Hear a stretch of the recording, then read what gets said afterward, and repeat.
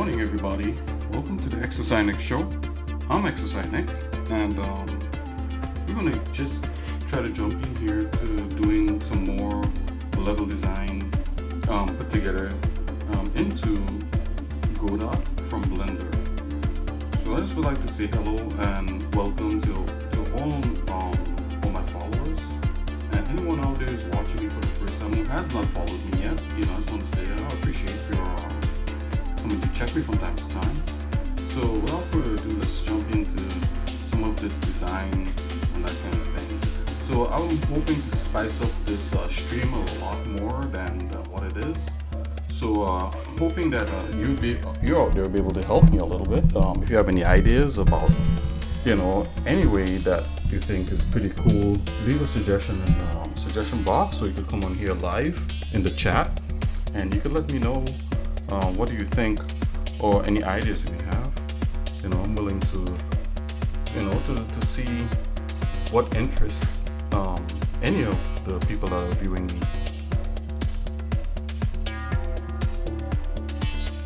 So without further ado, let's jump right into getting some of this design stuff worked on.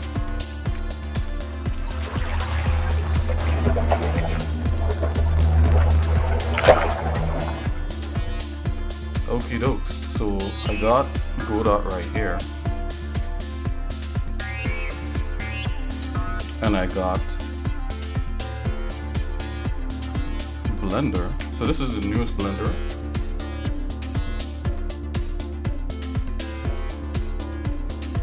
And the last level we worked on was level 4, and let's now check level 5. And I believe that's where the levels end for the old Blender game engine, was on level 5.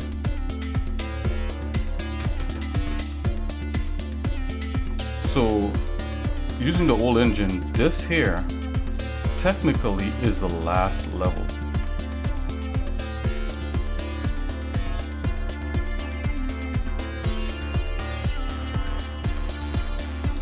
I would like to expand on this a whole lot more than what it is, and I'd like to expand on a lot of the levels. So what I've been doing, I've been looking at them top down, looking at the story that I have, and kind of reworking story elements into the concept art design, right? So and into the design, of the stages, right? So when you do things like that, it lends more credibility to the world and more believability and that kind of thing. So this level here is more of a snowy kind of scene that's happening.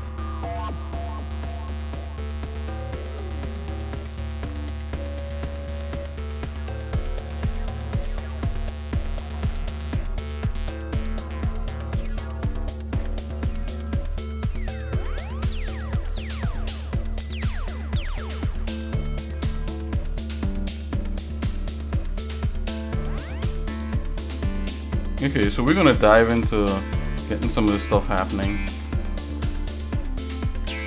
But before that, I'm just gotta break away here for a minute and just look at something real quick.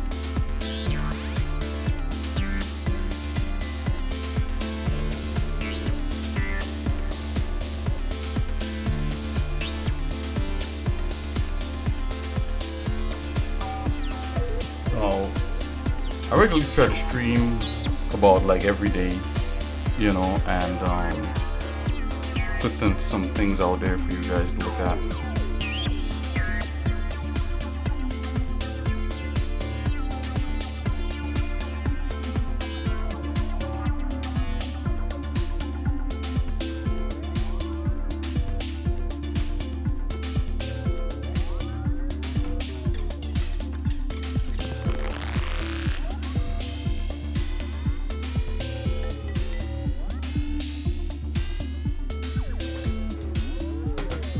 Okay, let's get to business here. So what we could do is just export this level into Godot. This level is a lot simpler. And as I said, I would like to expand upon a lot of these. So we have level 6 and 7 to actually conceptualize and do. And then retroactively got to go back at all the levels and fix them up. So that's kind of what game design is kind of about. It's kind of like going back and forth, fixing things up. And that's why you see a lot of games nowadays, they have updates and patches and all that, you know, but you need to have the core, right? And that's what we're doing here. We're doing the core work of this thing here. So let's take a look at the materials here in Blender. Go to the shading tab, select this, and looking at this looks very cool. Excuse me. I'm thinking that this may be the base file. So let's take a look here. So terrain, little snow field.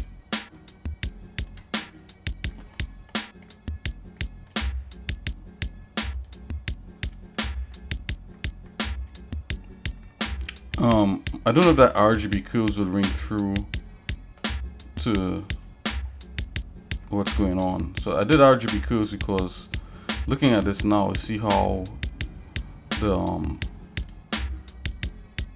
level there looks a bit dark, and I put curves to brighten it up. So I would have to let's jump into the old Blender game engine and take a look at what this level looks like before we start exporting. Let's take a quick peek at that.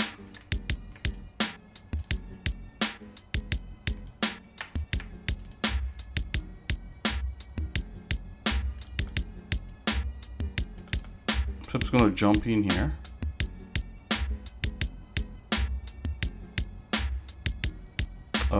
Into software, and then we're going to launch Blender 2.49V. Here we go, and let's see if we could open that that old file with the game in there.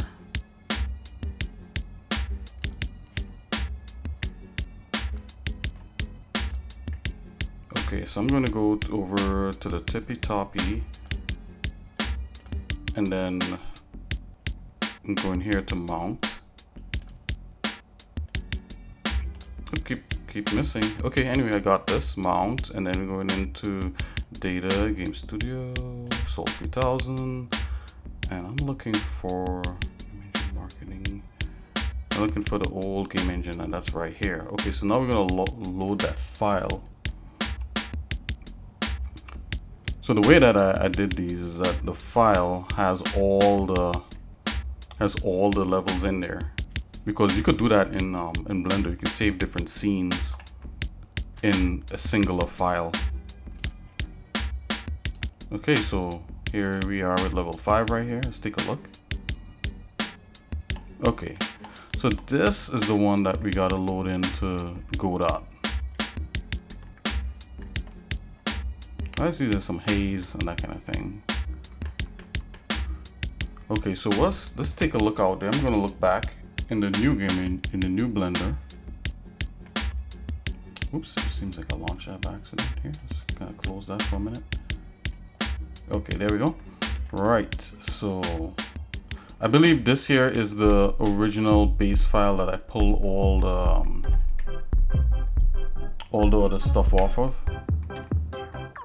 Just gonna take a look at this poly bridge here and see what materials this is made up of. Shading. Okay, so that's burnt in there. Let's look at the snow field. You see all these are kind of artificially brightened using curves. So I did something like this.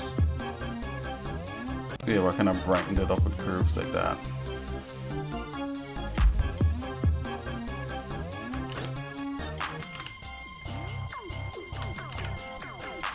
Okay, so I may have to export what's from the old game engine into this new Blender, and I'm gonna leave this file alone because I'm not gonna try to recapture this or whatever it is, because that's gonna take way too much time. So let's just go brand new, general, don't save, and I'm gonna bring in the old game engine file into here. So let's go file. I'm gonna go attach. Try to move really quickly here. So let's see here. Salty Towers, the whole game engine, and this is a file here. If you jump into any one Blender file, you'll be able to see a bunch of folders. And I'm going into the scenes folder, and we're going to get level 5 in here. Okay, it's just giving me a warning that some things are going to be broken because it's an old Blender. Copy the scene here. So we're going to get rid of the scene. So we have just scene 5 in here. I'm going to rename scene 5 to just scene.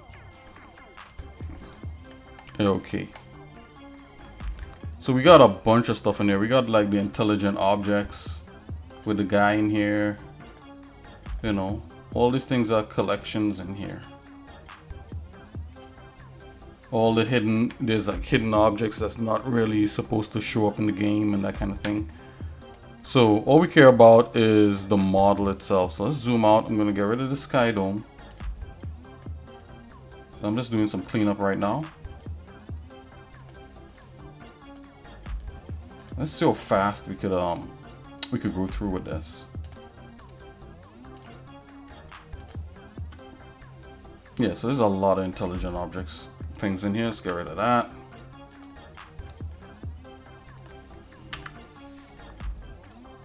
Okay, and next thing I want is this dome, the sky dome. So let's look for sky. Here it is. Get rid of that. Okay, now we can zoom into the actual level here.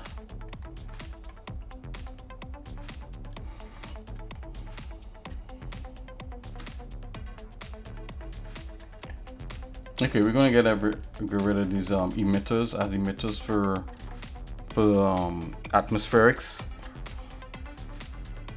Get rid of those. Just tiny tricks, right? That I tried. Select these two things and let's kind of clean these up. Okay, so let's see. We got a dome. I need that. Okay, so I got a terrain in a thing. I got lighting in a separate thing, so I'm going to select lighting. We don't need that. Get rid of that. Wow, there's a lot of lights in here. That's the way you got it. You had to do it back then. You had to like use lights to your advantage because it was a different shading model in the Blender game engine. Okay, select these again.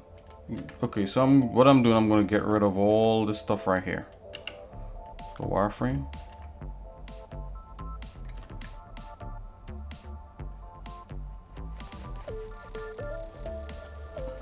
Let's get rid of all these guys right here.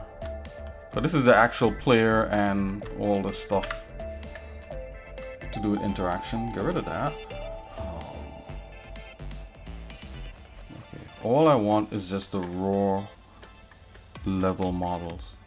Let's get rid of these other intelligent objects here. This is like gameplay objects. Okay, got that. Okay, I believe we have the raw model now.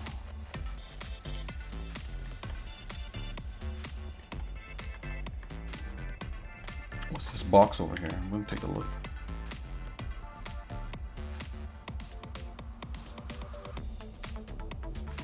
Yeah, that's a hitbox to trigger some kind of interaction here at the end. So I'm gonna get rid of that also. Okay, so we have the pure thing right here. The reason why it's disappearing when I zoom out because it's the view field is set really low.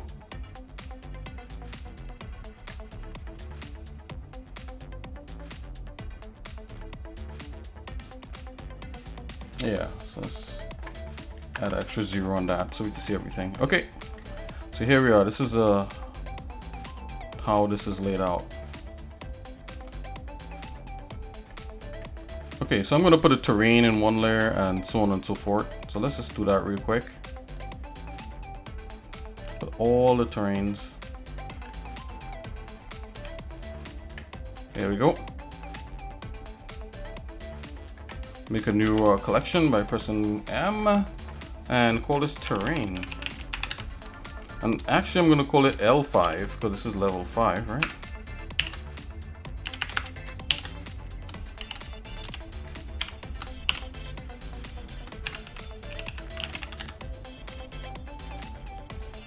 Booyah. So bam, that's stored away. Okay, this is another element here. So I'm gonna call this is okay,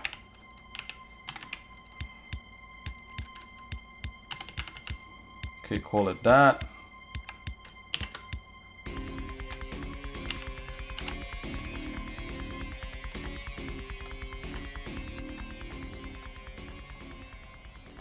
Okay, that's you know, the thing about doing some of this stuff, like, yeah, you know, like me doing it, I have like certain secret things in here for the actual story of the game. But it's all good, you know. I mean, like, I don't think you could piece together a whole lot from from this anyway.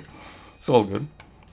Okay, so this is okay, so all these goes into structure. So these are like the man-made structures that goes into the game. Okay, so let's make a quick, call that structure. Let's call it L5 structure.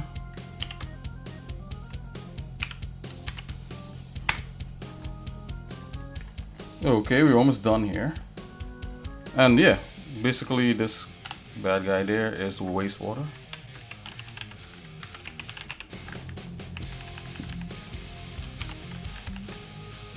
And call that L5. So this one level should go by really quickly, and I'm kind of itching to like redo it actually, you know, to expand upon the concept based on the story.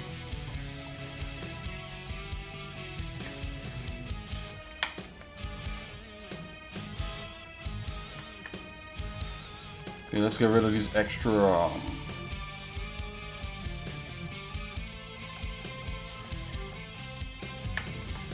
okay, so here we are. Put a little cavity on so it's a little more legible.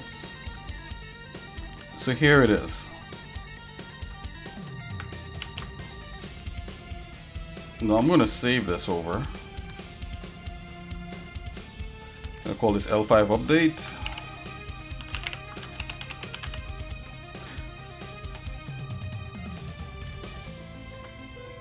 Okay, so we got this right here. So I remember creating this in 3D Code and just keep adding and adding to it. I think like the level, I started the character like back, like right up in here. I think actually the character should start all the way back here, and we should take full advantage of, you know, we should take full advantage of the play space.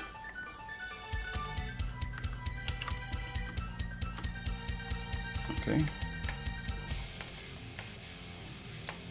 So let's get those shaders happening. Let's shade this up.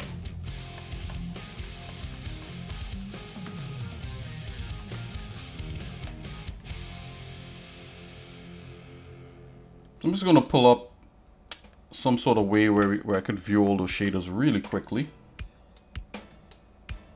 And you could do that in Blender. Like you could come here and you could tell it, hey, I just want to see all the materials in this file. So you go File, and then there's a materials folder. Wow, there's like 40 something materials. I doubt there's that much, but you know, we'll see here. Let's go clean up. Okay, unused data blocks, clean that up. Clean up here. Let's say recursive unused data link data blocks. Clean that up too. Okay, so this should be fine right here. Don't need that, don't need that, don't need that. Let's get rid of these. Okay, don't need that either. I see some materials just off the back here. Okay, now we get to like, okay, so now we get to what these are. So I'm going to use nodes in this.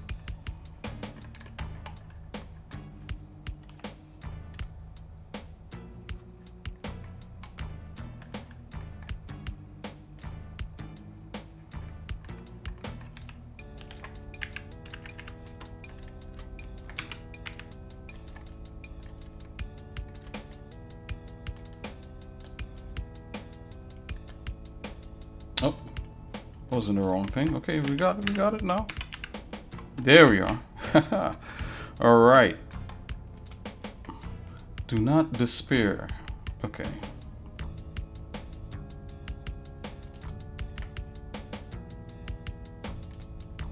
Here we are. Right. So I'll do that little trick again, you know, so things don't get cut off right here. I'm gonna extend the view.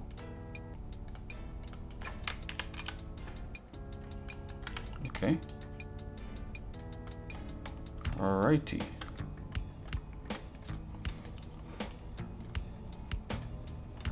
So off the bat, I notice here is like pretty much glass, right? So I do have a glass shader, so I don't have to worry too much about this one. Let's adjust these settings real quick.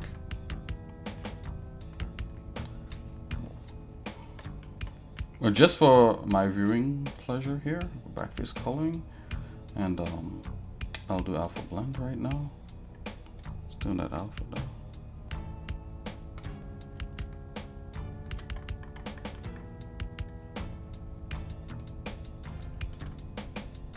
Okay, so it's a little bit reflective.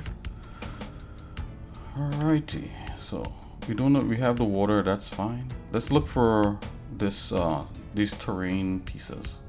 Let's go back into here and see what the name of these are. Okay, and we could do a search for this. Oh, keep launching Blender here. I'm gonna take that guy, let's put that guy over there. Okay, so I'm going to do a search up in here for that.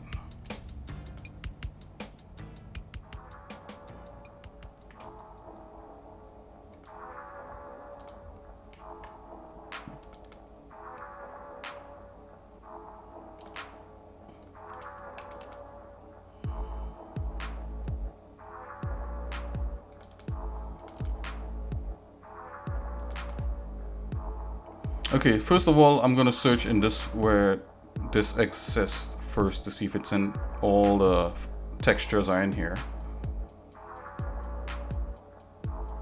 So I want to go into work files and then in levels. Okay. All right, and we have textures. So I'm just gonna do a search in here. And that's so cool that they add a search in here. Oh, there you go. Look, it's all in here. So let's back up a bit, see if I can find all of them. Oh, that's all I need, I guess. So I need that, and I need that. So this is a texture. I'm just going to plug that texture in. Here it is. I'm just going to use a different reflection model on this. Do something a little more like that.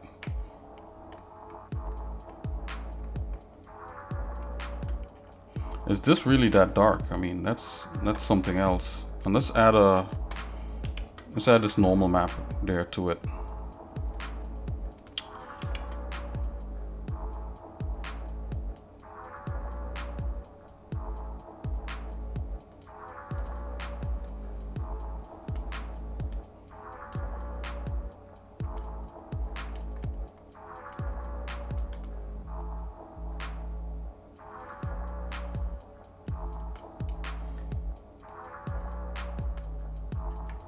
Okay, so we have the normal map in there.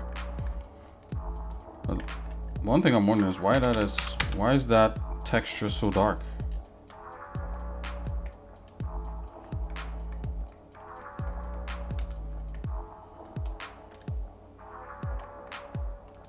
So 0.3 on that. Yeah, that is a mystery. Let's see here. Well, let's see if I could open. Can I open this in the?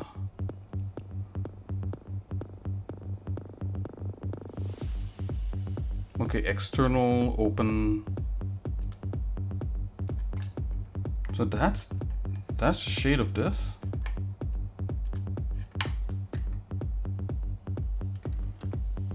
Okay, let's check this one out here. What's the material in that one?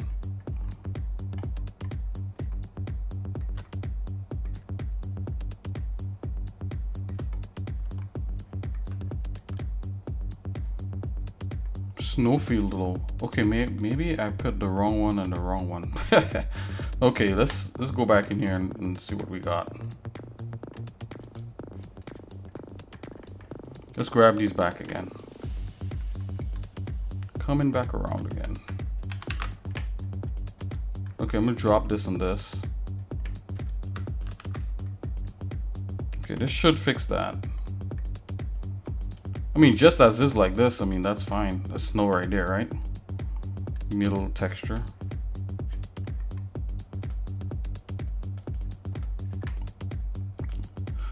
Not sure why these are looking so dark, but we're gonna roll with it for now. I'm gonna figure that out in a minute. Should I go 0.9 on that? 0.3. Yeah, we got a wrong texture in this one, so we're gonna change that up real quick. Okay, this is all the textures right here. Let's see here. Get rid of these two.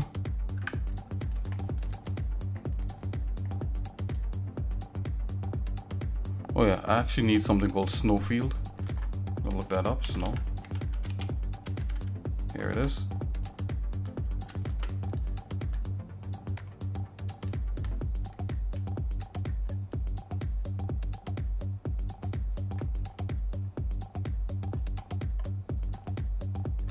Okay, so I think maybe there's some kind of we need lights in the world first of all.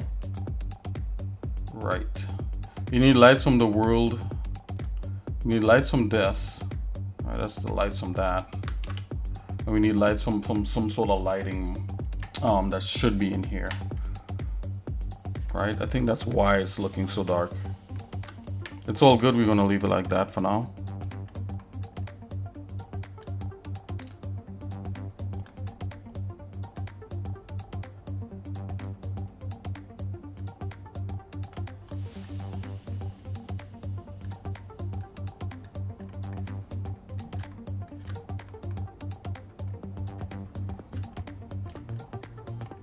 Is this normal map even working? Normal JPEG. I'm gonna turn off the shader on that and just take a look. Yeah, I believe it's working. Yeah, see, all these are little technical things like that drives you up a wall when you do this kind of stuff. But it's fine, it's fine.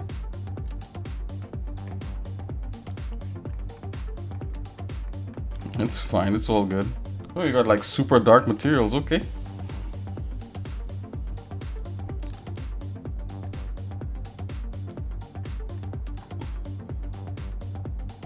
Okay, we're gonna work that out somehow.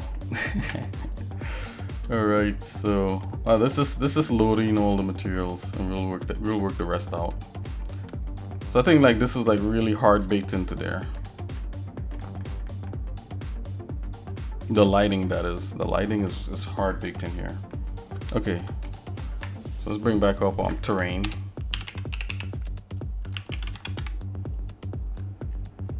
Let's go L5. I had the presence of mind to actually name it, name things the way that it should. Okay, so this is terrain 1, that's terrain supposedly 1. Back here. Yep, 1. Just gonna do this as a list here so I can see. Yeah, 3. Yeah, I just named it according to what the thing is, so this is good. Okay, so this is 3. Let's add that in there. 3.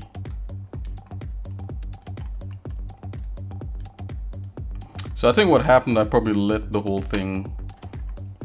So I needed to have the textures a certain level of darkness.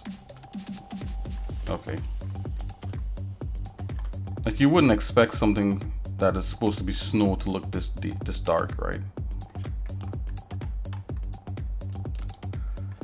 There was some sort of technical issue that I was trying to solve there. So let's see. We're going here into non-linear, non-color. Let's bring back in this. Let's keep this tangent here. This normal node. Tangent space node. Okay, add that in. Let's do the others. This is 4. We need these 2. Oh, use node. We need these 2. Oh, does it not bring that in there?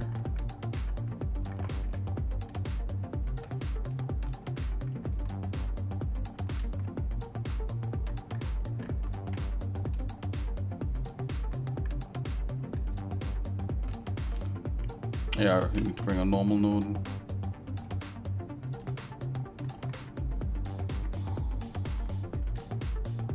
Let's continue.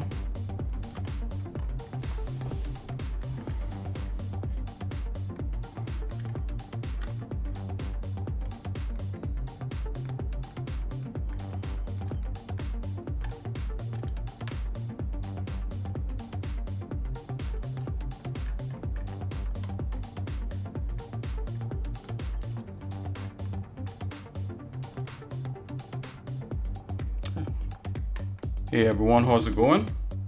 Good morning. Hello there.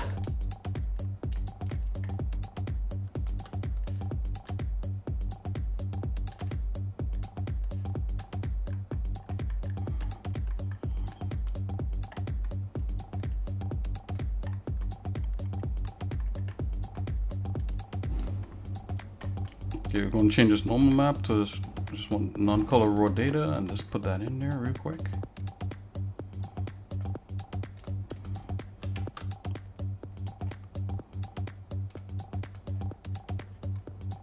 Now, I think this would look much more like a snowy scene without any of the textures on there. With just the straight normal maps, it totally would. This is combined. Normal data.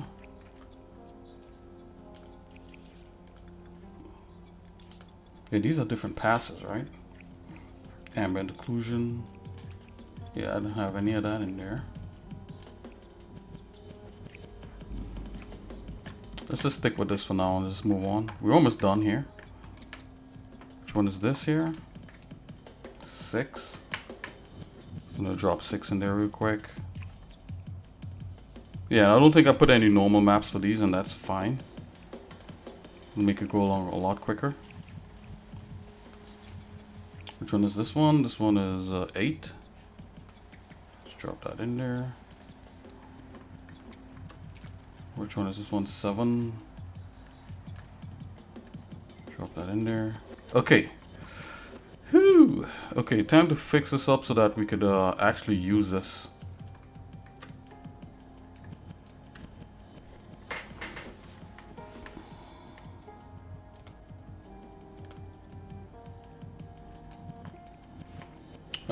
Good thing about Blender, you could convert anything into like into a specific window. So I could do something like this and turn this into the material shading window. So I got the materials here again. Let's come back here. Let's do that.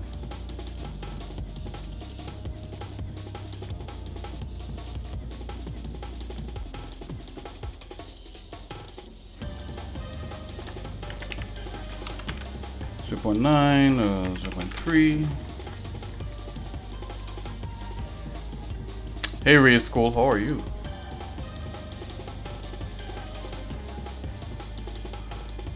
Oh, for level design? Right, so what made me choose Blender? So at the time, Blender really is kind of more of a legacy thing that myself and my brother used, because one, it was free, and we are big advocates for free software and open software, right? So it was free at the time, and this is like many years back. So Blender had a game engine in it, and this is this Blender here, the old Blender, which is Blender 2.49 2.49b. And even up to 2.5, they still had the game engine in it.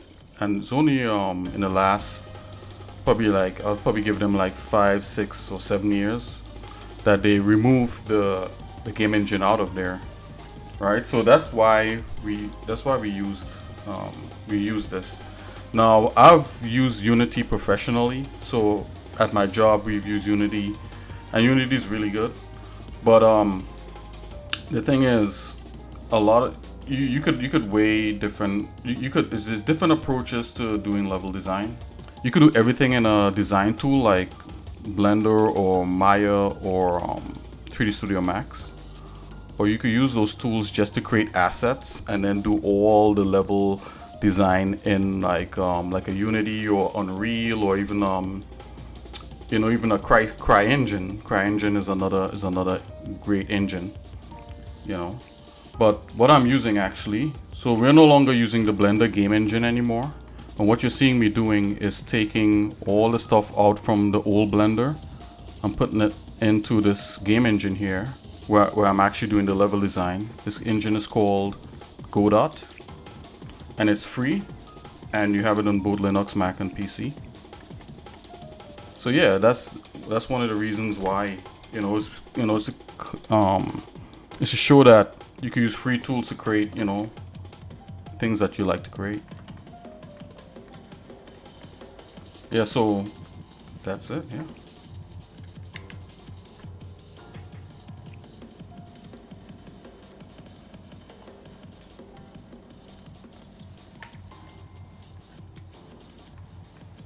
Oh yeah, we're gonna be doing a lot of level design because half of the battle is the level, being able to tell the story through the level.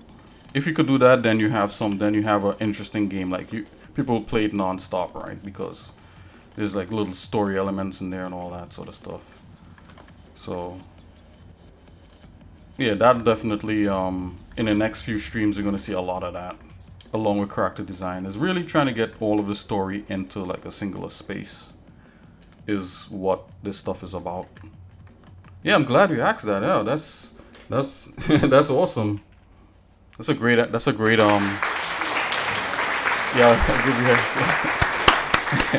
a little clap for me, man. That's a good question, And thanks for engaging with me.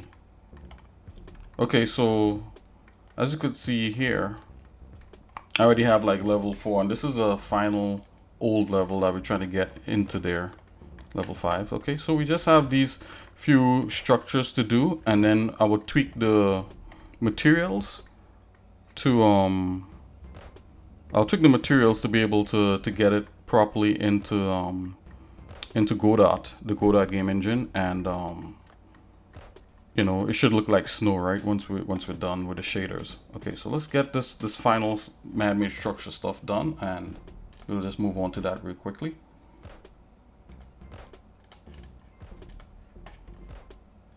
I'll just go back here into shading, and let's just add shading to this.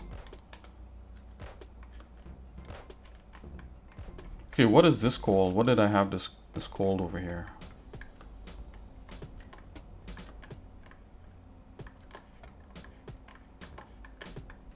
So I believe like coming back to like Unreal Engine is free, right? You could use that right now. They made it free a few years ago, and you can use it, and there's even like a mega fund and that kind of thing.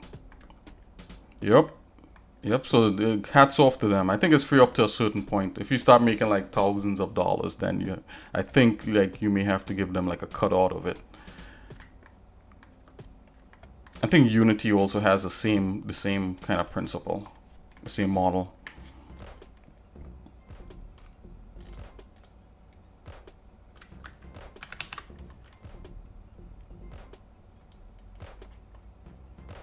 I mean, eventually I would love to jump into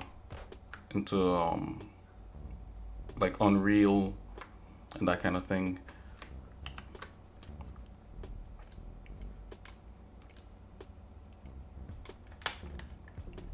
Is that the name of that? No, I think I may have selected the wrong thing. Let's go back here. Yeah, that's definitely not part of... What's the name of this?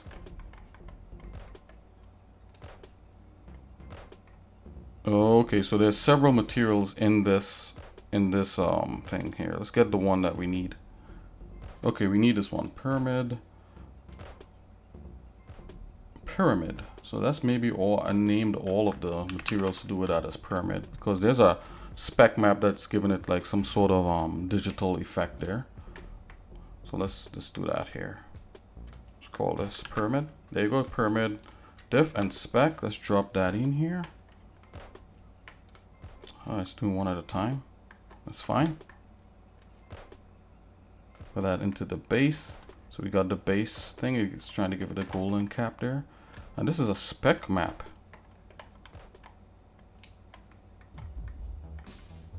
Let's see if we can drop the spec map in the specular.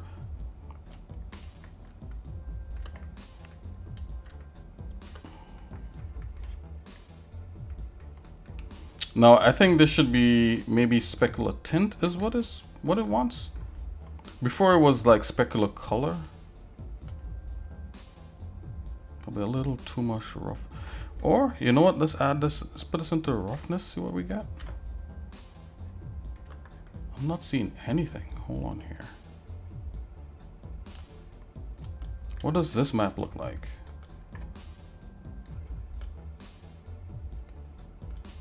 Yeah, so a lot of these was like really specific to the Blender game engine. They get a percentage. Oh, okay. So you're saying, yeah, it sounds right. Free, but they get a percentage off if you make. Yeah, if you make money, that's correct. Yeah, that's what they put out there. And hey, you know, I mean, the Unreal is a pretty cool engine, right?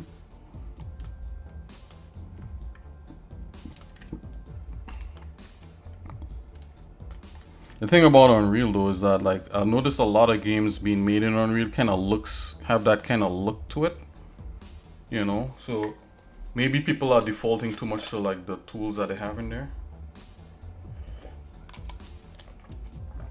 Oh yeah, absolutely, absolutely. That business model is great.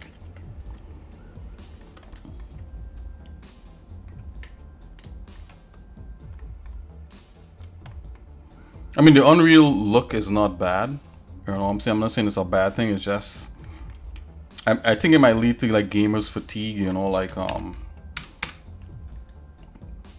you know, everything with a certain kind of feel and style and gameplay kind of style. Because I mean, really, Unreal is built around like Gears of War and Unreal Tournament and stuff like that, you know, that they really developed Unreal to like handle games like that, which is kind of like the game I'm making right now. It's kind of within that field. So Unreal would totally match up with what we're doing here. And who knows, I mean, as I said, you know, I mean, God willing, you know, I'll probably touch Unreal at some stage of the game here. But for now, you know, I like using Godot. You know, it's simple. You know, and I'm a one-man kind of show, so I don't have a team of people to like jump in every little aspect of something. At least not as yet, right? You know, who knows, right?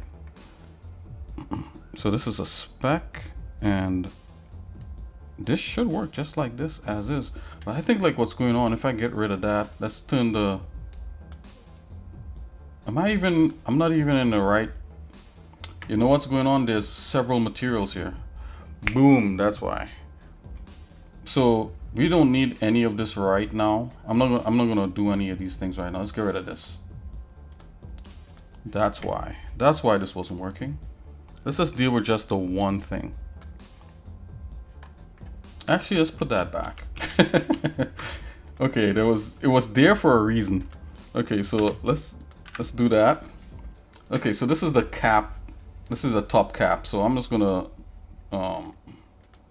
put this back the color it should be. That's what's going on. I'm gonna get rid of this one here. Right, there's a little bit of roughness, mostly spec, and this is really metallic. Little to no roughness. Right, so if you go in here, this slight shimmering of a kind of goldish color. Not too much. Spec should be all the way up. Alright, all that's off. Okay, so yeah, that's all. Okay, so that's what that was. There was a cap on top of this pyramid. My bad, guys. I'm back on track here. So let's see. Use nodes. Okay, this should work now. I was wondering why when I put the spec in, I wasn't seeing any kind of effect. So before I even do that, I'm just gonna turn that down a bit. So, and then I'm gonna drop that specular. Excuse.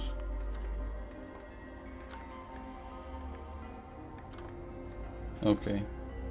So spec is no. Let's try specular tint.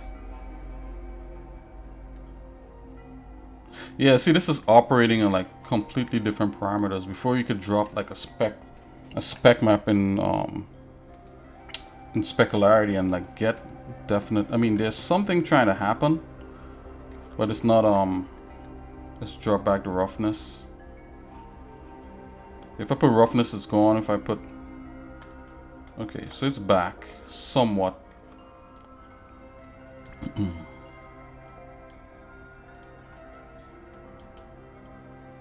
Puts back down like so. I'm gonna drop the material in. There you go. So you see the spec map. Well, it's supposed to be working.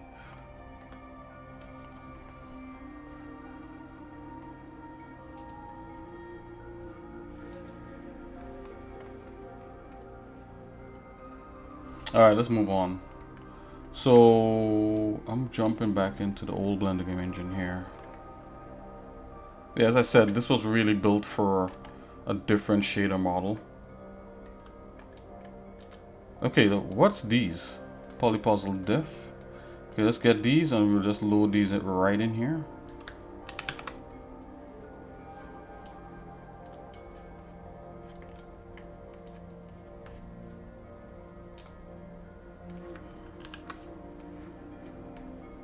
Okie dokie.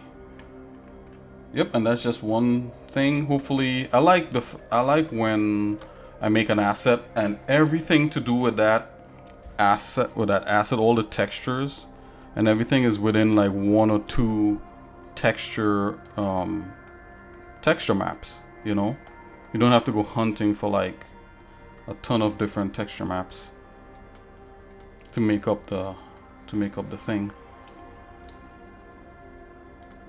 Why is this? Okay, scene world. Okay, lighting. Okay, that's fine. That's fine. So let's see. I'll put roughness 0.3. This is 0. Spec 0.3. Let's put roughness 0.9. Now let's go back here and let's see if there's any other supporting materials for this thing. Okay, so that's there. There's only one. Let's see if there's any other maps in here. Just one, that's fine. And that's all we're gonna use for now. I may have been trying to kind of just get past and get this finished. Okay, so here we are.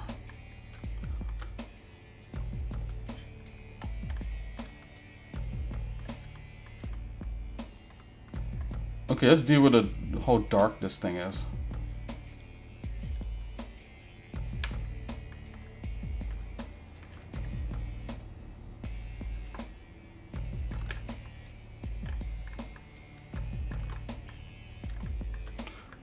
I'm just gonna save and so Blender's previewing in Eevee right now, and it almost doesn't matter too much. I mean, if you could line up your design tools with what you're gonna get here in your game engine, that's exactly where you need to be.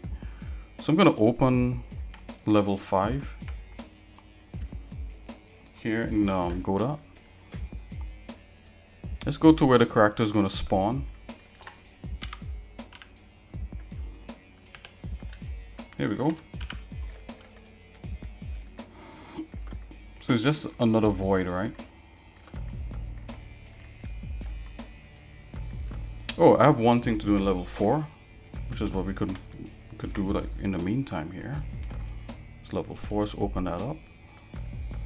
The portal where he exists. we let's take that portal and let's move it from the starting here.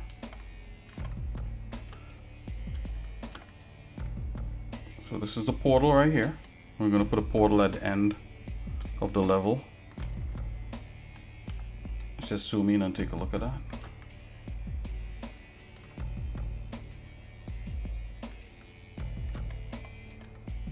Okay, so there's obviously game elements that's supposed to be in here, right?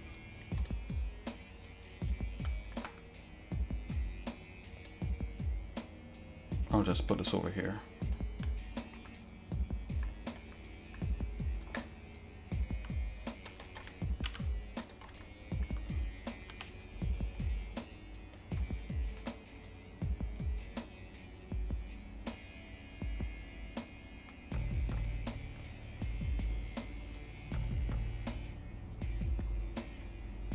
Yeah, let's put this right here by this rock.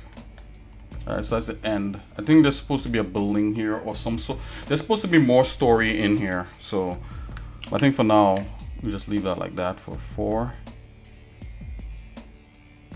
So definitely raised cold. We're definitely gonna be getting into like some level design for sure.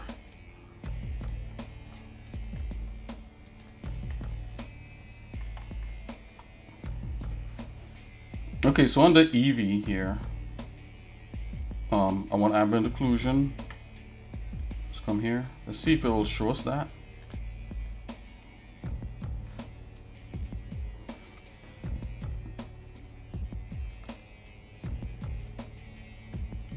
Yeah, here we go. And this was the cool thing about doing stuff in Blender, because as they started to update Eevee, the game engine would get it back. Would get back the you know, whatever advances they made in Eevee.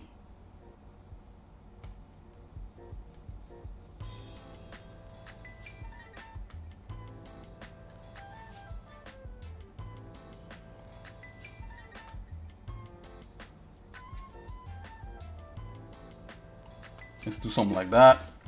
Okay, let's put it back to the composite mode. Okay. I don't care for bloom, screen space, reflections. Of course, is always a cool thing.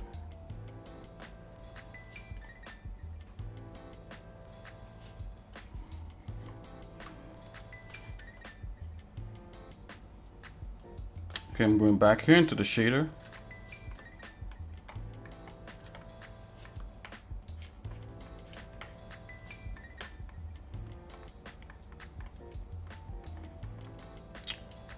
I'm turning the alpha off here.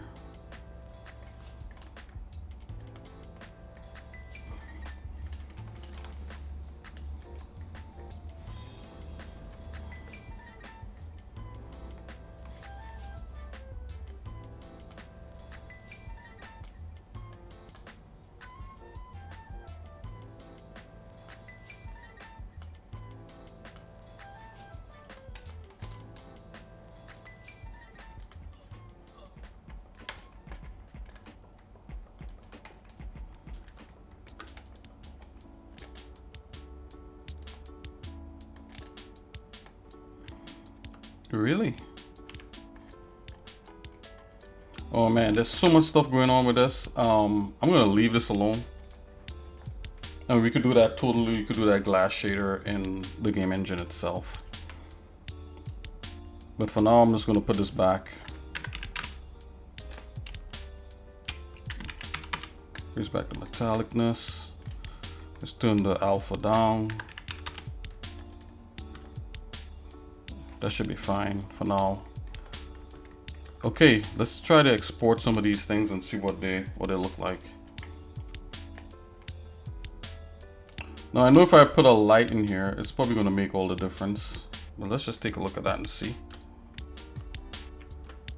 Probably had like an ambient light in the Blender game engine.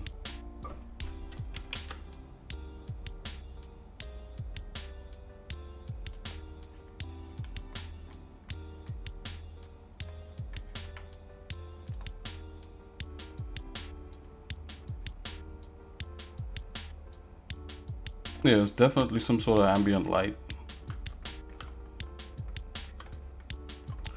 Because the thing is, I wanted the sun to look like it's piercing right through and coming through this crack right here. Okay, so let's export this.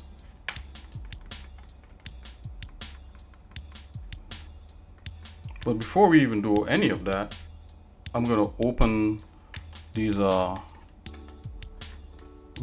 materials here.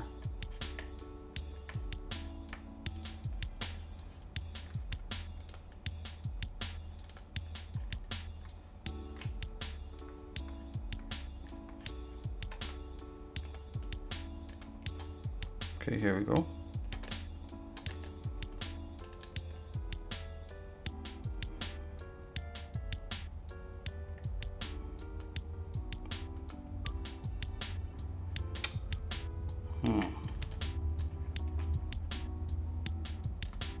Okay, I'm gonna have to hunt these down.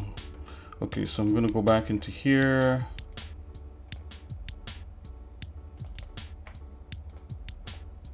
Work files.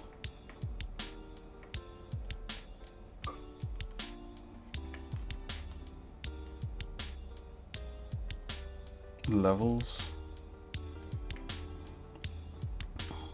Textures. Okay, we're looking for L5 stuff. Okay.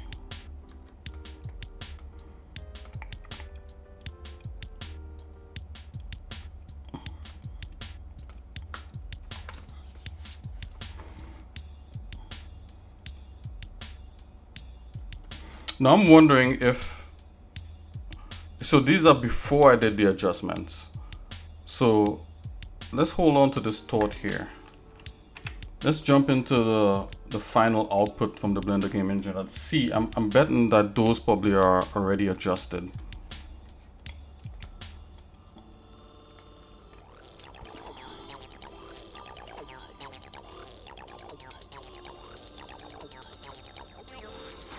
Okay.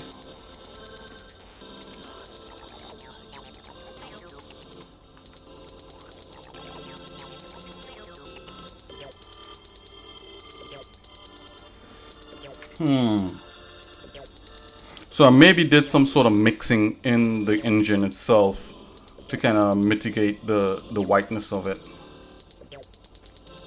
So that's probably what happened.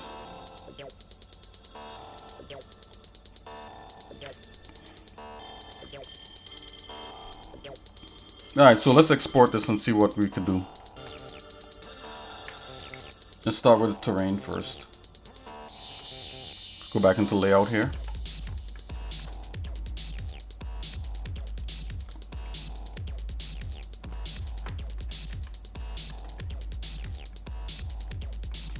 You see, I'm already getting ideas to redo this already. Okay, let's go.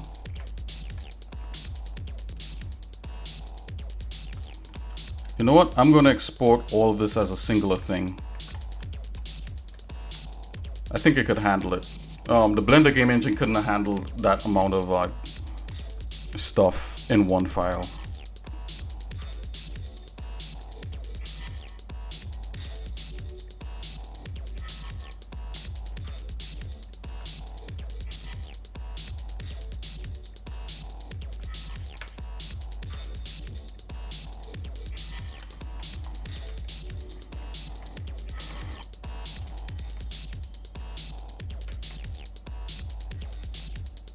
Okay, we're going into to level assets here.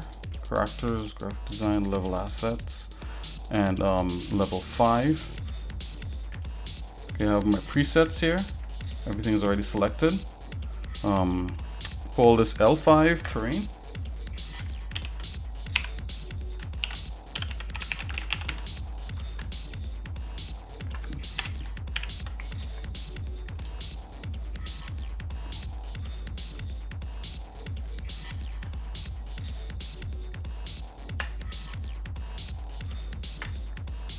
Okay, it's importing.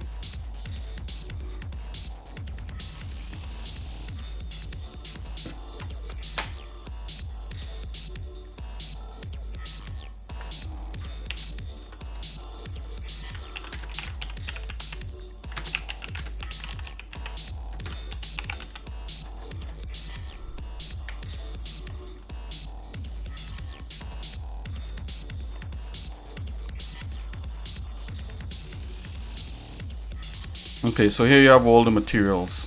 Now the cool thing about this game engine, you could like select the materials that is from that asset independently and adjust them. So I'm just gonna select the material for the terrain and adjust them independently. But you know what? I could also open it also so you could see what's happening.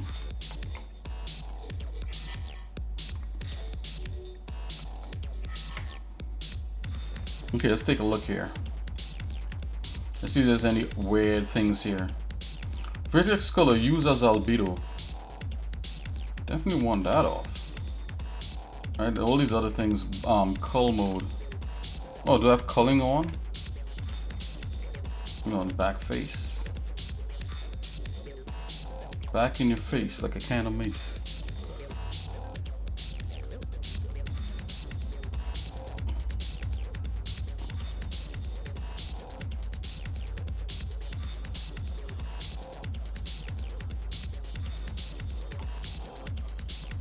Yeah, I definitely would have to go in and adjust all these. So let's do that.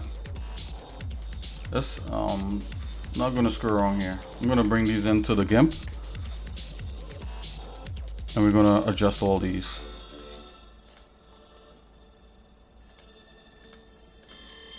This is all L5 terrain, and let's balance all these into a white that will just work in the engine as we load it.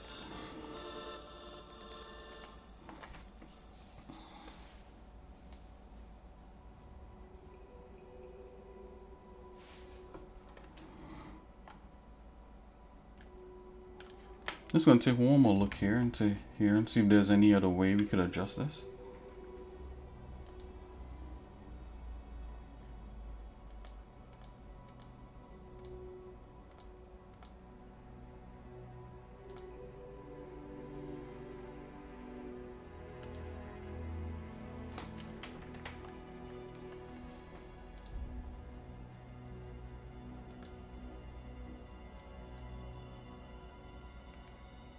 Yeah, you can see like you could actually adjust the tint in here, which is interesting.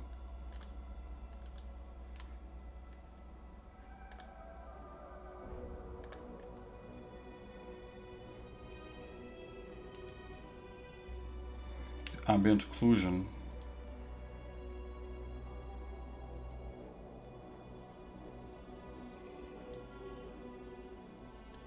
Let's see if the normal map came through. Yes, it did.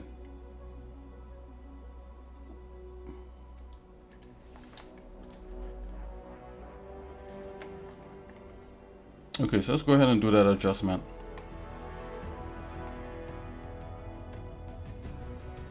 Oh yeah, and there's one other one. There was a snow one, right?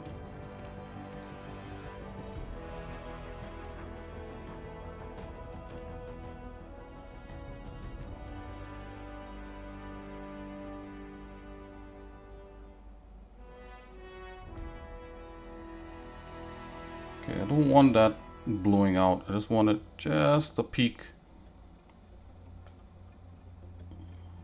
Just probably like about there. For now. Okay, so this is cool. Alright, it'll brighten up.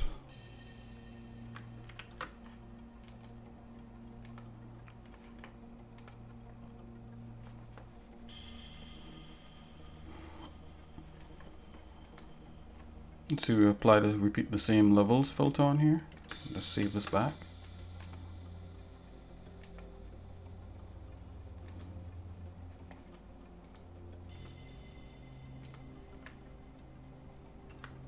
Save this back. Oh, we're saving the right thing. Okay. Just double checking.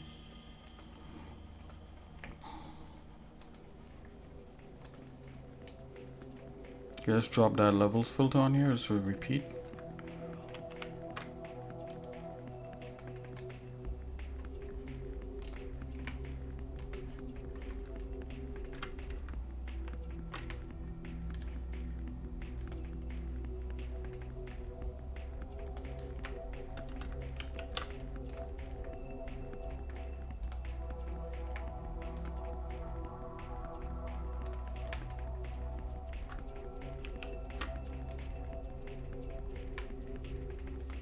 Yeah, we definitely would have to rework this level for sure, for sure.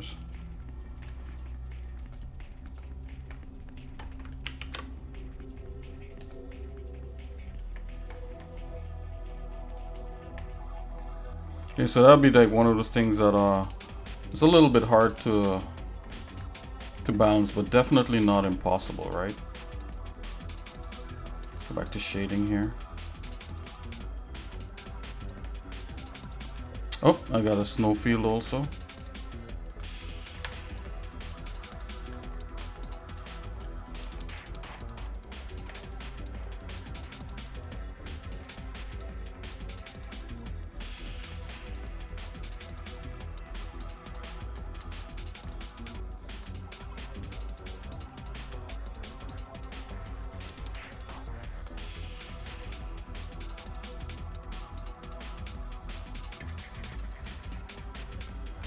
I'll leave that as is. Let's get in here. Let's update these.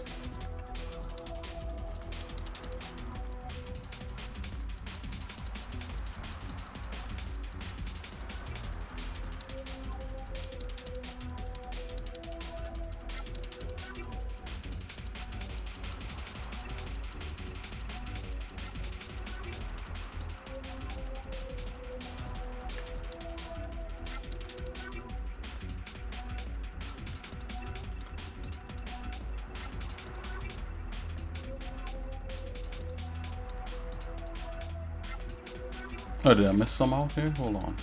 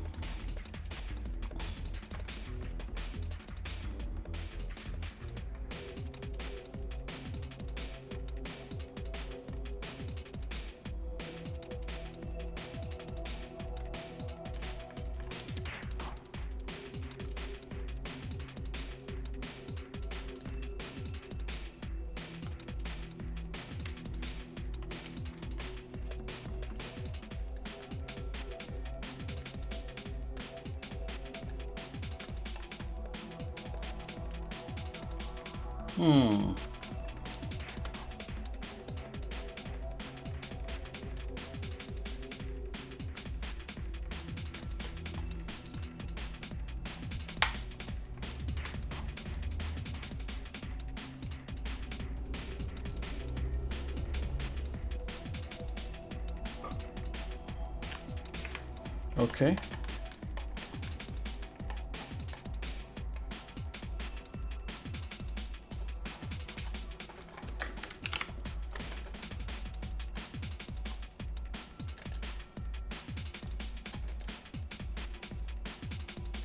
Okay, let's do one more adjustment to this.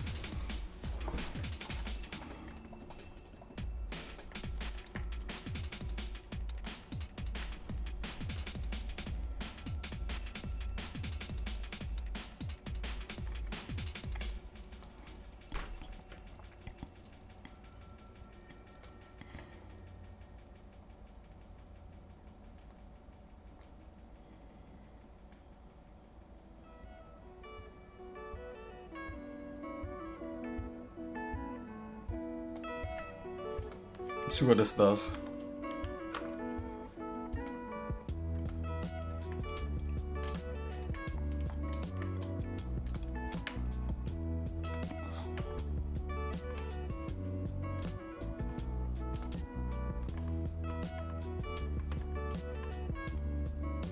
Okay, so this brought it up to some sort of something.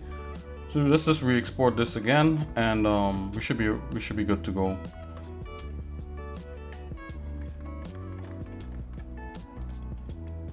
And while I'm in here, I'm just going to turn all these things into backface culling.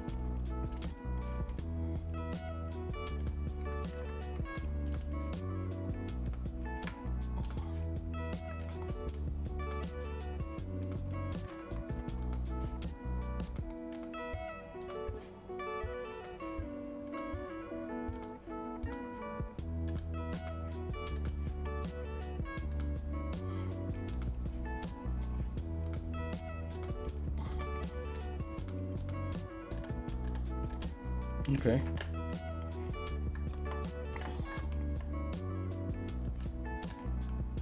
Let's export this again. Select everything, and I'm going into export the GLTF.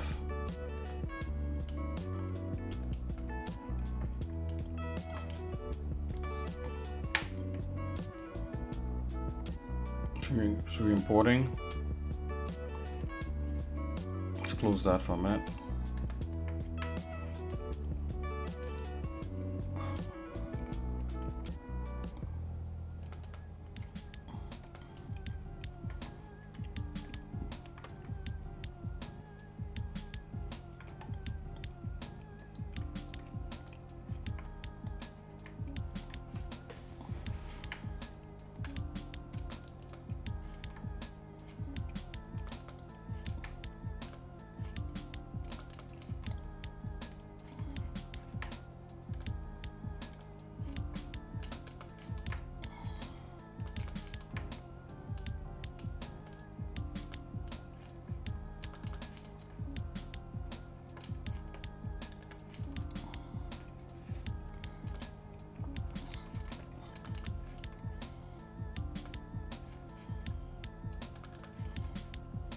Going through all these shaders real quick.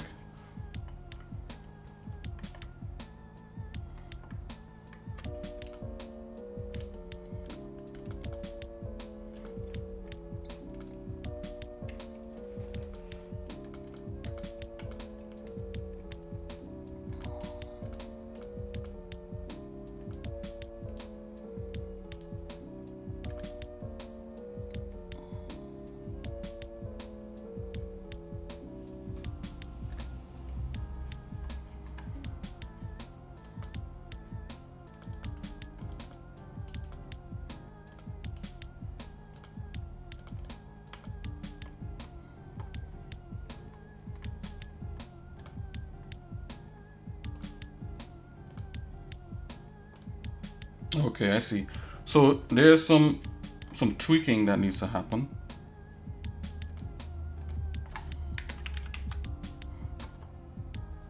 Okay, let's go to spec 0.5. Let's keep that. Roughness.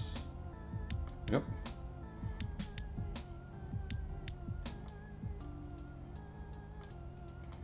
Roughness 0.9. Yep. 0.5. 0.59. 0.59. 0.59. So that's what we should be doing for the rest of these. 5.9, correct.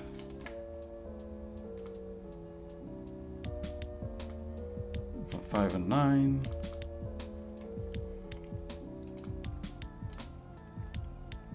Roughness is 0.9.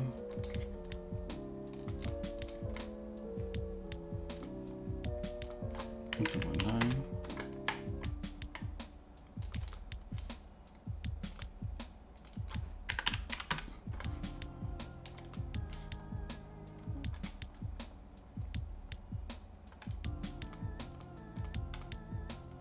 Okay, roughness 0.9. So the roughness here is 0.9. Alrighty.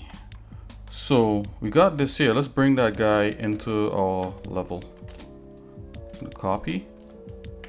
Come over here. And let's paste him right up in here. Paste. Alright, here we are.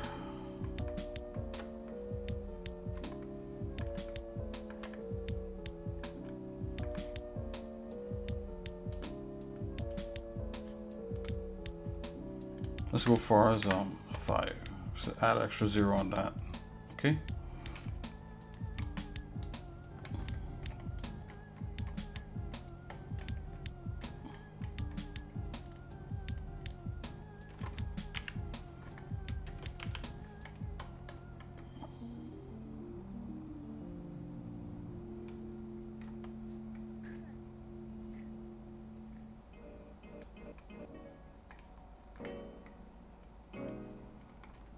Okay, so we're just base putting things down, right? So let's get rid of this extra thing here.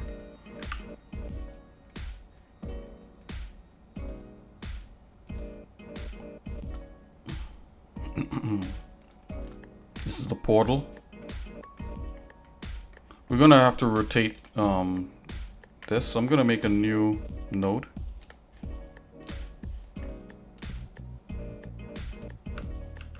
Let's try that again. Child node, spatial, create. Call this L5.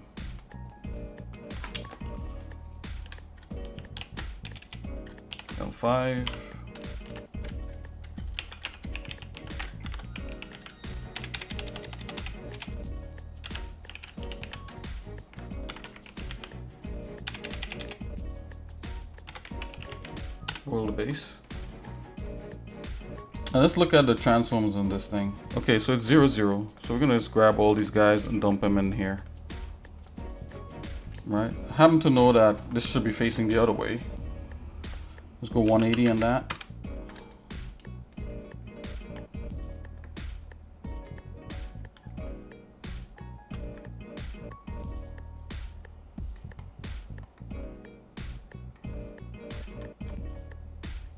Okay, let's grab this portal here.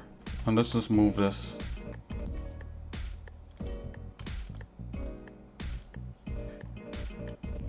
The top view of everything.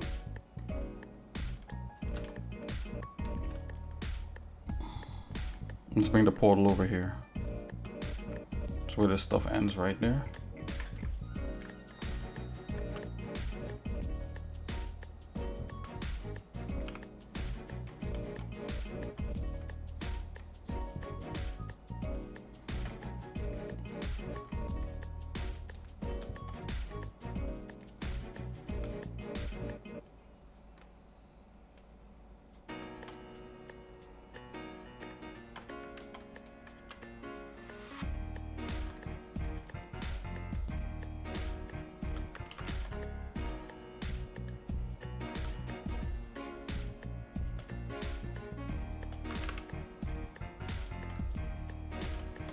Okay, we'll deal with that later.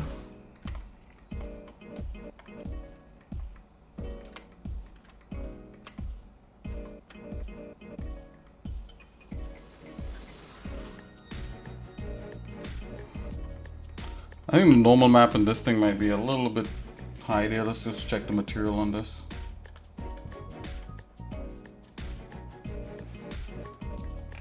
Oh yeah, totally. It's like, let's put it back to 1.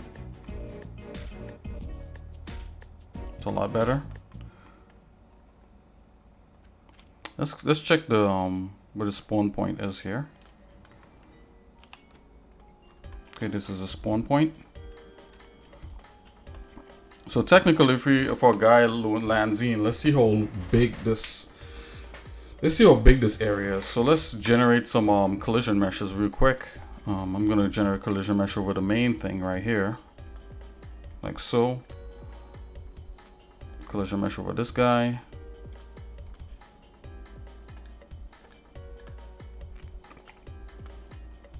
Collision mesh over that guy. Collision mesh over that guy. Collision mesh over that guy again.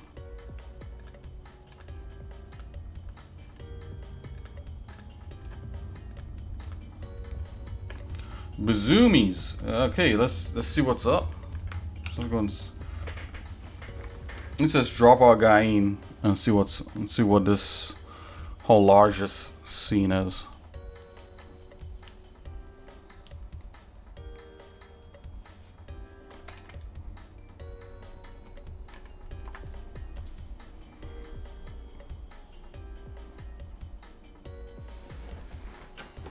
We whip out the old controller here.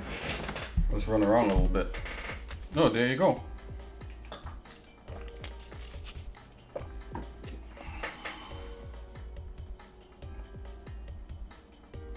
Okay, so as far as I'm concerned, all of this needs a lot of work.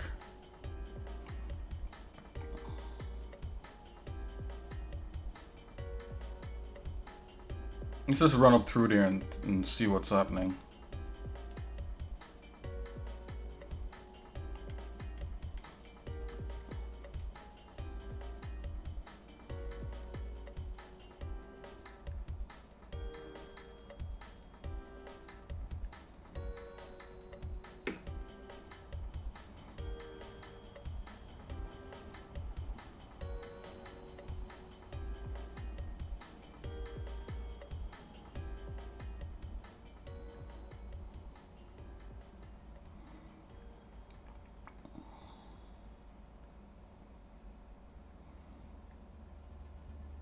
I want to get somewhere high.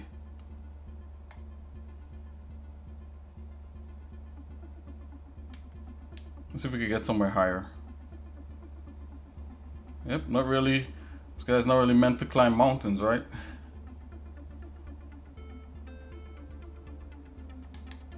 Trying to get up a little bit higher.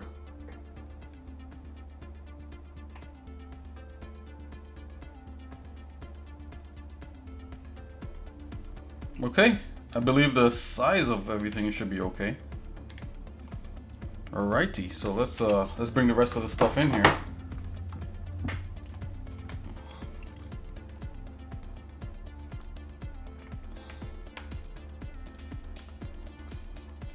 And those will be the structures. Yeah, so this is pretty simple.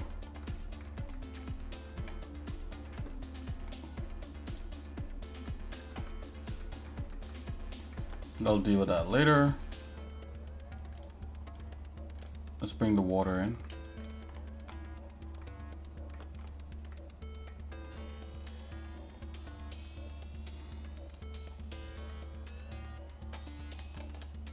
Actually, these two things could be in their own layer. I'm just gonna do that real quick.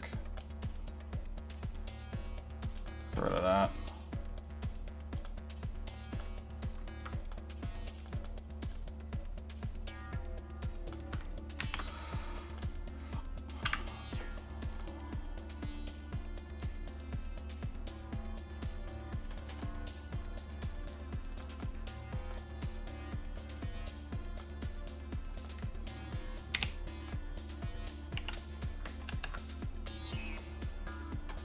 Now let's export those two things.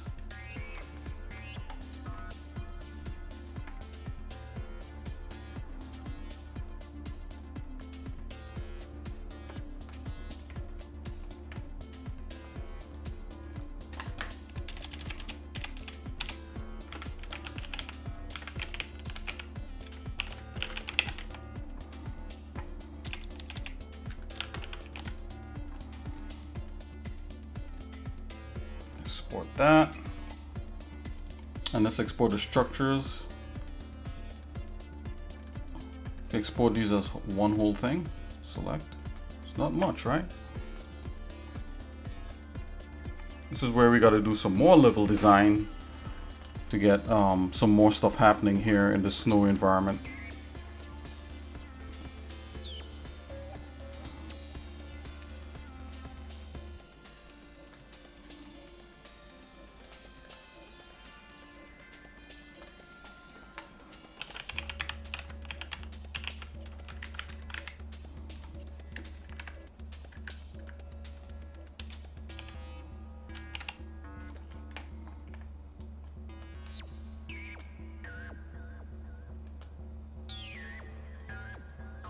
Okie dokie. So that's over there. Okay. Just first things first, let's deal with these guys here. Alright, we'll just dump these guys right in here.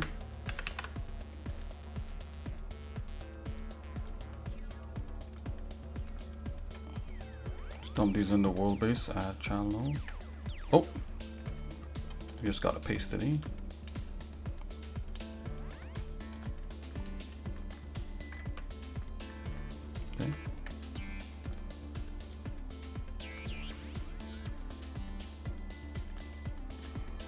I happen to know for this one we do need a collision mesh.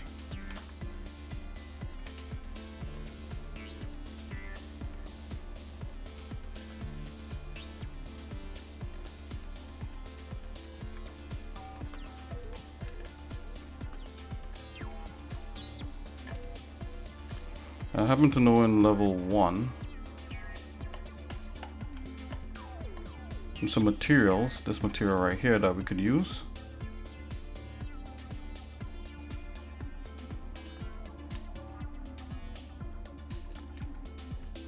Oh, can I just drag and drop this on here? Let's see.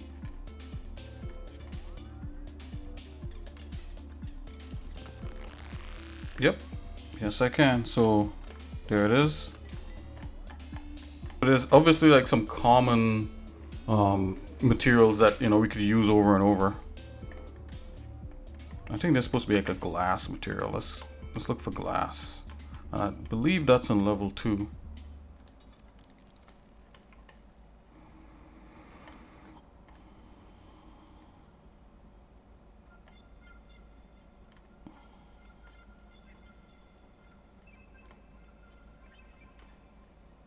Glass.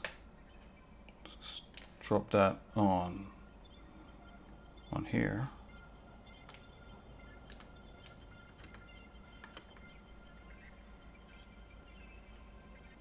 Okay.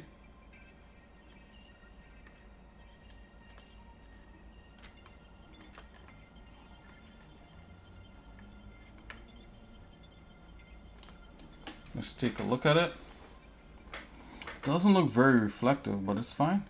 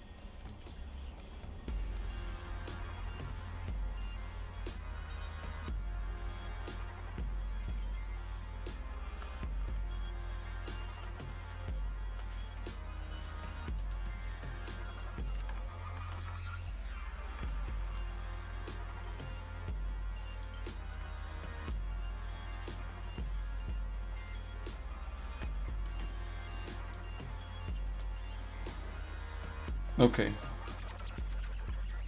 Let's bring the pyramid in.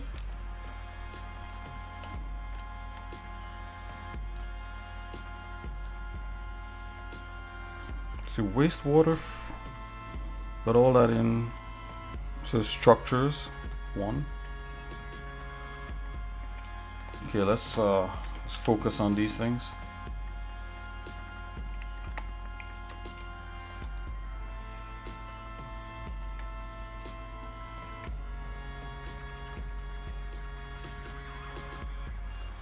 go with this one here first.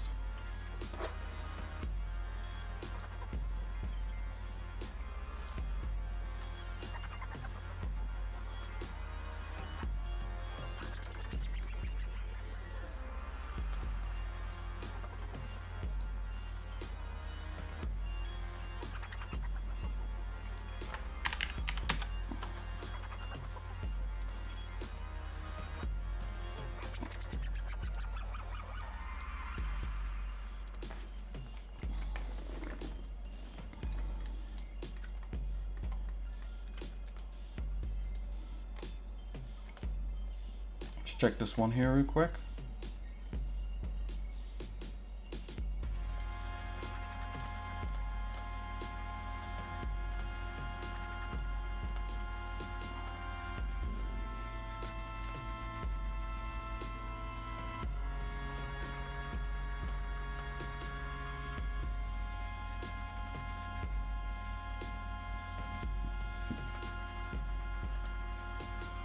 Okay, so this is ready to go. Let's bring this guy in.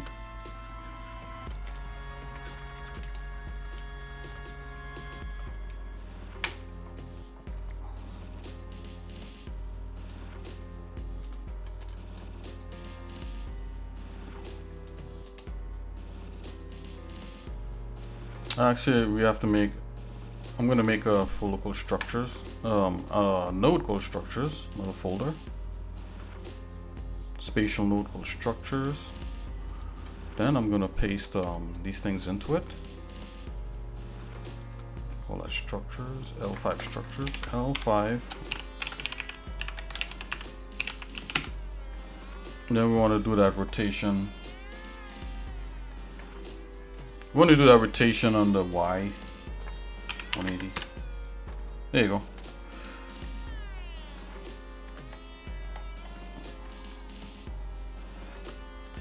Select that guy. Just create a quick stack mesh on that. Even on this guy here.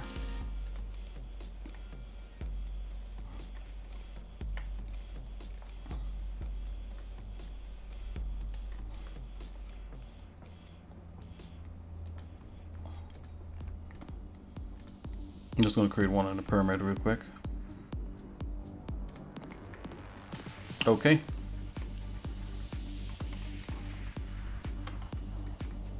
Let's run it through one more time and see what we got.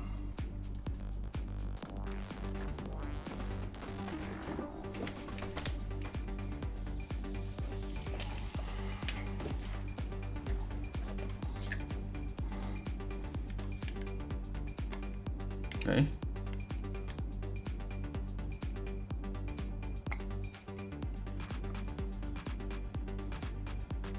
So the thing about like level design is a lot of theory in here, like in terms of like framing and aesthetic shapes.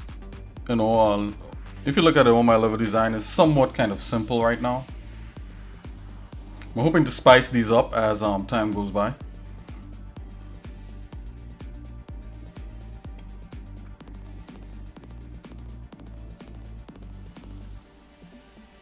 Yeah, so this is a vast scape here, which is great.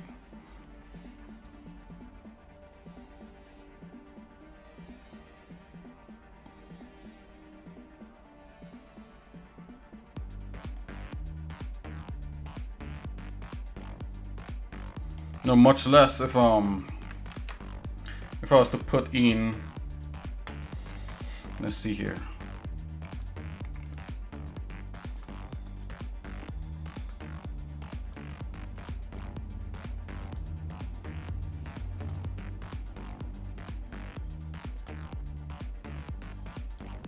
So on the lighting, there's a world environment. And this is a fog that's enabled for that.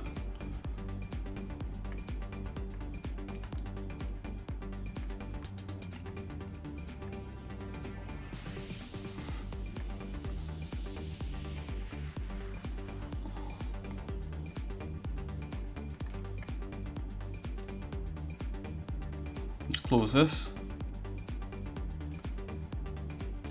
one also. Let's see if we can get up to that glass barrier. Let's do that again. Then after that, I'm gonna jump back into, you know, laying out what these levels are.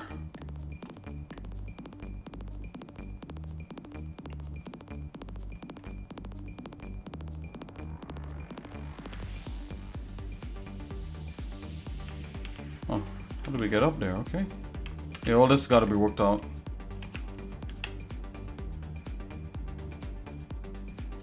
I'm suspecting that this level look pretty different. Oh man, you don't want to go falling, you're gonna have to start over again. Okay.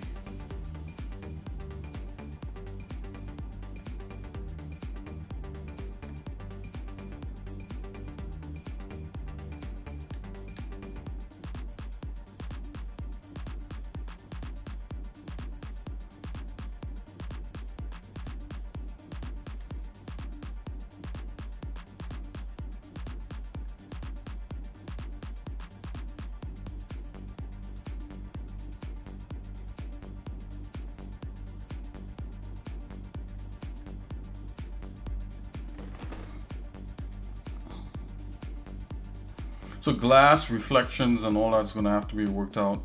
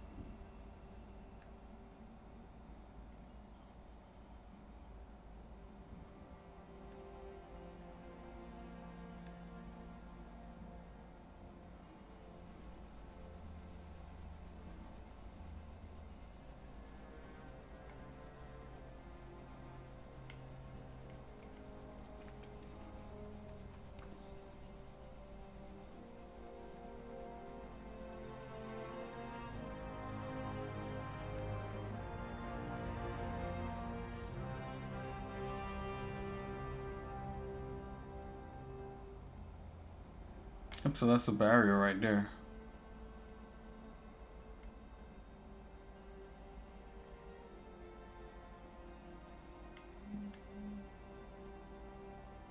Let's see if we can find a portal. Should be somewhere around here. Oh, there it is. See a little speck of text. Oh man.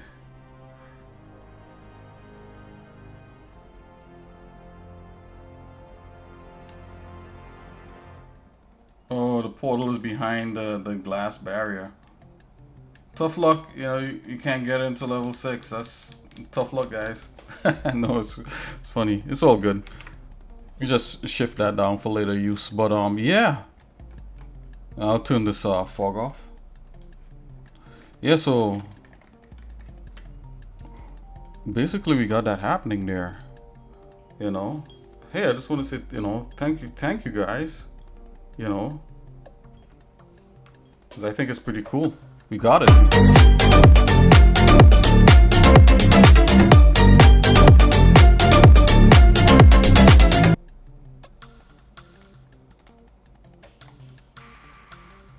It's a portal right there.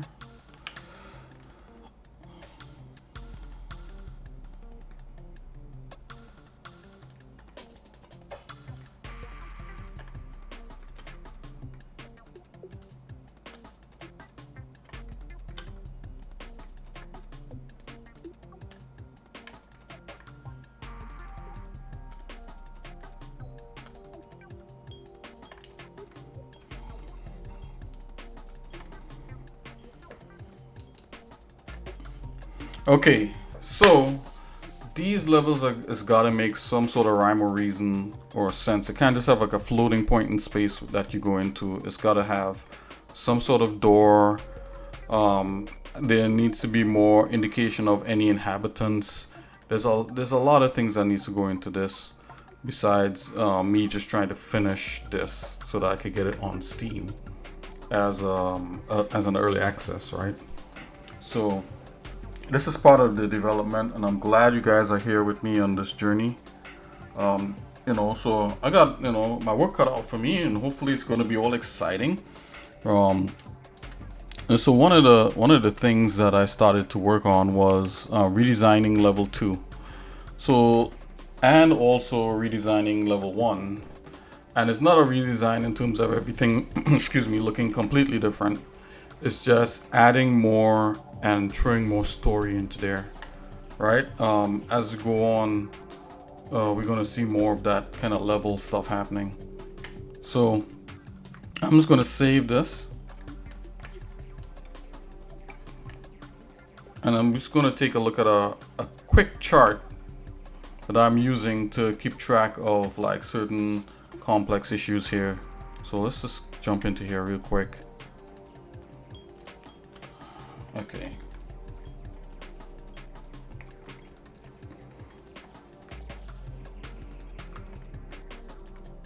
Okay, so what you're seeing here is me trying to put together some things that make sense for what it is I'm working on. Okay, let's jump back into here. Okay, so I have different models for the play. So okay, so we're gonna jump into some gameplay kind of theory and some elements here real quick. It's the kind of stuff you need to do that a lot of people don't like to do. Right? So I'm gonna pull some notes up I made here in real life. And maybe I should put the real life camera on. You know what? Before we dive into this, let's take a break. I'm gonna grab some coffee. I'm gonna be right back, and we're gonna dive into like some of this. We're gonna do some design. We're gonna rough some things out, and we're gonna try to get our elbows kind of really a little bit dirty down into doing some design mock-ups and bringing those to kind of like a finals, you know, of level designing and looking at prototyping also. So I gotta make a prototype of the combat system, basically. So there's a bunch of things that needs to happen. So you need to, the guy is not, it's not just about a guy running, right? It's about a soldier, right? Because hence the name Sol 3000, which is Soldier of Light 3000 in the year 3000. And so you got to be a soldier. So you do soldier-like things, like different kind of fighting moves. So the combat system is the core of the game. Enemies spawning, right? And you got to fight these enemies, and it's got to be fun, right? And then there's another aspect of it, which is like puzzle. There's a puzzle aspect, you know, of the game, where in the environments there's like puzzles in the environment, right? So there's at least 2 or 3 puzzle types that I have for this game. One is like you have to find a key and that kind of thing, where it unlocks certain parts. I also have things that drop in the level, like armor upgrades, where you have different armor classes to protect your life against certain enemies. Because as you could see, if you watch some of the previous videos, I have a lot of enemies, right? I think I need even more, because it's supposed to look like a war, right? But for now, we'll work with what we have and just try to get a core gameplay mechanic working. So that's one part there, right? So we're gonna jump into that. I'm gonna just go grab some coffee real quick. I was hoping that I had my actual phone hooked up to.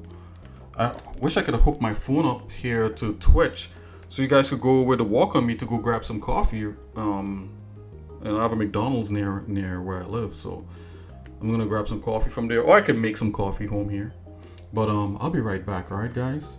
So hang in there, stay tuned. Give me like 5 minutes or less. Give me like 3 minutes. Okay? I'll see you guys in a minute. Hey, feel free to chat, feel free to play with the soundboard. I'll see if I can get a poll going also for different things and ideas. Okay, so I'll see you guys in a minute. Don't go anywhere. I'll be right back.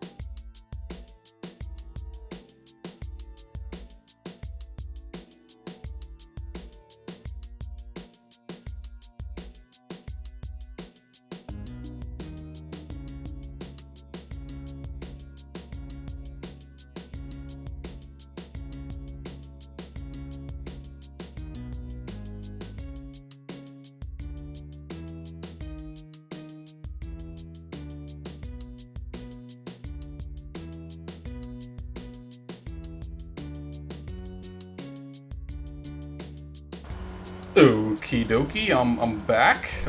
So I went over to like, sometimes I get a McDonald's coffee. Went over there, it's like basically lunchtime. So like, there was like a whole line of people. I was like, you know what? I'll make my own coffee. It's probably safer anyway and better to drink. So I'm making my own, brewing my own pot here, and I'm about to eat some lunch and some stuff like that. So we're back in action. Let's get going.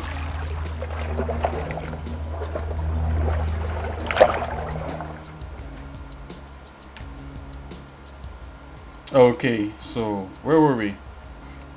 If you had any kind of noise, it's my AC just revving up there. Okay, so this is where we are. So I started making some game objects. So part of game design is not just the art or doing the animation or anything like that. There's a lot of it is programming and coding, and also being able to visualize and lay out the structure of the game. The games can be pretty complex when you start thinking about all the pieces that need to come together for something that's kind of remotely exciting, right? So let's see here. So I'm gonna dive into my notes here real quick. You know what? I'm gonna put my cam on, my webcam, because you're not seeing me, but I'm actually doing stuff here in real life. Here you go. Hey, it's Nick, the twin of the bear. Not really. Okay, so I got like this pad here full of like some notes here, so I'm just gonna pull that up real quick. Whew. Okay, I'm gonna pull up my notes here.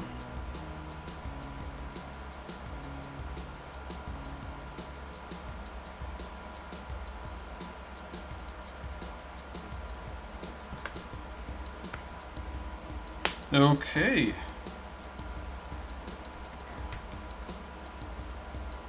Alright. Alright, so first of all, the guy, the character has like several different aspects to him. Okay, so what do I call this? I call this the gameplay, right? Gameplay, the layout. Okay. So the character himself has several aspects to him. He has health, he has ammo, and he has armor, right? Let's keep it simple like that.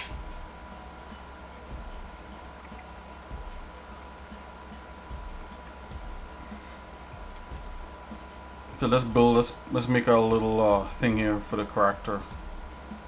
I know this get very boring, and if it's not for you, it's all good.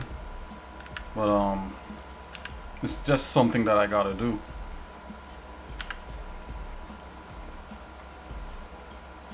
Let's make a icon for the character. I think this icon might work really well. Well, call it player, right?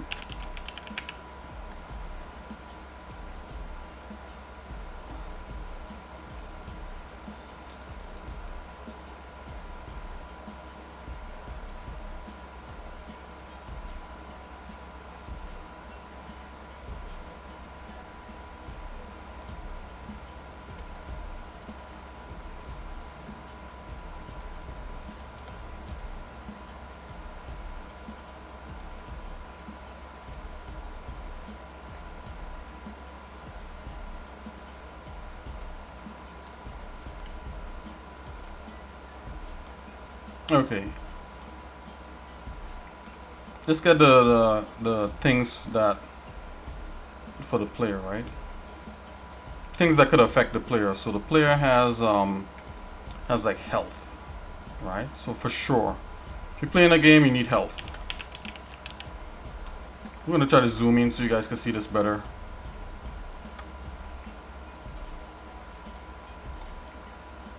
All right, what else? What else a player could have? His health. I put armor. So armor protects the health. So we have to define like what goes on when you play the guy, right? For armor. That's the suit that he's wearing. Let's do this here. And how about ammunition, right? Ammo. That's a consumable. That's something that you use to shoot your weapons. you know, and then we could have like a whole nother thing like to fill up energy, like energy type stuff. But I'm gonna keep everything simple. Let's keep it ammo, health, and that kind of thing. All right. One sec.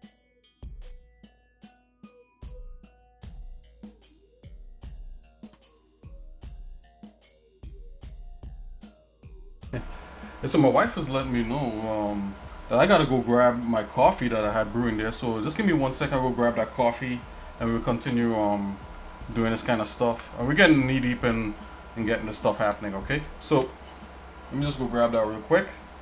I'll be right back.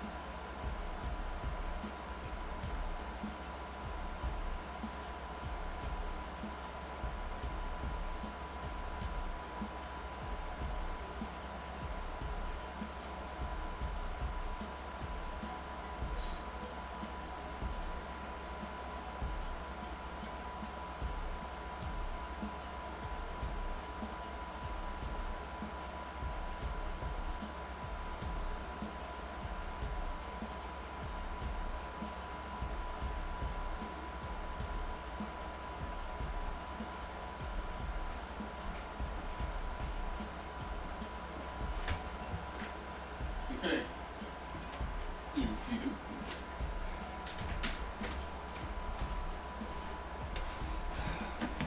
All right.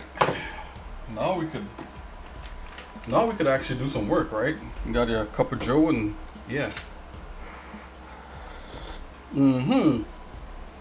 Let's do it. Okay, so got my notes here. Okay, let's see, health, right? So what could replenish so things that could replenish the health. Let's see if we have anything out here. Okay, health object, armor object, yep. Survival, this is objective, story objectives, survival objectives, okay. Story, this thing's fulfill, okay. So let's jump back into what the character has here. Let's do something like that.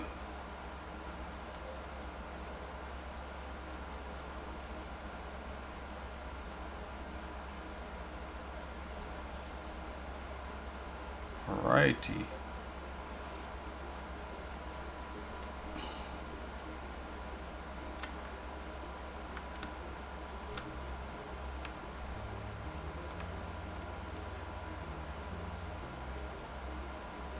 Let's put these, let's make these as things that could actually get into here.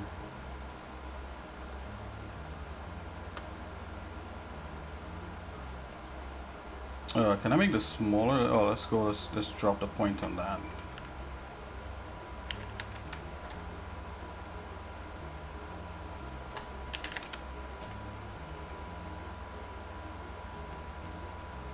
Oh, I can select more than one.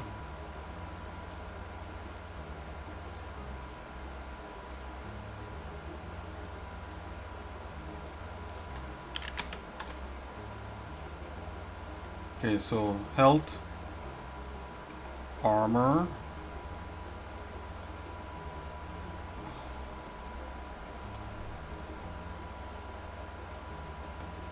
ammo,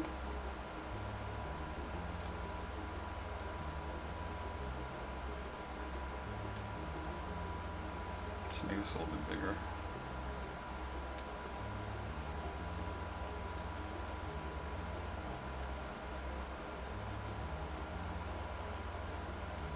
So these will be considered like kind of like consumables, right?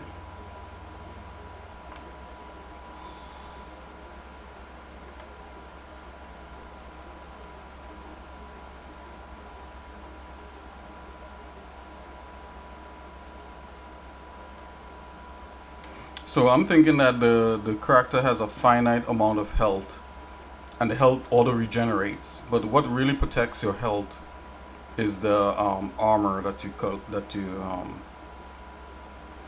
collect. So you don't necessarily collect things that builds up your health. Is that your health could be fixed, right? Because as a human, if somebody kills you and stabs you, it's like, if somebody kills you, you're dead, right? So I think you should have this a certain amount of health that regenerates. So I think I'll make a note on that.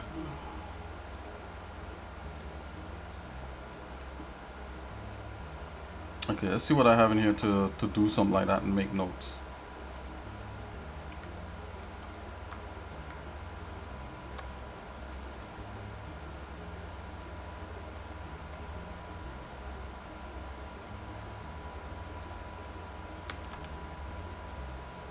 Okay, here you go.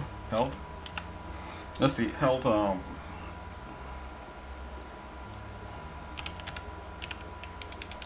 we put regenerates.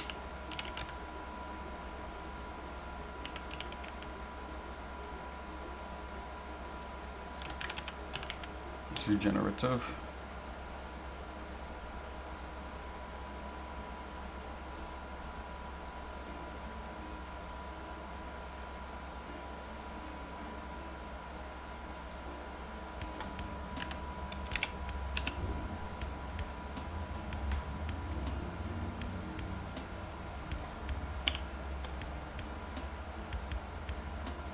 If I do that, does this have, no it doesn't. Okay.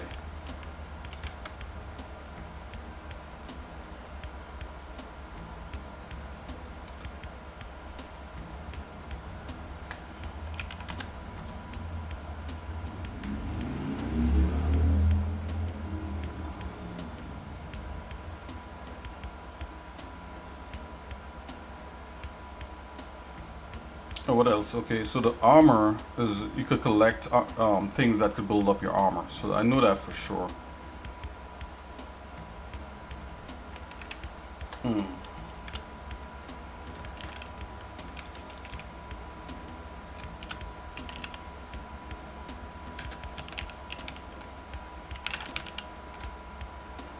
You collect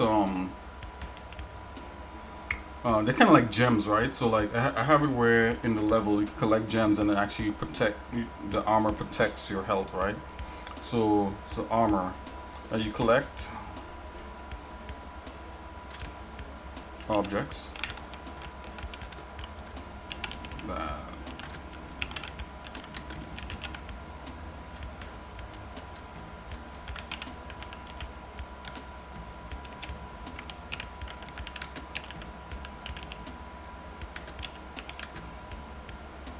Different levels of protection.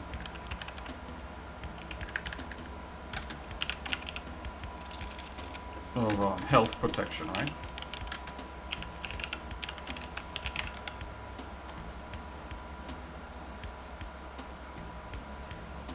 Okay, I gotta have a better object to store this stuff. Let's see.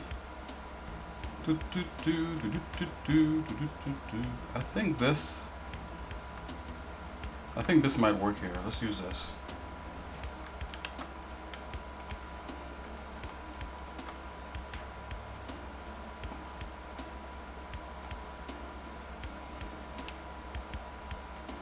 Sorry. What? Yeah, this is a real basic thing here. You're kidding me? You don't want me to select that at all? Okay.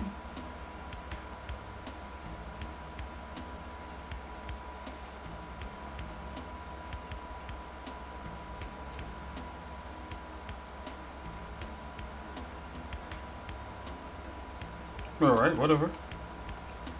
Better now than never. Okay, so class name is let's see, call this consumable. Yeah, let's see, character, what do you call this? It has to have a name for this. Is things to do that stick with a character consumables. Player consumables.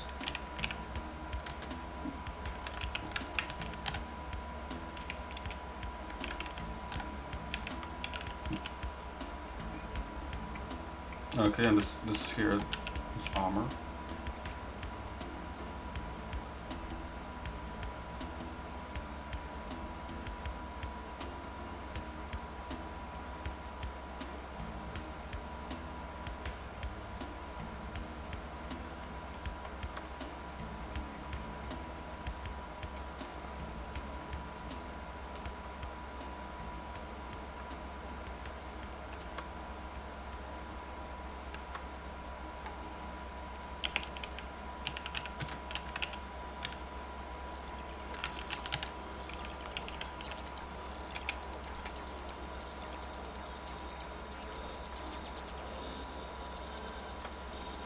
Yeah, that's more like it, right?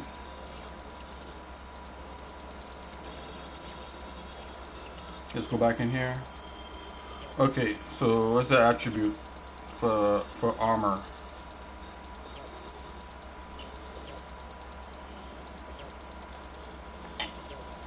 We put can protect.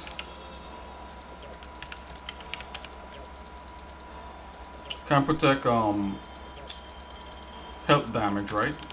Health damage. Just kind of keep it like trying to keep the descriptions kind of more descriptive, right? Trying to can protect health damage. I'll put damage to health. I'm gonna do that. Protect can protect damage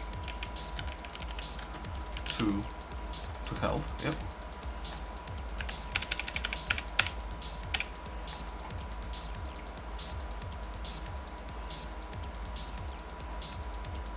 And I'll put gems in here.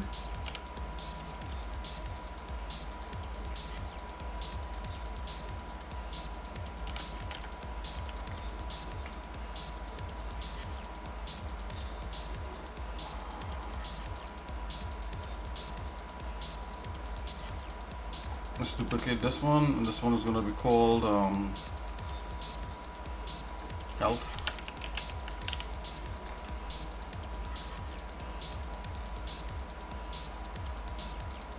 And in here I'm going to put auto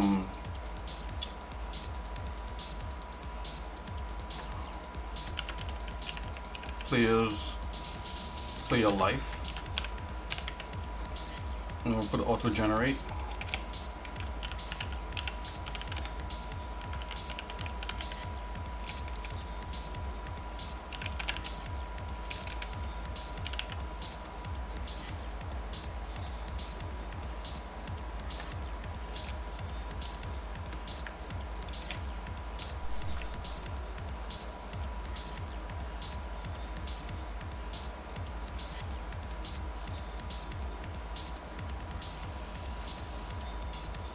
I'm gonna put a different the different gems in here.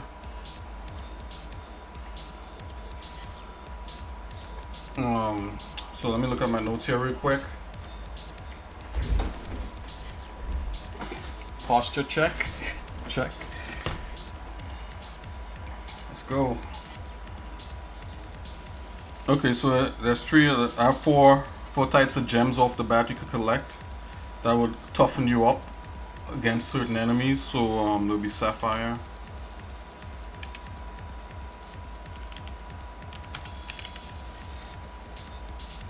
and I'll put the percentage on there.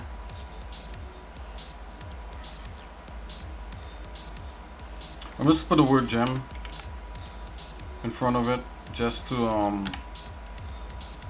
so you know what we're talking about.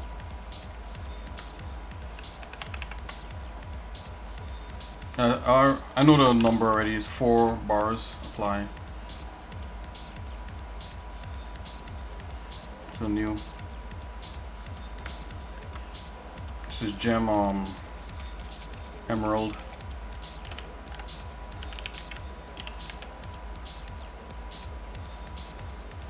This one is 8. So we're going to increments of you know, of powers of 2.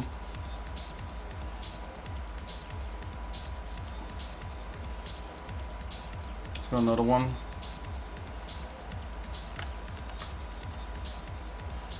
So these are objects you could find that will toughen up your they'll toughen you up so that enemies don't get to you as easily.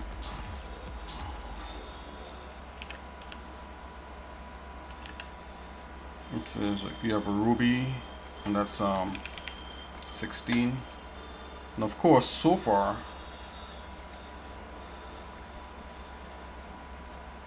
the hardest one would be diamond, right?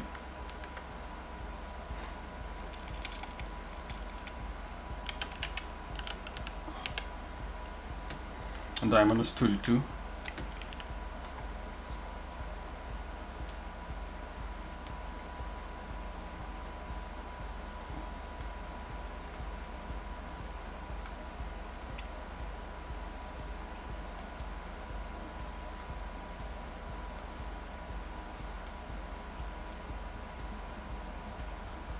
Okay, now we have ammo.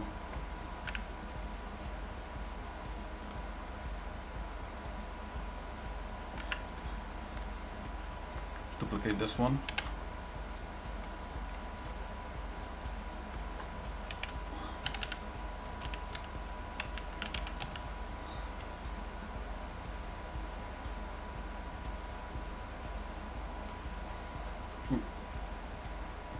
Okay, so ammunition, I put like, the ammunition is universal, so like any gun you have, long as you have the number, the count of ammunition there, you should be able to use it. Any kind of weapon, gun weapon you have, a projectile weapon, you know.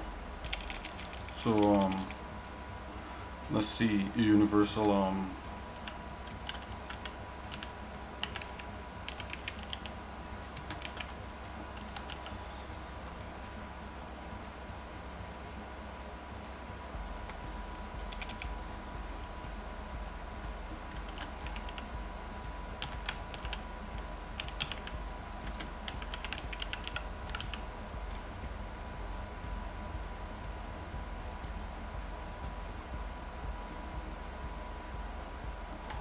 universal ammo count. I'll put a count in there because I actually want to have a count number in there. So, you know, you see ammo goes down to like 125, 50, you know, it just counts down. 100, 90, 99, 98, 90, you know, 97, so on and so forth. Why? Okay, so these are player consumables, right? Like the health is, it auto generates, and then you have armors, and these are the different classes of armor. So I did put some in here. So there's a lot more, but I think these are more mystery. So let's see. So we have sapphire. Do I have sapphire in here? I put jade. Let's change that to sapphire.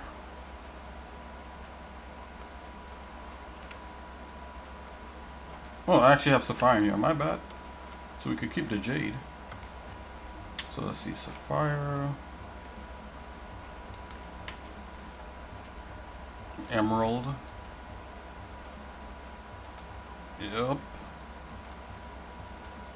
Now we get into harder. Ruby, diamond. Then I have a couple mystery ones here, right? I have 3 more mystery ones. Oh, actually 2 more mystery ones. That's awesome. So jade is softer. Jade is definitely like a stone, right? But whatever. We'll make sense of this later. And onyx.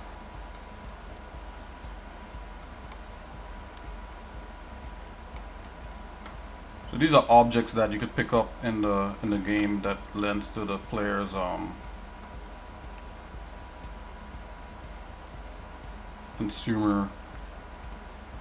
player consumerism, things that you could consume. So we got that. I just kind of put that in here like so.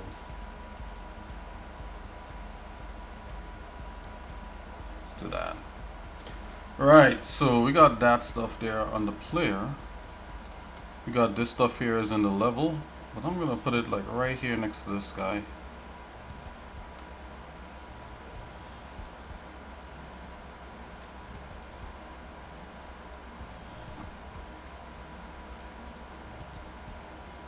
Right, and these armors, they have different different levels to them, right? So, you know, the sapphire could take like 4 hits, 4 critical hits. The emerald could take 8 critical hits.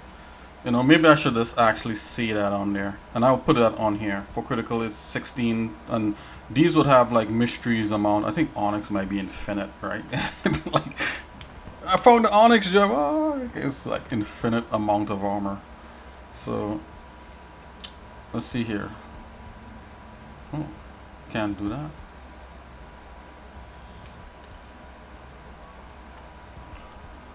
So I'm gonna do this. I'll put 8 hits, which is not much, right? You take 8 hits and it's broken. So you have to continue like, and the higher up you go, the rarer it gets, you know. So you gotta make like notes of all these things. Oh, come on. Let's go F2 on that. Oh, let's go. Oh, Safari's actually is. No, my bad. 8 hits. This is 4 hits. 4 hits, and this thing is broken.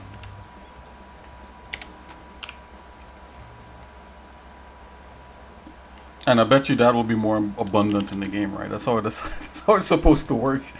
Let's see. Oh, you know, I mean, these gameplay elements, things that you could tweak, you know, could either make or break a game. Because this is what gets players annoyed, you know, really quickly when they feel like something is not fair, you know. So those things you definitely have to tweak later.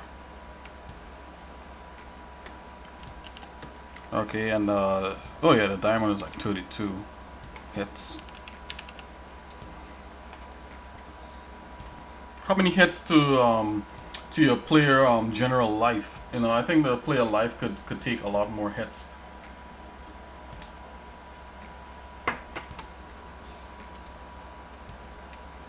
The ammunition count is something that could add up infinitely, well, almost infinitely.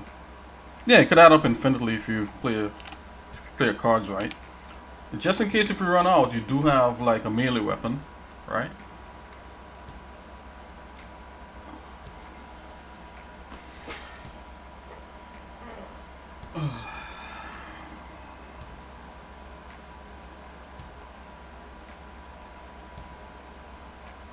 Okay, so the jade would be 64.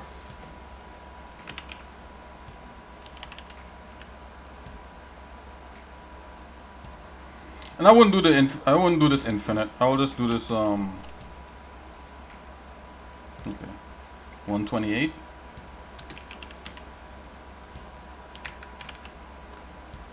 Okay. So these are things you could get.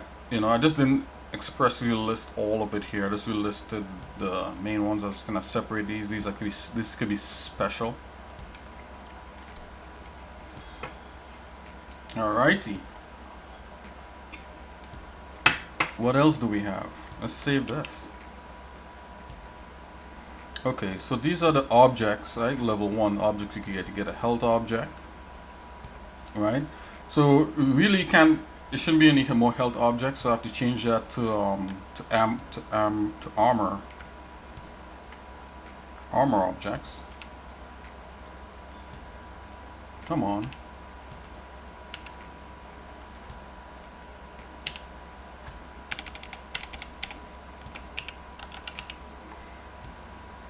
Yeah, and you have an ammo object, right? So these things, that's what these are.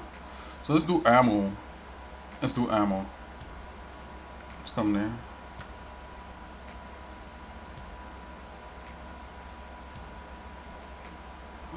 I'm gonna make let's make a little group for this. Let's see if we can do that.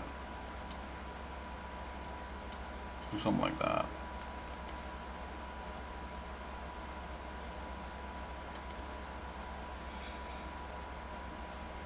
So objects. Send back. There you go. Let's give this a slightly different color here.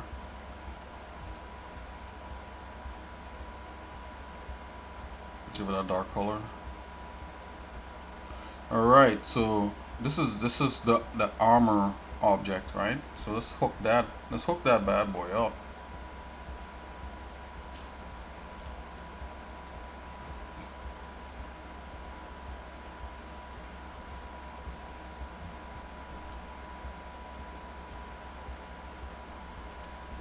Just hey Swizzy, how you doing? Hey, how's it going?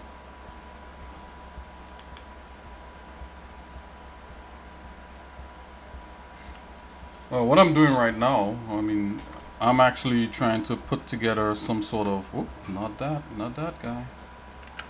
Yeah, I'm trying to put together, some sort of logic to the game itself. So from the character consumer, things that the character has, to things that the level will give the character, stuff like that.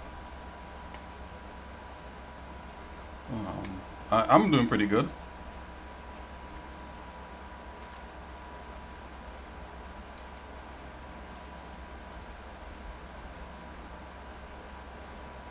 I really think like what I'm doing here, even with this game, is really a culmination of all of you guys that are watching me. Like you Swizzy, and then there was Raz, Raised Coal, and a bunch of other people. I mean, I think anyone that's in. I think what I'm gonna do is that anyone that watches me and follows me on that kind of thing, I'm gonna add you guys as like tags, names. According, I'm gonna ask, if you guys want to, and probably add you guys' names into the credits of the game. I think it might be a cool thing, to see your like your tag. I think it's a. What do you think about that idea?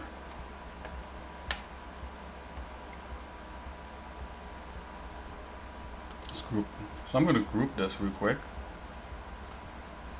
Okay, here we go. So this here is this is the ammo object. So that's what this is. So maybe what happens here is, yeah, that's what this is here. This should reflect that. So maybe the background on this should be pink. Oh, did I screw things up? Nope, it didn't. So because this is pink, I'll make the background on that pink. As emotional support. Yeah. Exactly. Hey, any support is good support, man. Emotional or otherwise, for sure. And support is good. Okay, I like this. So let's go, let's group this.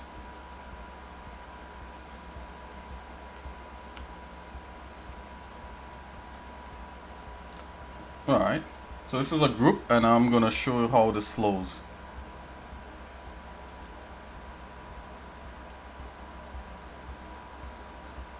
I don't know why I have specific arrows. I'm just back away here, see if there's Oh yeah, I was having arrows.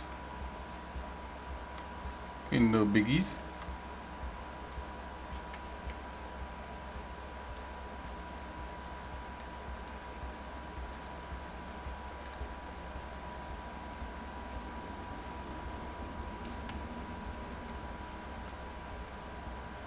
Okay, this is the thing here for the arrow.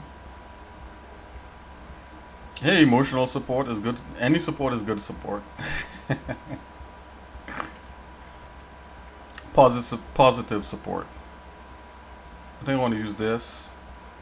I want to use this. And let's get something like that. So let's try that.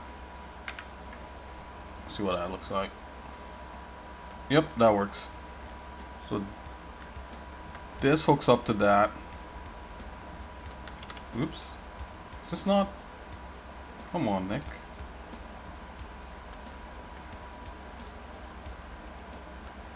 Group. Okay, so yeah, that's grouped. And let's bring that back again. So that's there.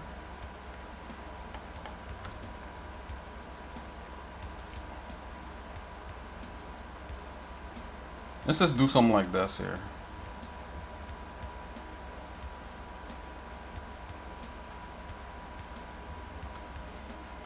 Okay.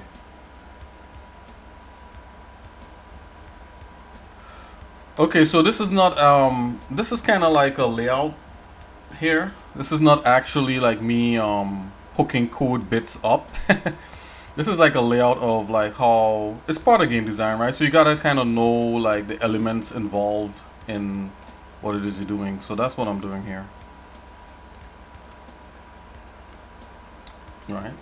So I do know that and I also do this stuff for coding too, right? So I gotta know like kind of like the pieces that needs to be coded. And I could show you guys that real quick.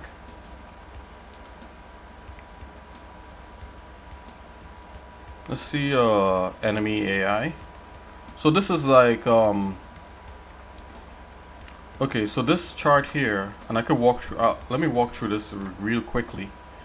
So this chart here is kind of like the things I need for enemy AI, right? So I just put a little note right there, enemy AI, so everything else down. So basically the enemy is supposed to spawn in, right? The health, right? So the enemy state is based upon the health state of the enemy. So if the enemy, and this is rough so far. Exactly, yeah. Entity object attribute relationship. That's correct. I'll just run through this real quick. Yeah. So the enemy when he spawns in, he has if his health is more than 40, then he goes into this state here, a normal state. If while he's in the level his health is less than 40, then he goes into what I call a critical state. So the normal state will be regular things, right? He has tactical maneuvers like he patrols, right?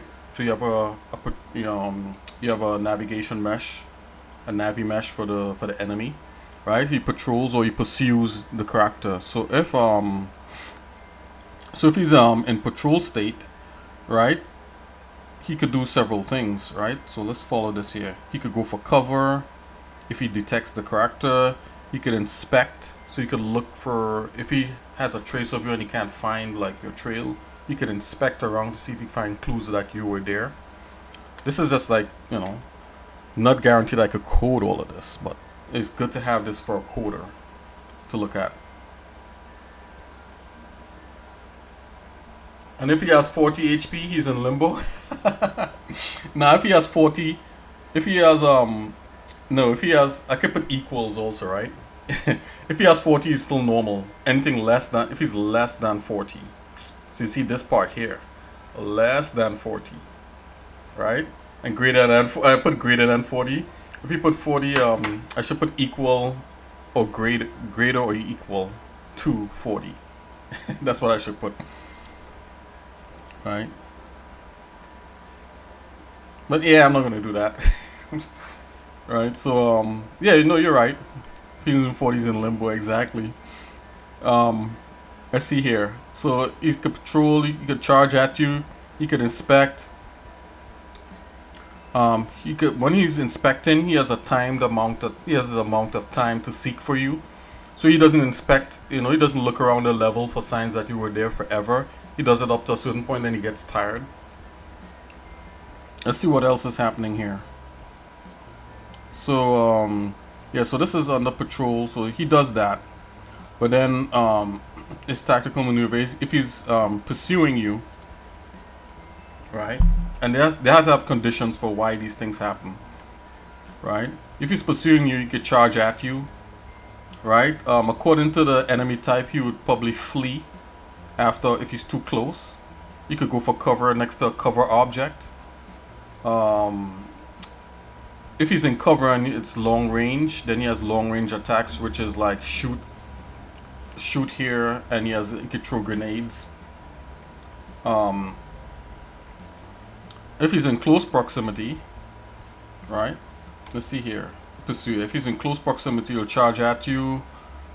You could also melee. It'll do some melee attacks, which is like knife combat or punching. You'd punch at you, hand to hand, right? Let's go back here. Normal state. Right. So in normal state, some characters here could direct troops. Right. So I do it where some characters, when I say direct troops, some characters could call for other. Some enemies could call for other enemies. Certain kinds of enemies to come into the game when their health gets down past a certain point. They could call for backup. Then there's you could seek out yeah, certain characters could seek out a perch position, so they'll look for like an area of advantage to shoot at you. Then there's cover objects. So there's a perch position object I put in the game, so they look for strategic points in the game to, you know, to do maneuvers at you. Then there's cover objects like walls and barriers and stuff like that. And then there's player space object. So it's a space around the player that the enemy should be aware of. Instead of going directly to the character, they should know like a certain radius around the character. The critical state, you know, is like you know, it gets critical state from health damage. The damage health, like a body wounded animation, like his body could be wounded, or his legs. If his legs is shot at, he could be wounded and he'll like walk or limp or do certain things like that. Headshot, you go straight to dead. And then the character is deleted out the scene after the death animation. Stuff. So this is like a logic tree, and before, when I was with my brother, we didn't have stuff like this. So like we would forget sometimes some of the things that should happen when other things happen, and it leaves you wondering like, why doesn't this feel right, you know? Anyways, that's enough of that. So that's the rudimentary enemy AI, and then there's animations associated with that. And in here actually I have what each level of character, what they could do, right? So like the basic soldier here, he could go for cover with a cover object. He's aware of the player's space.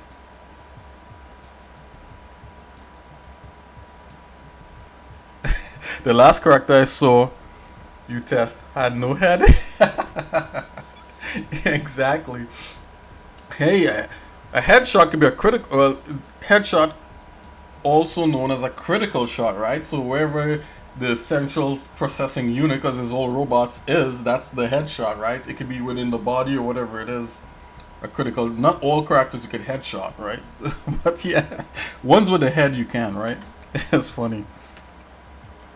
Anyways, that's enough of this. Yeah, so in doing this, save, I come up with this now, where this is this overall kind of like game elements, right? So I'm kind of dealing with the character, with the player, which is you, the person you're playing with.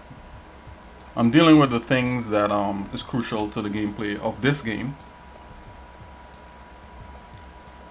So right here, I can establish the fact that before in the game you collect health, and if the health runs out, you're dead, right? So the way I want to do it is that the health never runs out unless it's damaged, and if it's damaged, it auto generates, right? So we all play games like that where you take damage, and if you hang back a bit, or if you come out of if you go for cover, or if you hide, you know, your health bar goes back up, and I think that's more satisfying. So I made the player so that his health auto generates. But then if you take too much hits, too much consecutive hits, and it brings your health down, you could die, of course. So in order to prevent stuff like that, I want to put some objects throughout the level, and I put them as gems, you know, as kind of like hard coding things that you could pick up that will give you more strength and protect your health from being hit. So I had like a sapphire, emerald, ruby, and each one has different varying of strengths and how much hit it could take. And then I have ammunition here, which was about to do. So the ammunition is universal. Is a universal ammo count. So whether you have a sniper rifle or like a machine gun, or even a grenade launcher, or whatever type of ammo, you know, a mass a mass driver. that's an idea I had for like a gun, right? It's something called a mass driver. Anyways, you know, it takes from the same ammo count that the character has, and I think that'll make the game satisfying. So let's see. So I put in here all the things linked up to with the ammo. right? So this is the ammo object, which has all these things, which it feeds into there. The armor, sorry, my bad. The armor object. Now this is the ammo object, right? So this is for ammunition. So it's, it's ammo count, but the objects in there. Let's duplicate this here. Has to be like what do you pick up to give you ammo?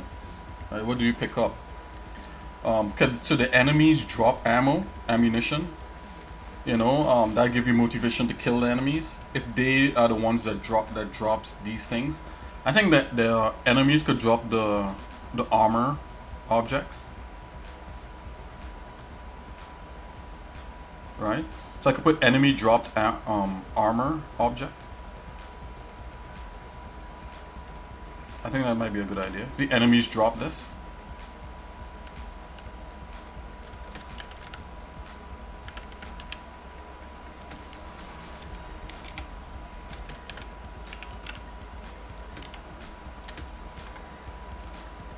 Also wanted so enemy dropped ammo. I'll put dead drop. It was when you kill them, right? Enemy dead drop armor object. And I'll put this in one line here. There you go, that's better. So an enemy, so if you kill an enemy, he drops, like, some enemies will drop different kinds of armor objects, right? The tougher ones will drop the diamond, so on and so forth. Right? Let's just leave it like that for now. Just keep it simple. As simple as I can. Right? The ammunition though. Right? So let's change the name of this.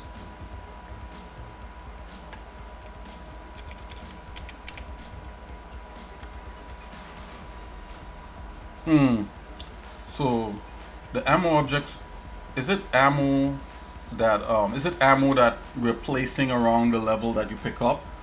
I always wanted, like, in the game for you to compete with the AI, with the game enemies for resources. I think that might be fun. It could change later, if people hate it. But what if the ammunition that you pick up is strategically placed throughout the level, and the enemies, if they have weapons and they run out of ammo, they run for the same resource, right? They run for the same ammo, boxes or whatever it is. All of a sudden, you're competing with the AI to have ammunition. So I think that might be fun. That might be a little bit different. Let's see how it works, right? It might be a source of frustration, or it could be like a fun gameplay element. I'm looking for gameplay elements, right? So I'll put level. So this is not level.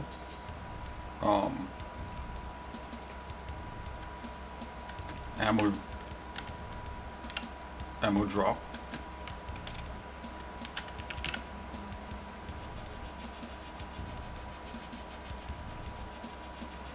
Just fix this here.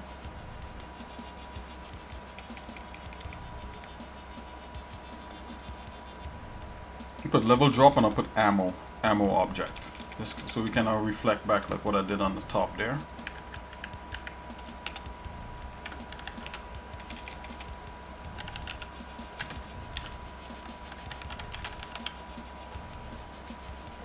And the next level would be if the enemy loots each other.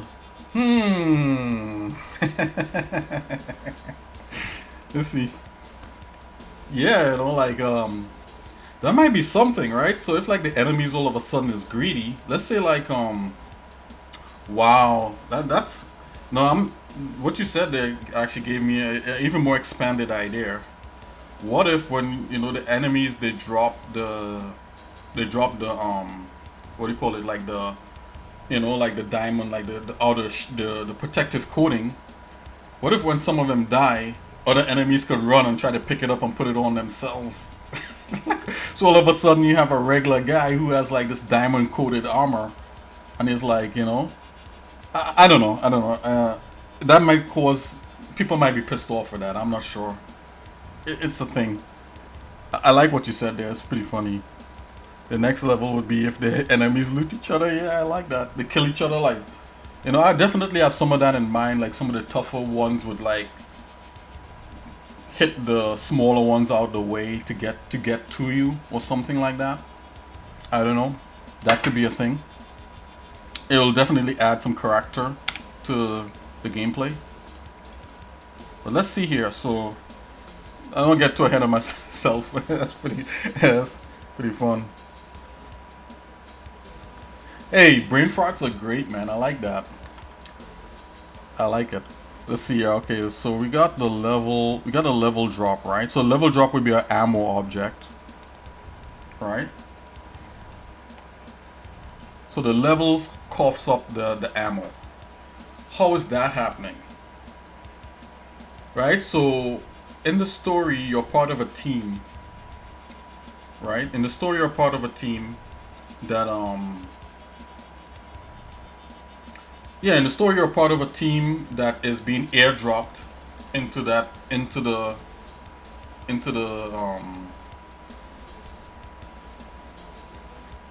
yeah, you're being airdropped into the scene, right? So if we, let me go back to the game here. A matter of fact, I noticed that when I start the game, I don't see the guy dropping in anymore. So that's something that's going on there. So there's probably some sort of code thing that I didn't take into account. But the first play, as soon as the it fires up, should be you dropping in. And what he probably doesn't have to do that. Maybe I did it where he doesn't do that at every level. Cause not every level you're dropping in. But let's go to the first level. The first level is a bit open.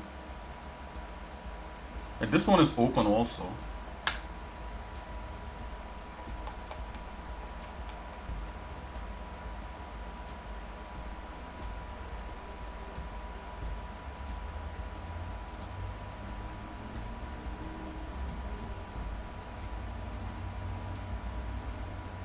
Okay, so I'm gonna let the bear do all the talking, and we just focus on what's on the screen right now. I'll see you guys in a minute. Okay, dokes. Okay, we're back here. So let's see. So this guy, he drops in. The coolest way I'm thinking that one of the game design elements I had is these things that are being dropped from kind of like outer space, quote unquote, from the upper atmosphere. You could call in, you could call in like different bits of technology, and maybe one of those could be ammo. But if you're in a building, how does that work, right? Like, how would you collecting ammo work? Now the gun, if the gun is an energy weapon, right, it could like recharge itself without you having to pick up ammo drops. But I like the gameplay element of maybe you being able to compete with the AI to get these different sets of ammo.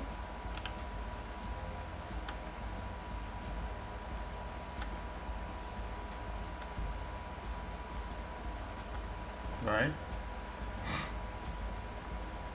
So let's see here. So let's go back to that chart. Alright, so this is definitely a thing, right? So I mean, I don't have to make it a thing, like a big challenge, but you can just keep it as simple, because sometimes simple is always better, right? So what is this? This is an enemy drop, right? Which is these armor coatings, right? And the ammunition this should be a level drop, meaning the level spawns the ammo. What's the best way for the level to give you the ammo? If there's like different ammo caches that has a limited amount of ammo that even the enemies could go and try to get when they run out of ammunition from shooting at you or whatever it is. So when they reach down to zero, they look for the nearest ammo cache to get more ammo. So that makes sense. So let's do it like that. Right, so ammo you gotta compete with. So let's see, universal ammo count, right, for projectile weapons. Right, that's the ammunition that you have. It's a consumable. right? It's a level drop. This one is an enemy death drop. What else are we seeing here? We want to say that you have to compete with the with the AI, with the enemy AI for this resource. So can I make a note here? Let's see. What is this? Document. They have different like little symbols here in this thing. I mean, it doesn't matter. I can make whatever. I just want something to look like a note. Maybe it should just be like a regular little box. Oh yeah, and it has that. Okay, let's do it. You have to.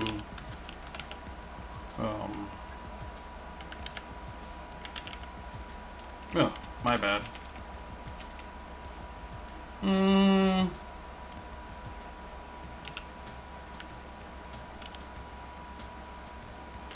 You have to compete with so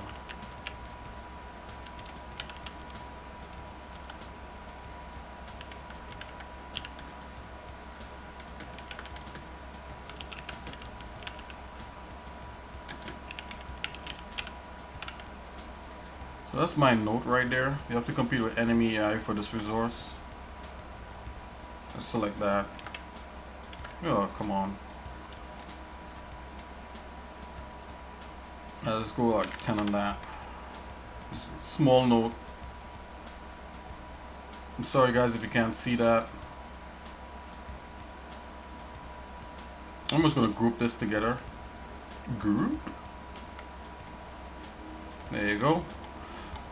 Alright, so a level drop. What and can anything else drop ammo?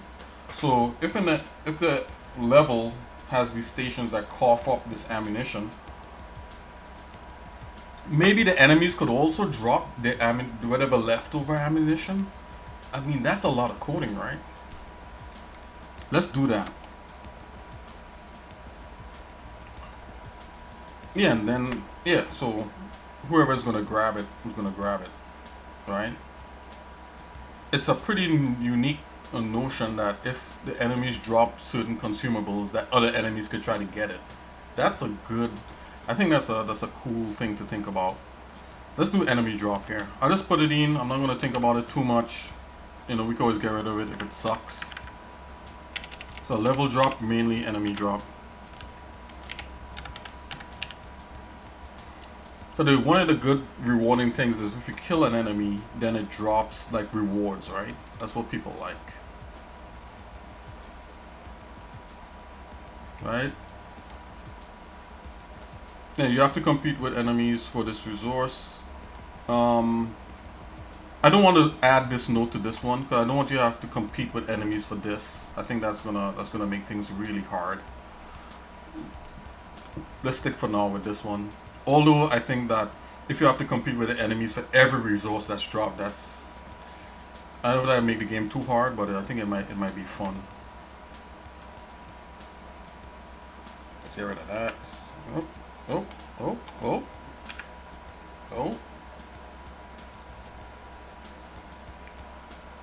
There you go. Where's my solid line? I can't get a solid line anymore. Okay, here we go. Okay, I just want to group this real quick as a thing. Group, and now we send that all the way to the back. And hey, this is another pink color maybe. Okay.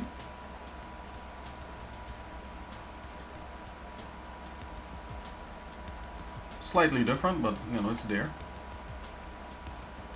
Alrighty, so I'm just gonna group all these guys here. Group.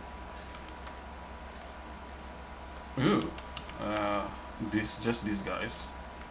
Group, and but then you have to take into account that if an enemy loots your loot, okay, and you kill it, then it has to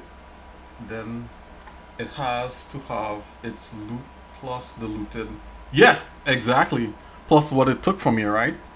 So yeah, that's a lot of like, I mean, it's really kind of like math within the, but you have to keep track of that within the code.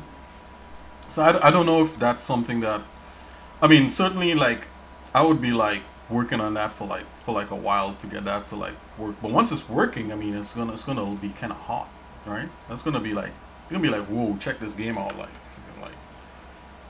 But for some people, it might be too hard, right? So then we'll have to think about how to chain the hardness level on the um, on the game so that casual players could get into it, right? You don't want it to be so hard that nobody plays it. Like, screw this game, it's too hard. I didn't like it anyway. It sucks, like it looks stupid, and nah, you don't want that. You want people like, hey, this is fun, and maybe later on we add that. But I love, just as you pointed out there, I love that the idea of that. Okay,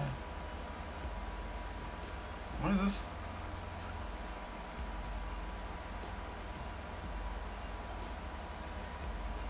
Stick that there for now. Yeah, but you're right. Yeah, so yeah, but then if you have to, yeah, take into account that if any enemy loots, you will loot and you kill it exactly. It has to, yeah, it has loot plus the loot and looted from you. Yeah, I mean, you know what game has something like that? This game that I'm playing right now, um, Warframe has something kind of like that. Right. So, not as yet because I'm not sure how that's gonna work. Difficulty, I think difficulty levels, not me. I would have to get somebody else to help me with that. To get a difficulty level, you'd have to like put like an attribute on almost everything in the game, especially the enemies. I think that's where the difficulty level is, and you're gonna have to have some way that you tell it, okay, when the person, yeah, I mean, when you start a game, right, you come up with a menu and you could choose your difficulty settings. You could do that, but even after you choose that difficulty setting, say like you choose, like, let's say easy, as you play the game you expect it to get a little more challenging as you go up. So yeah, I don't, that's something I'm gonna have to think about. I'm not thinking about that right this moment, only because I know that for me personally, that'll be kind of tough. But it's something definitely that could happen. Yeah, for sure. I think it has to happen because some people might find the game too difficult, right? What then? You know, or they might find it too easy, right? They might be like, "Oh, this is a breeze," right? Yeah, yeah. Difficulty setting for sure. I'm not, you know. I mean, maybe that's the basis on how you build all this up, right? Maybe I need to take that into account right now, but I don't know. Okay, so check this out. So here we go. So now let's get away from the character a little bit. I'm gonna go into the actual game, the game and story a little bit, the levels and the stories, right? So we have 7 levels. So the 7 levels is basically the story objective, right? So I'm gonna grab this here.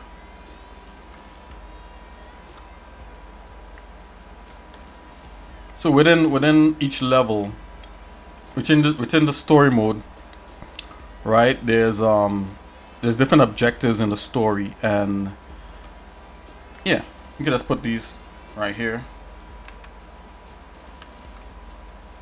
Right, you probably reach a few objectives. So I think maybe like the first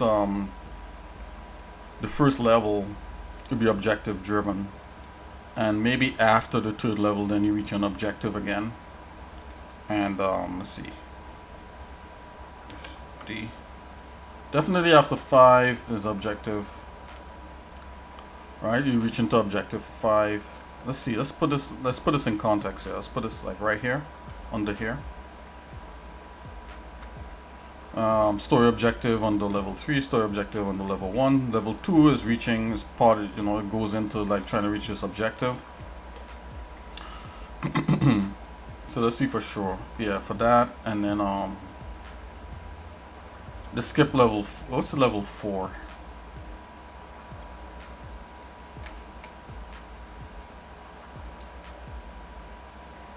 Yeah, so there's no objective in here. Level 5 definitely is an objective.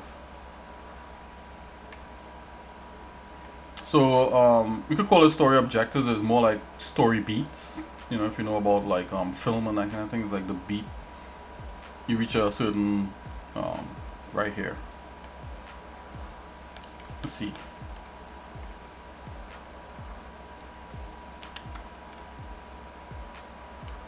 Okay. Alright, so I have to explain what these things are.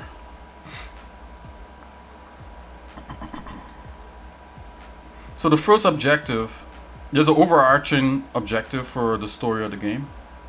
So the story of the game would be to the overall. This is what we know, right? As behind the scenes people. I'm gonna put this down. So overall objective, right? Destroy.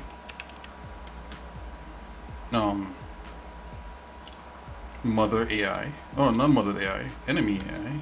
Oh, destroy evil AI. Right? Yes. So if we go into Steam here, that's basically what I have. I mean, I have other notes behind the scenes. So this is the main objective of the game, to destroy an evil. And that's before any of this AI stuff started, right? Like this story, we had a story like way, like years before. You know, years before. AI entity. Yeah, see, I'm going a little bit above, a little bit beyond what people think about AI, right? So I'm put evil AI entity. Oh. There you go.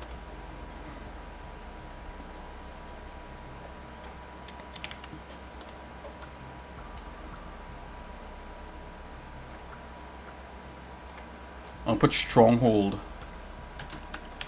I don't think, I don't want to sell the game out, but you mightn't really meet your objective, but we'll see. Alright, so that's the overarching purpose, right? Put that down there. Let's make this a little bit fatter. A little fatty text. Alright.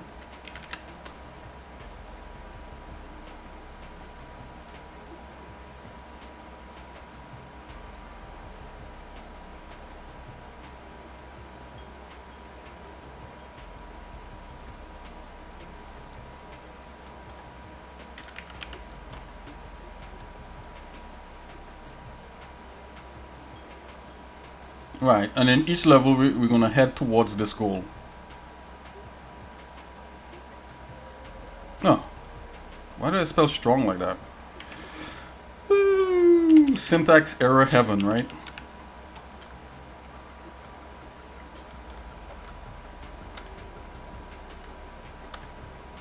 Okay, so we're gonna have different beats within this, right? So destroy an evil AI entity stronghold. That's fine. I'm not going to go more into that. So what's the first objective of level 1? And then what's the second? So the objective of level, I could tell you level 3.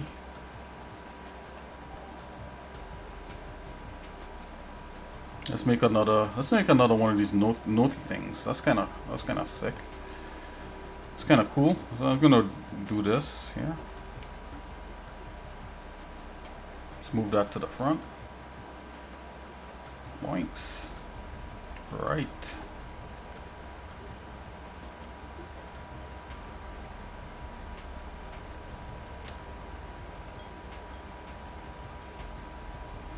Alright, let's see what we got, man. Save this and let's jump in here, right? So I definitely know that you're supposed to have a meeting with a guy. You're supposed to deliver a message to someone for the first half of the game.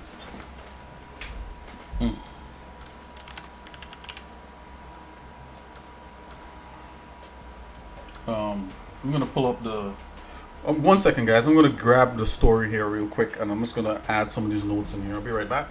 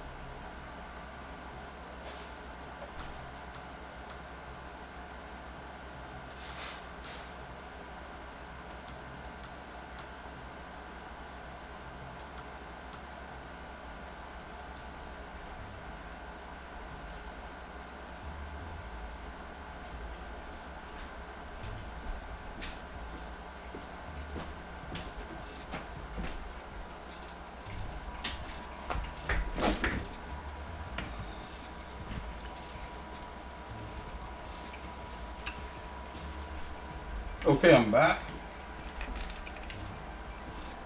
I'm chewing because I grabbed a slice of pizza. Okay, so let's do this. Okay, so let's put deliver.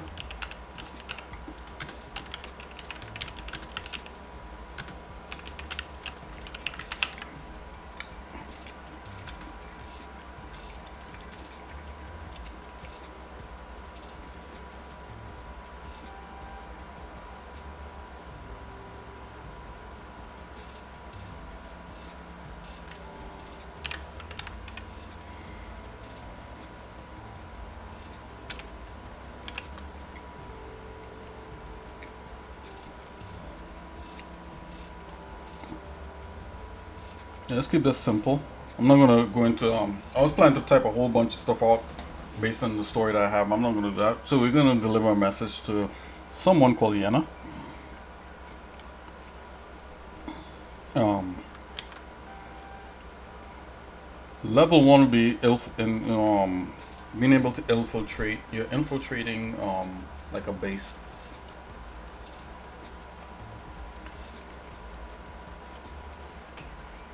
Basically, level one will be the tutorial for the rest of the game. Also,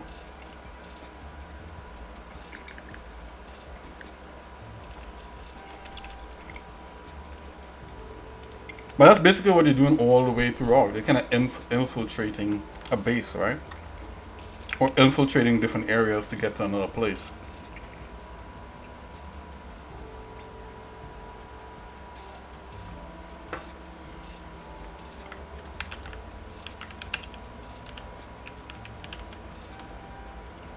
Oh, am I even spelling this correctly? Hold on.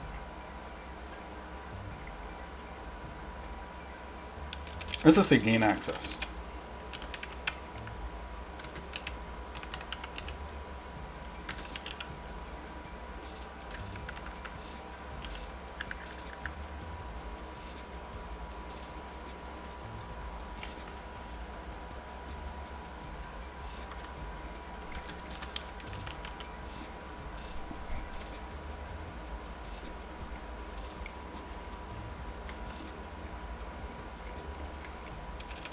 Compound.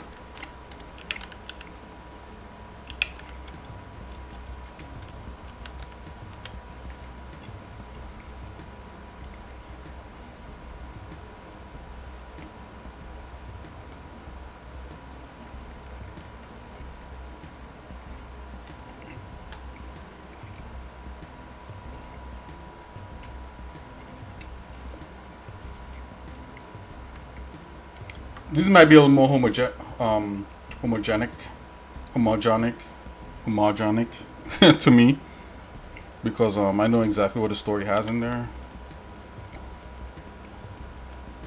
It's not overly universal.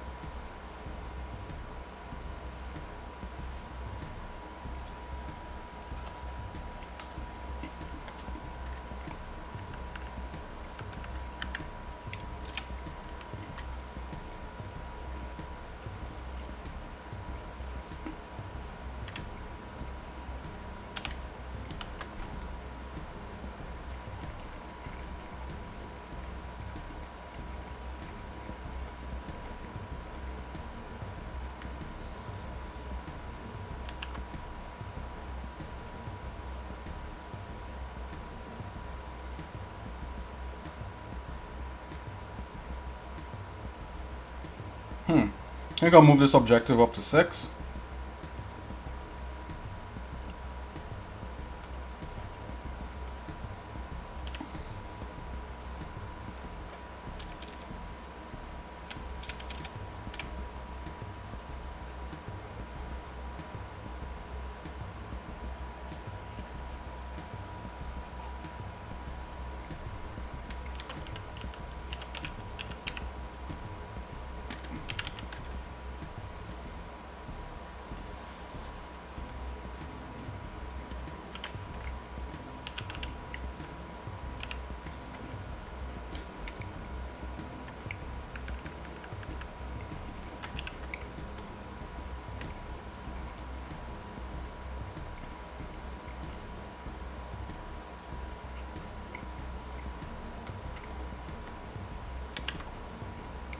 And this here could possibly lead into a sequel, the last level. If people think this game is cool, this could lead into a sequel right here.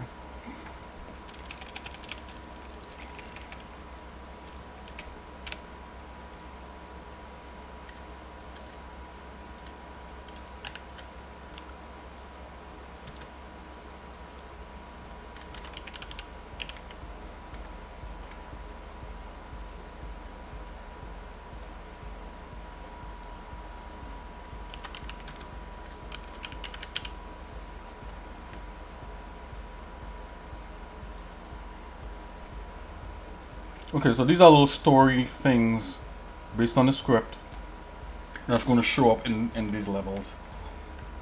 We go on and on and on. Yep. So you learn something here. So like everything kind of hits you kind of faster as you get down to the end.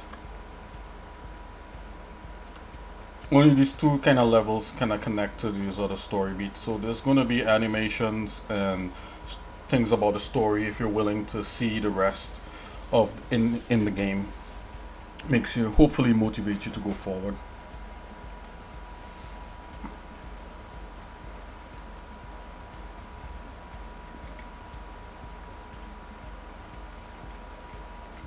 And the last level could possibly lead to a sequel if everything if this works, man. Like if people like this stuff, then yeah, you know, sequel will be like right there.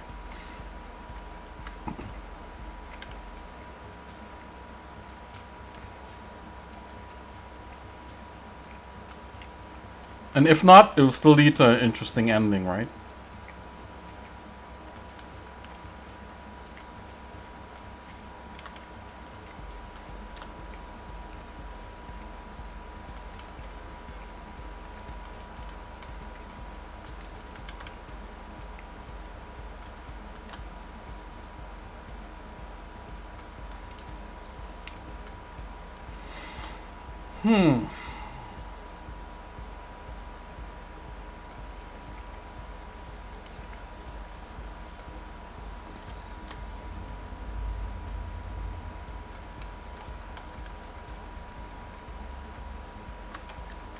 Alright, so inside of these we'll have specific action items, I guess.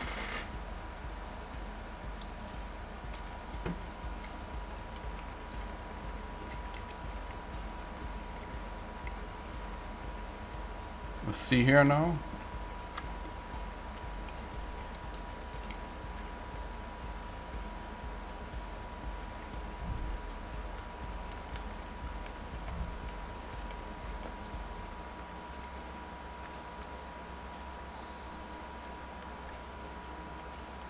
I'm gonna put this over with the character because I want to have some of his things that could different animations that would have to go here.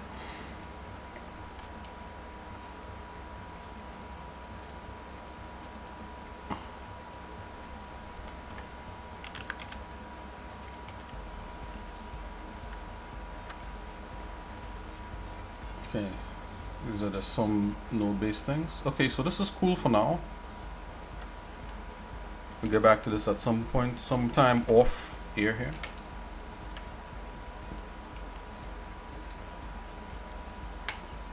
Okay.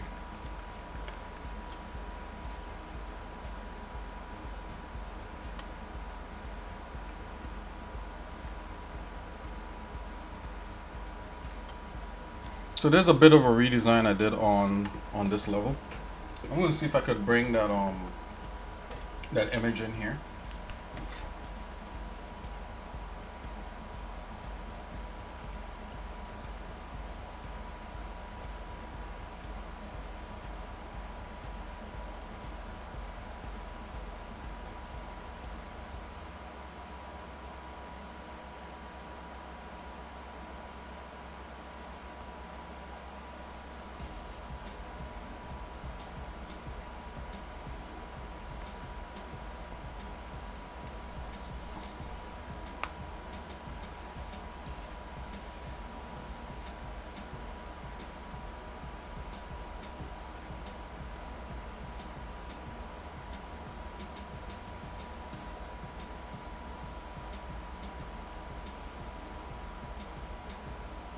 Okay.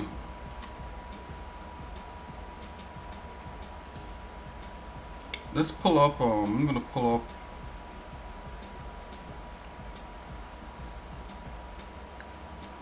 What's my gallery in here? Skin gallery. Okay, here we go. So I'm gonna send this. Let's send this back to myself here.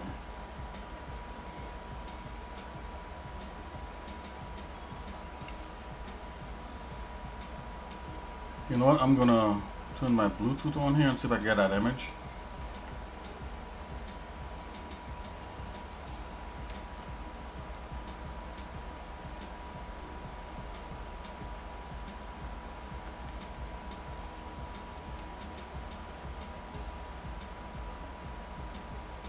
I'm pulling it off my pad right now.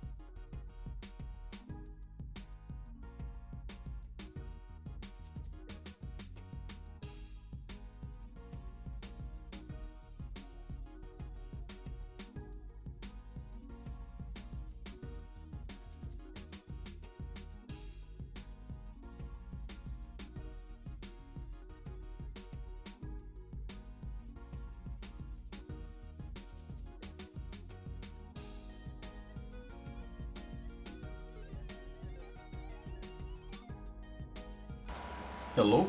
Okay, I don't know what happened there. Like my computer just switched the audio. Okay, I'm back. Yeah, so what has to happen now is that the only things that I have the framework of a lot of stuff, right? So I have like the story frame worked out, kind of fleshed out, what the characters kind of doing, what the enemies are gonna do, some of the things that are gonna drop in the level. I have some rudimentary stages here. The only thing that I don't have as of yet is one the combat system fleshed out, you know, so you can actually do some combat in the game. Um, there is, you know, you could shoot to a degree and that kind of thing, but that's gonna be once we have the characters kind of squared away. I have the main character that needs a slight redesign, and I already have a bad guy that we did, so I'm gonna use that bad guy as a prototype for like the combat for the other guys, or maybe I just do one more bad guy and then reuse that guy. But the next thing is that I have to do the last two levels.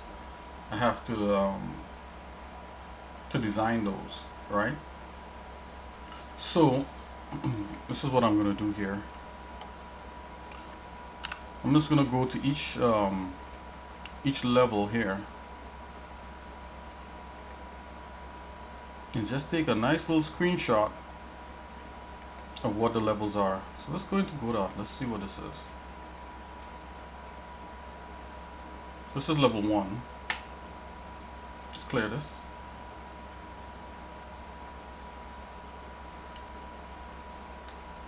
There we go. Just gonna zoom out a bit.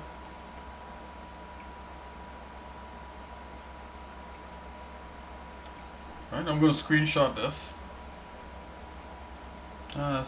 This is fine. And I'm just gonna stack all these, and I'm just gonna open the Gimp here real quick.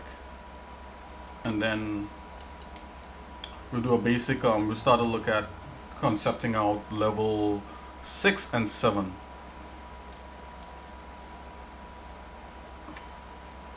So let's make a file with all these things in here.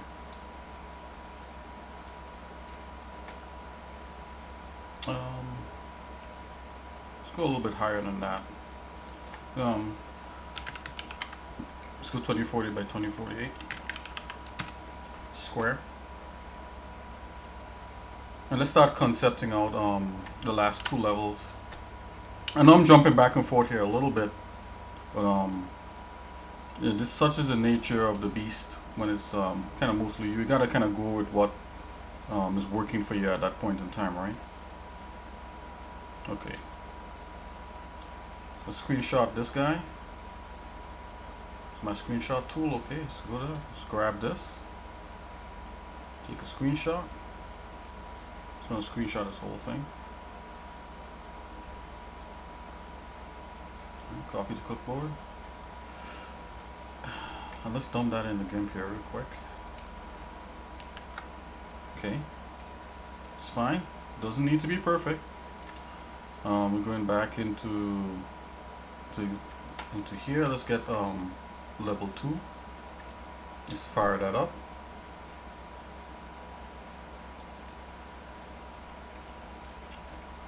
This is the one I'm presently trying to flesh out even more.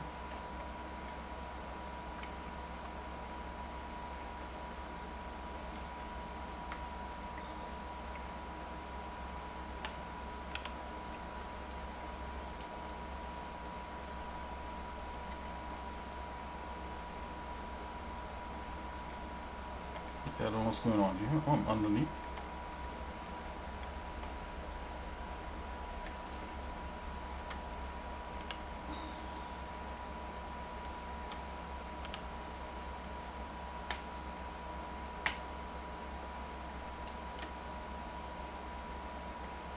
Really? I can't pull all the way out in this?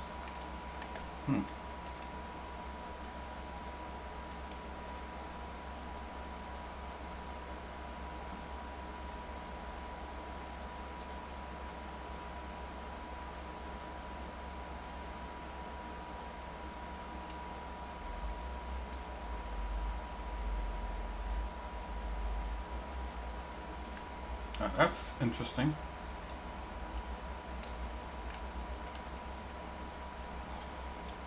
Oh, okay. I'm gonna have to do some pieces then. Stupid. Let's go.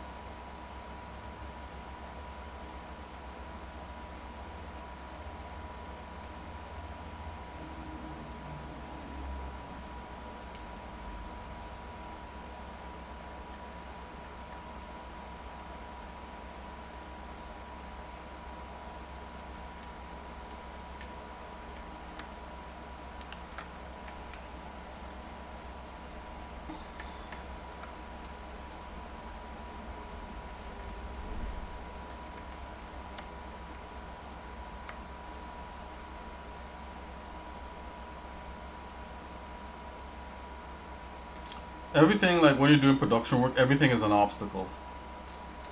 See, like it didn't want me to zoom all the way out for some reason, so You just gotta learn how to like constantly work with get through obstacles without being discouraged or like overly pissed off. You know, even when you're working a job, there's gonna be obstacles. You know, any job I should say that you work on, there's always gonna be some sort of obstacle in there, whether it be a person or it's a policy or something. And hopefully, in time, you could sort out those obstacles. Okay, let's get to another one here.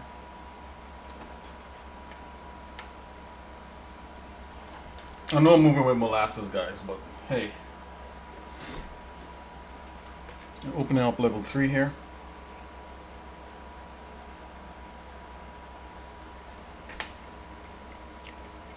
We got top view.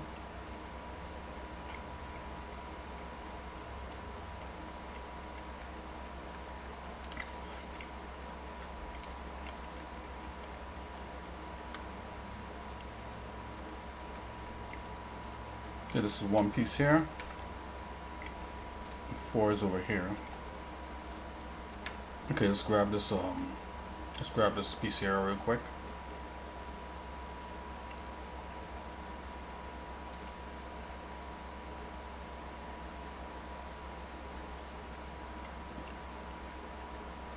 Okay, we're going into the Gimp here. We're going to drop that down. Let's go back and grab the other piece.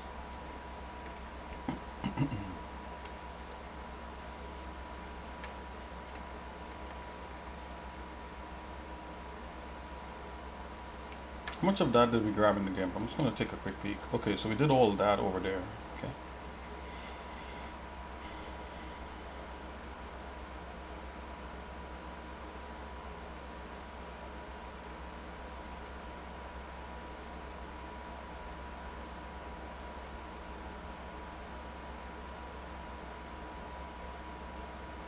Just grab that like that.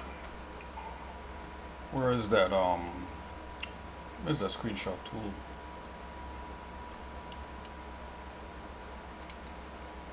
Okay, I'm gonna grab this here real quick. All right.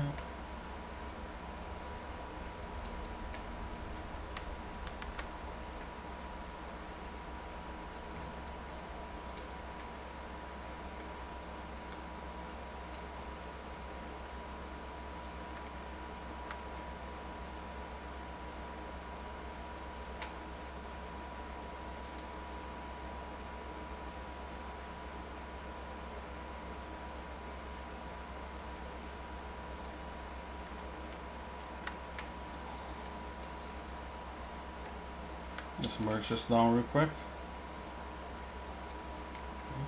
I'll center this whole thing.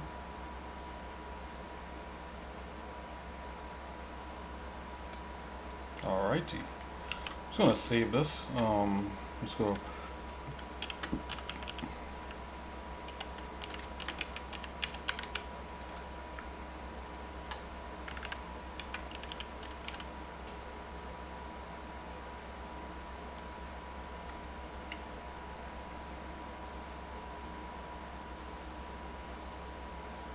Save this in the main folder here.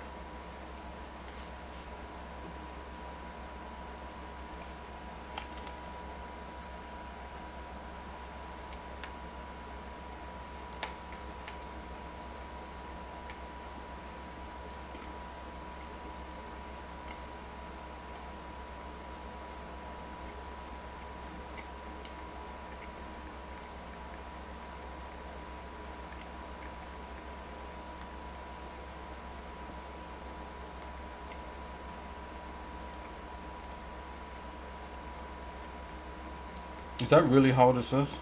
I guess so. This thing is giant. Okay, we're gonna do this in quick pieces. Okay, let's grab this part here. Whoa. Let's do it again.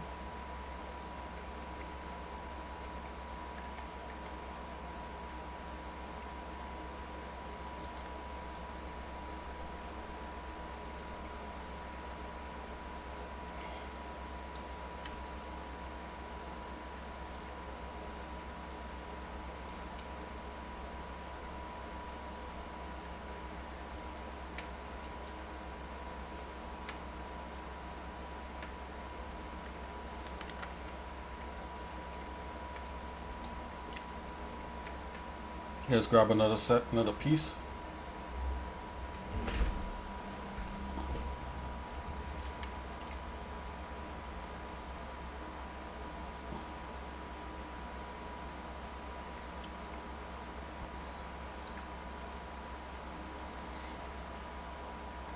You know, if you work in the creative industry, you know that like sometimes you don't even have it this good. You know, sometimes like a creative director or somebody over you would come and say, "Hey, create this, that, and the other," and then that's it. You know, you have to like, come up with all the cool stuff and exceed expectations and even contribute some ideas, and it's a whole thing, right? If you're not up to that top level, sometimes they're a little bit quick to replace you. In some instances, not all. Sometimes you do work with like really cool people who understand that it's a process. Let's see.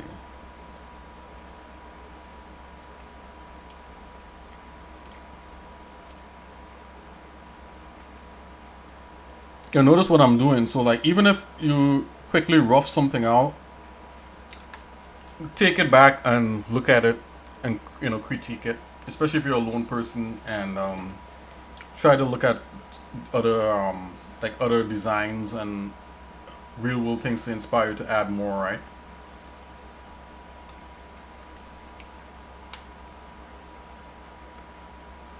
And before I started doing anything into 3D or designing or modeling, I always try to sketch it out and look at photos and look at other concept art and designs and try to make like a whole like a whole hodgepodge of just ideas that I'm able to put into what I have. And I don't rip off directly, I just use it for inspiration to get me somewhere.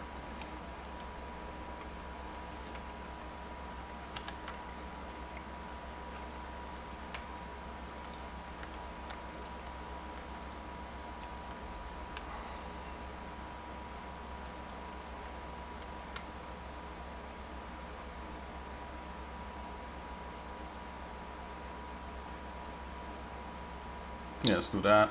It's fine. Let's go grab another piece.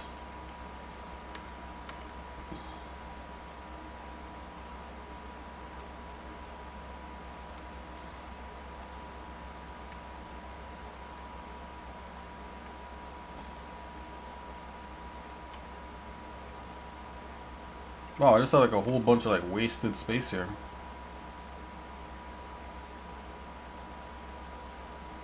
Let's just grab this piece here real quick.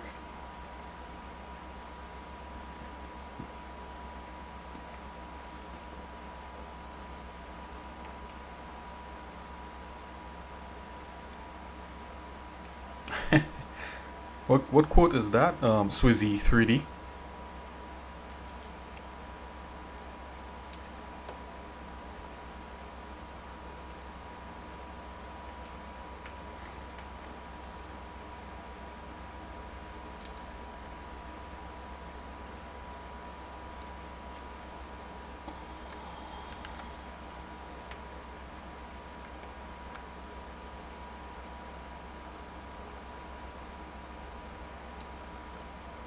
It doesn't apply to me.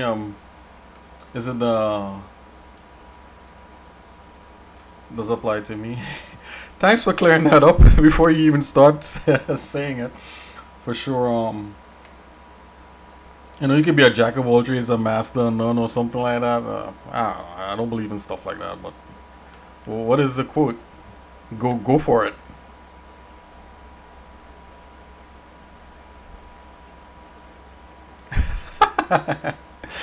Yup. Inspiration. I like that. That's a good quote, man. I gotta remember that. That's pretty funny. I like that. Dude, that's awesome, man. Like, if you made that up, then you should make that a t-shirt like immediately. I like that. Inspiration. Inspiration is when you forgot from whom you stole the idea. Classic. Love it.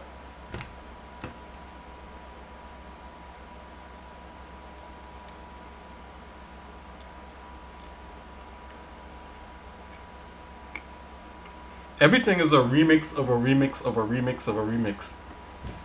There's practically no real original ideas. It's always like a remix. It's not completely original in the sense that there's no other element in there. Yeah, everything is a remix of something else that's existing. And I guess at that point you could call it original.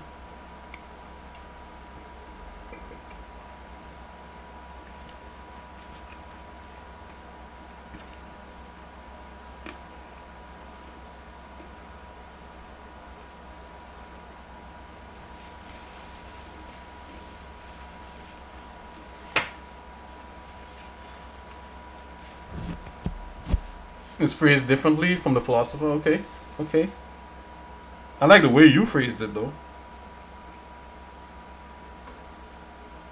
You hear me crunching, guys? I'm eating the last set of my pizza. I'm sorry, I just had to eat something.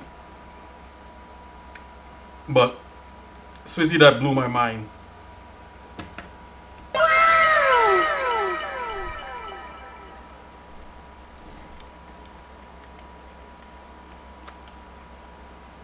Okay, I think we may have one or two more pieces to grab from that one level.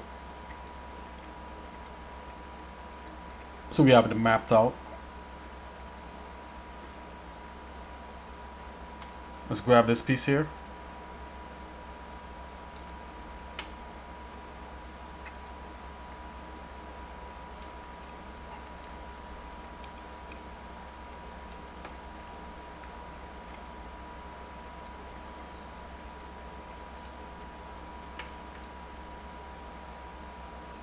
Oh, I think everything is screwed up here. I think like I'm coming through twice on here. And hold on, guys. Let me fix my audio.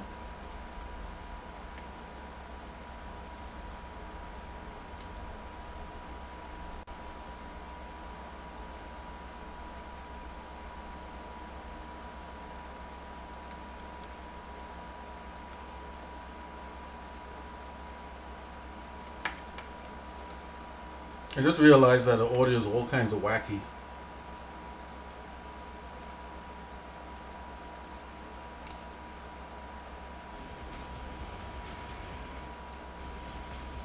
Oh, there you go. The music is back.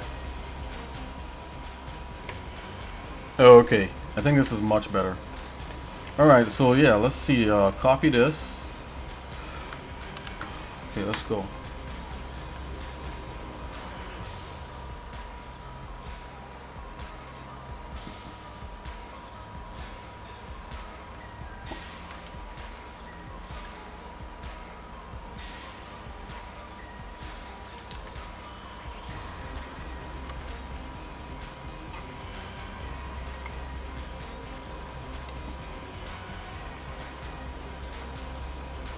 And this last piece here, let's just add that in, whatever. It doesn't make a big difference. I just want to get the overall layout of this part here, but let's get that last piece anyways. Something like so.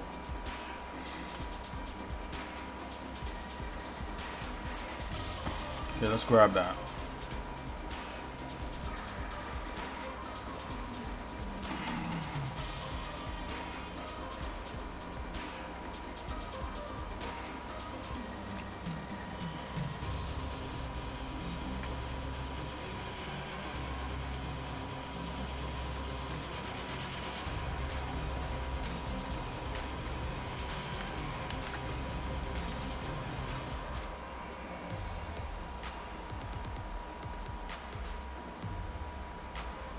Okay, here we are.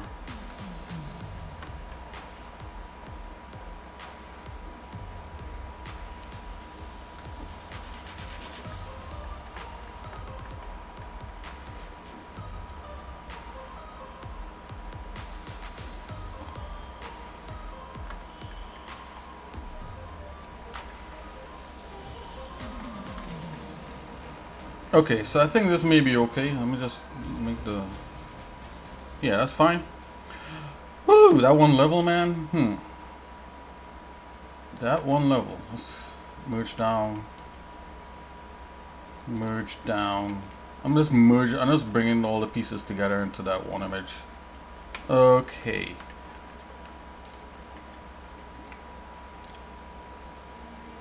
This level obviously got bigger.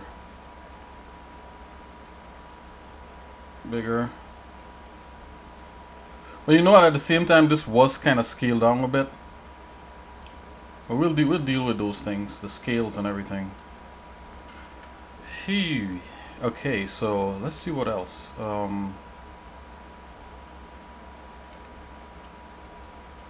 4 and then yeah, so this was 4. We already have that one. So we just have the last one that's actually in here. 5, and let's go to that top view again. This one should be easy. It's basically that. This is what we like. I'm just gonna zoom in to get more on it.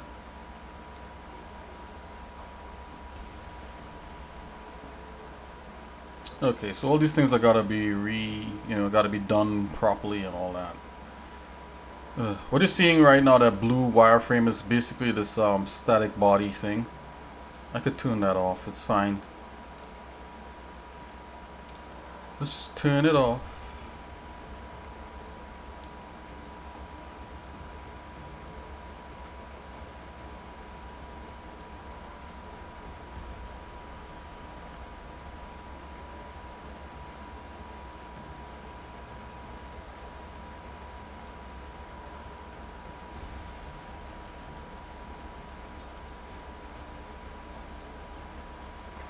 I just didn't want to do it with the other level, but I think this one I could just do it really quickly. Okay, so this is a little bit better. Alright, we could see a little bit what's happening here. I'm just gonna grab one screenshot of all this, something like so, something like that. Yep, let's grab that. Oh, don't want that thing on there. Okay, let's grab it.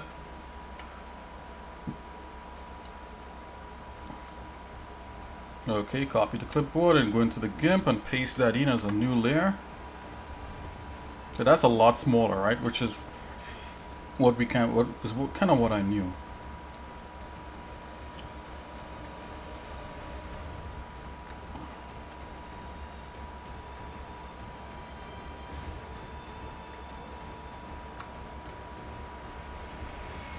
Swizzy, thank you for that quote. That quote is great, man. Made my day.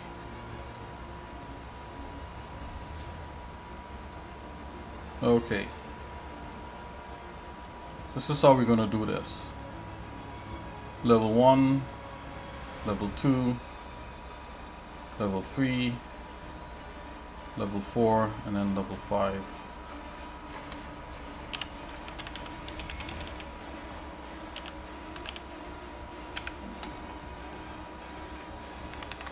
Okay, and then we're going to start looking at some concepts to do level 6 and 7.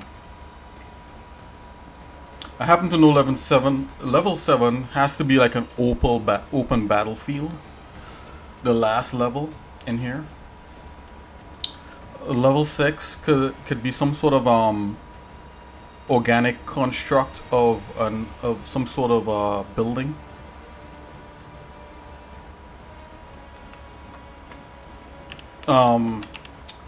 Yeah, kind of organic, yeah, let's leave it like that. Organic technological organic.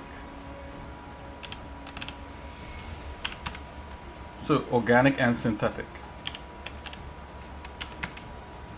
Oh, 5. Now I'm gonna make another thing here. Let's make a layer here. It'll be 6. And 7.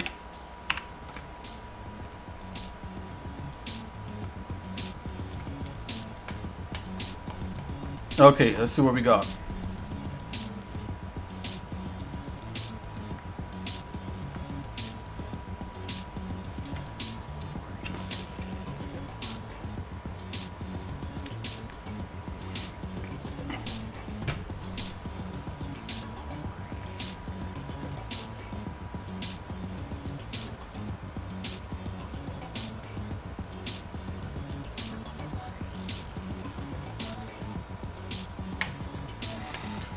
Alright, so let's go.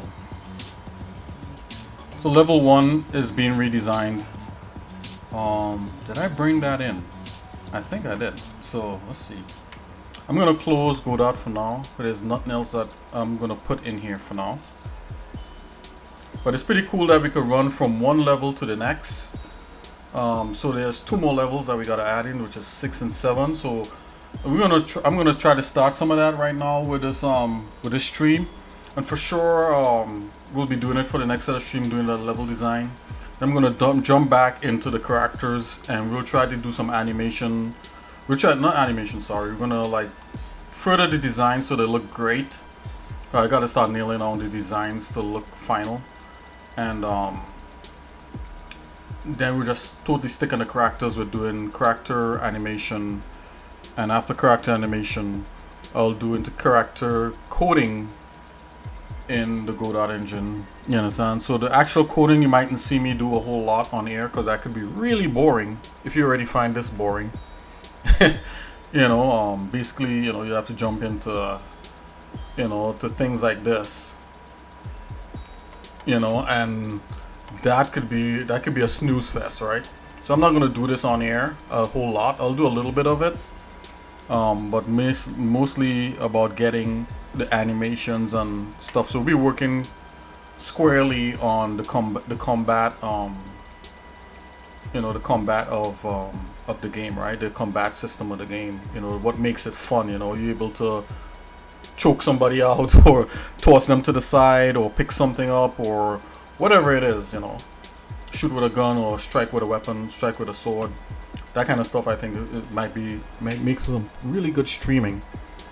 I'm not gonna stream any of this stuff, very little of it, because I'm not really that good in it. But number 2, so it'll basically be me kind of just looking things up, and no. Alright, so let's see here. Let's come out of the script. Let's go back into the 3D. Okay, so I got it.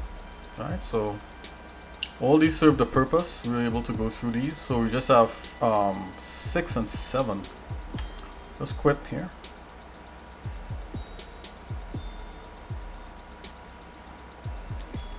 I like streaming more of the fun elements, like, if I was making a beat maybe, or a piece of music for the game, a beat for the game, or music for the game, whatever, like, just music for the game. Painting and doing 3D in Blender, and 3D code and other things. So yeah, so 6 and 7. So these need more work on them. I'm gonna scale this one up a little bit.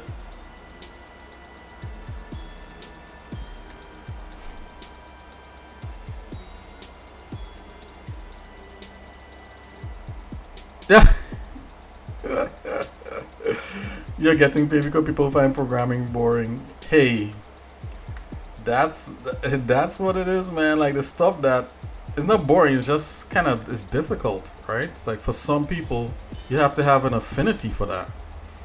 At least that's what I think, right? So it's only boring to the point, it's boring because people don't understand it, or something like that.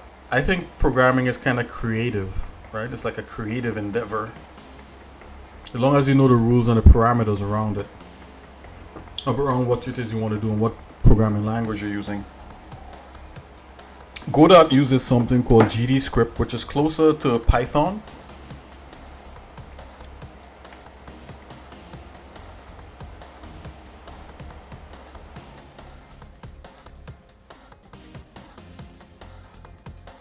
Man, my AC is loud. Okay, I'm gonna scale this up a bit now. Here. Okay, and then we're gonna do something fun. We're gonna jump into some of the things that I think looks pretty cool, right? We're gonna look at some inspirational images that I could use for a level 6 and a level 7. But before I do that, I'm gonna outline the parameters of what I think these levels should be according to the story, and then we're gonna look at any kind of concept art or pictures or whatever.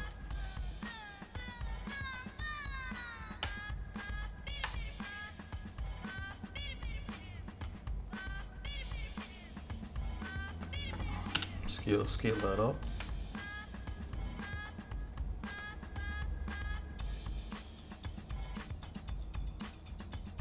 Okay.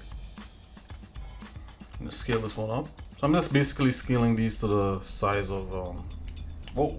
I'm gonna close Blender for now. Yeah, let's save that. Okay, we're strictly in the Gimp here. Just doing this kind of layout.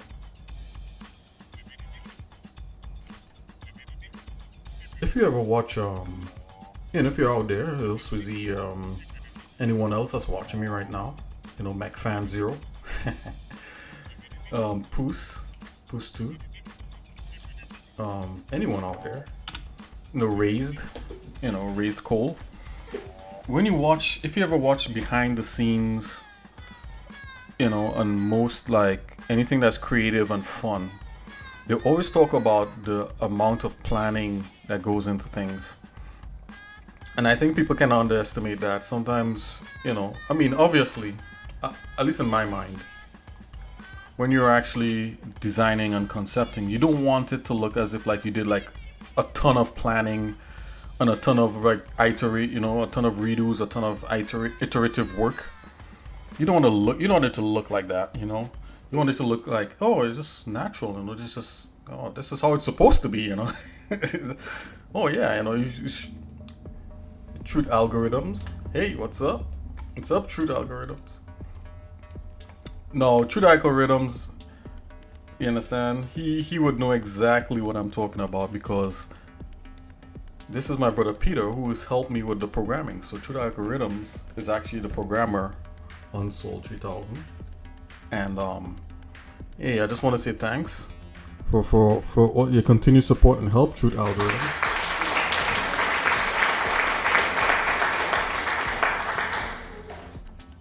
Yeah, but the planning, you can't underestimate the planning, right? So the planning of this stuff, you know, first there's the education of what it is you're trying to do. So you got to educate yourself on like, wait a minute, you know.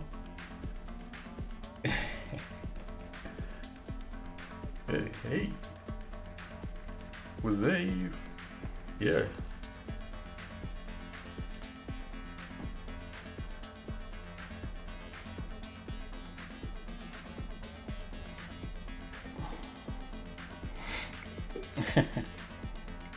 Yeah, so truth algorithms know like a lot of these things that I'm doing here, you know, because truth algorithms is my brother who helped me with this stuff. Like he's seen this stuff over and over, like over a year. I mean, like for years, right?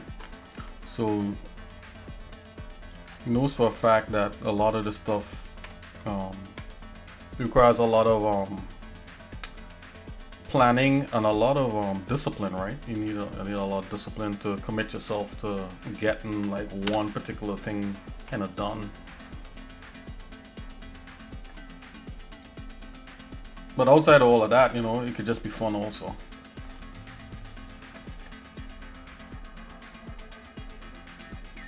Hey, no, Swizzy 3D, if you want to talk about programming, there's truth algorithms.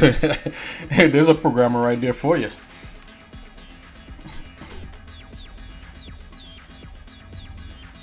Let's see. So I'm saving this. Okay, let's get into some of the fun stuff, right? Which is concept art and stuff that I think is cool online. So the first of all, without looking as if like I'm just directly stealing from anybody, I like to do like a little sketch, right? So I'm gonna hide these levels here, and this is level 6, right? I think level 7, level 6 should be kind of interior, and level 7 should be exterior. So you know that for a fact. Here, I'm gonna switch over to the Wacom so I could do some sketching, and we're gonna pull up some images, and we're gonna look at some cool concept art images from different concept artists, and just anything cool around the world, especially online and stuff. So let's jump over to the Wacom. Okie dokes.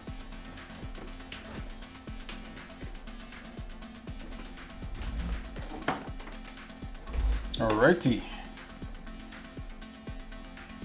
So what I'm gonna do, I'm gonna just mark these little things down here. So this is an exterior. This is exterior and interior, but it's mostly exterior, right? I kind of want to say that on here. Let's organize these. I'm going to organize the layers so that it's a little bit better.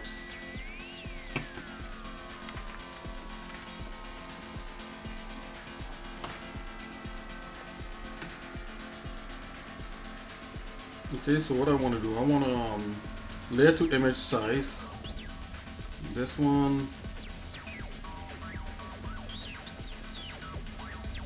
Layer to image size.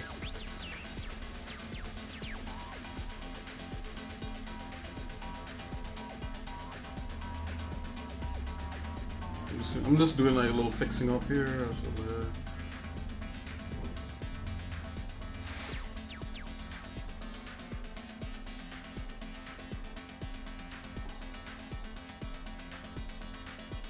So okay. Right. So this is an exterior scene, right?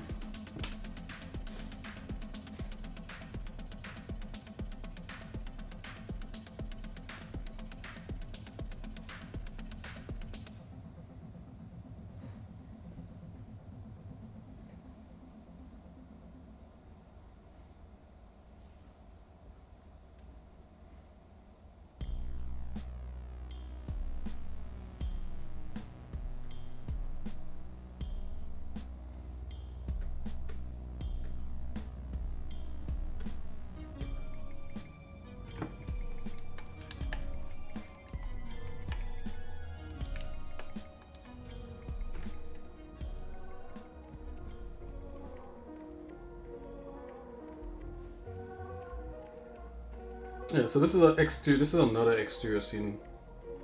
This is mostly exterior. There's some interior elements, but yeah. So whatever. They call this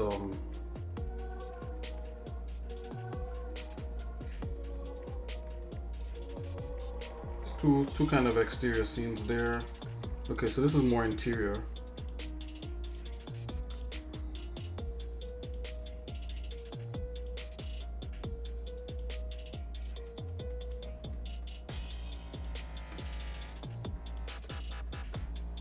Another exterior scene. I think at this point I want to have more interior scenes.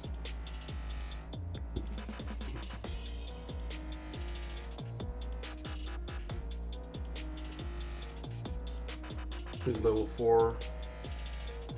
Another exterior.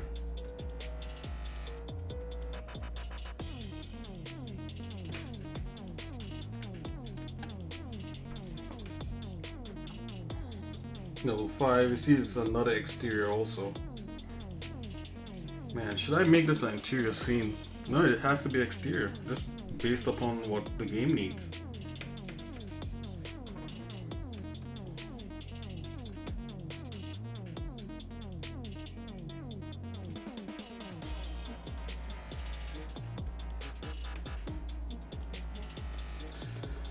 Alright, so definitely level 6 I'm gonna go for an interior. Yeah, for sure. So alright, so let's do level 6.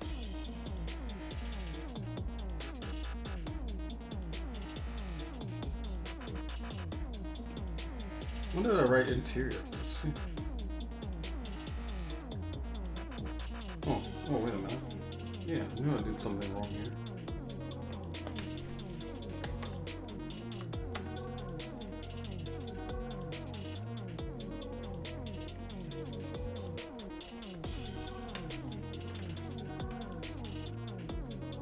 Yes, interior. Level 6 is interior. And level 7 I kinda I have to do it exterior because of the story.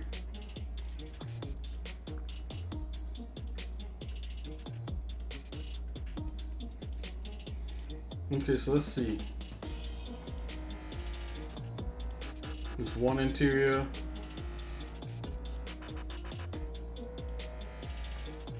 We just have two interiors. This is partly interior also. Maybe I should turn it completely interior, because I am running into like some issues with this one. So you know what? I'm gonna change this one to an interior scene.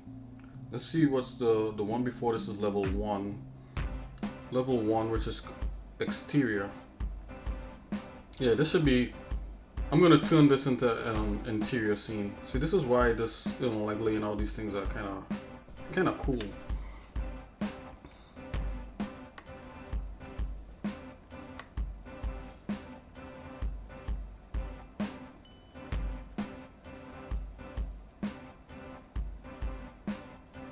I'm gonna change this to an interior scene. So that helps with the design also.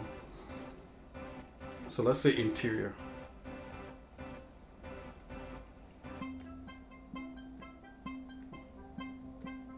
Okay, dokes. I'm just gonna put a little dash interior.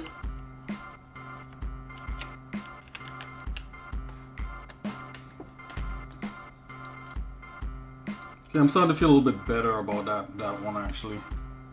I was running into issues with that one.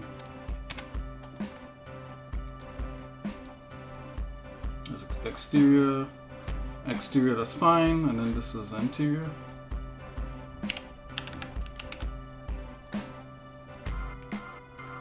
Let's make sure and save this document.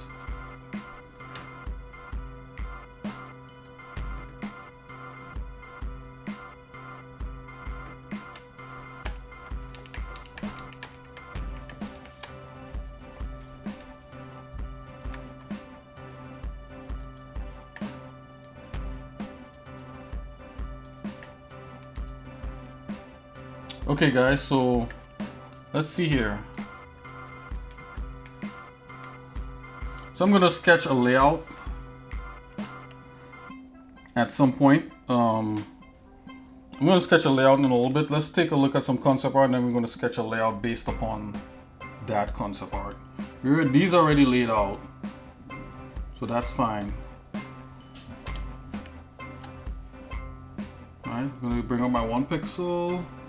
I'm gonna drop that into black so we could sketch like that. Probably make that a little bit thicker. Something like that, yep.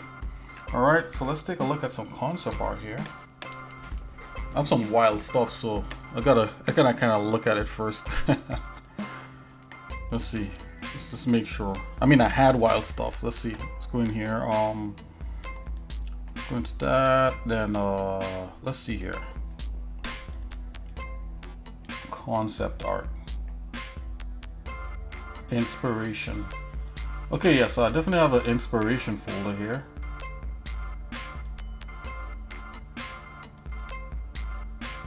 Wow, I even have some inspiration that I haven't even used in these levels as yet. This is crazy. Let's see. Level 5, what does that look like? Yeah, so a lot of these, I gotta really go back in and just add the stuff in here, because the thing is that Godot can handle so much more than what the Blender game engine could at that time, at least that old version. That, you know, we could afford to really max this stuff out, right? Okay, so let's go into my desktop real quick and let's see. Hold on here. Yeah, let's go into the desktop. And I'll bring up my Wacom. Okay, so I have the Wacom here in that little screen. My desktop, let's take a look. Let's do some adventuring. This is the fun part for me.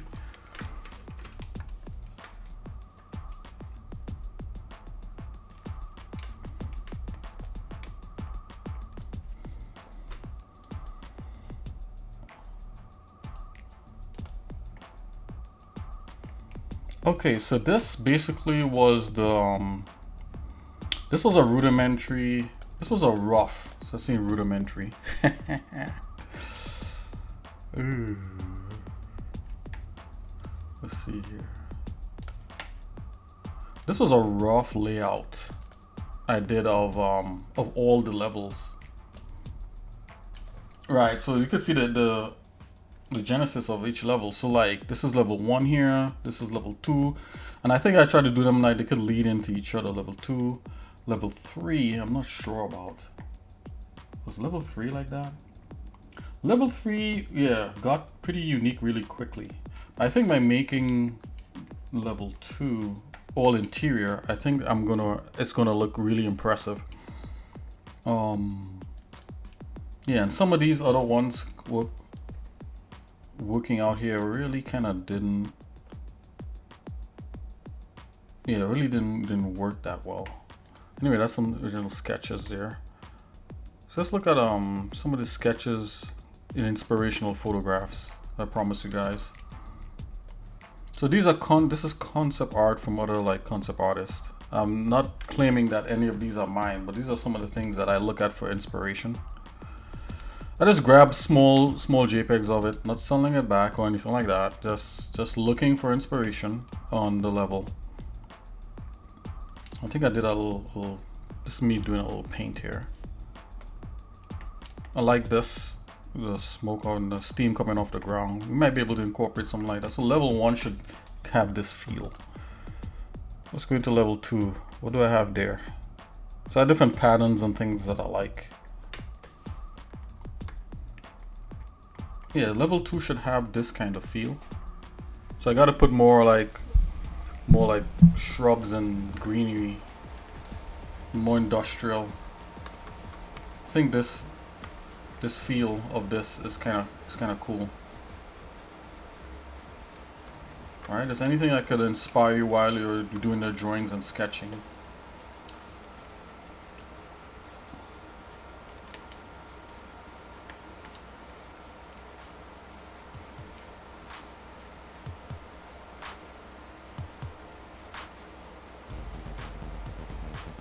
So level 6 is what we're trying to get at here. So in level 6, I really kind of want like technology on organic matter happening, and so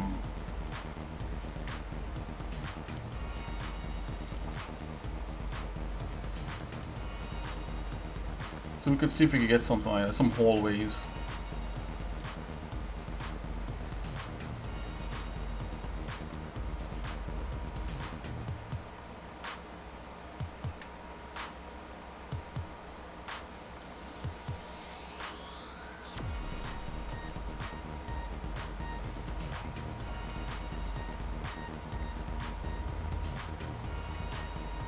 I think this hallway is pretty cool. Whoop! You've seen this. I like that shape so much I used it. But I didn't steal a design. I would like to get this back though. See this thing right here? I like the way that this concept is with this singular figure standing there, and I think I tried to do that in, I think it's level 3. Oh yeah, this is level 3. This is level 3 art. Yeah, so there you go. Yep, and there's something like this.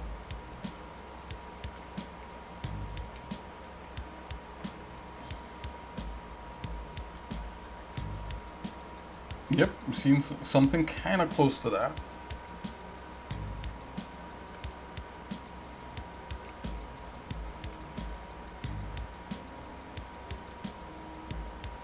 Hold on, look at this. This could be like that organic interior that I was talking about. So let's grab this one. I like the way this looks. Which game is this? So I like the way this look, and I'm gonna put that into the level 6. Let's make a level 6 and level 7 folder here. Concept level design.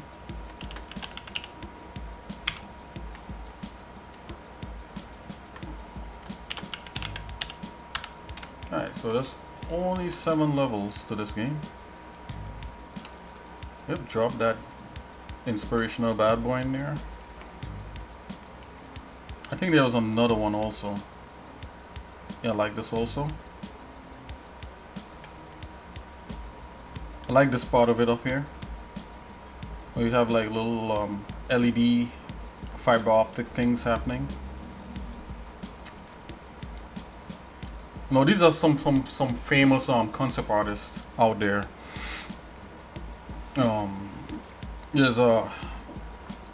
look at some concept artists in a minute. And I always say, hey, don't steal any work from anyone. You can just look at it for inspiration, get little samples just to look at it, but that's it. I don't use any part of this ever in what I do, just to jog the mind, to get the mental juices flowing, right? I also take my own photos from real life also.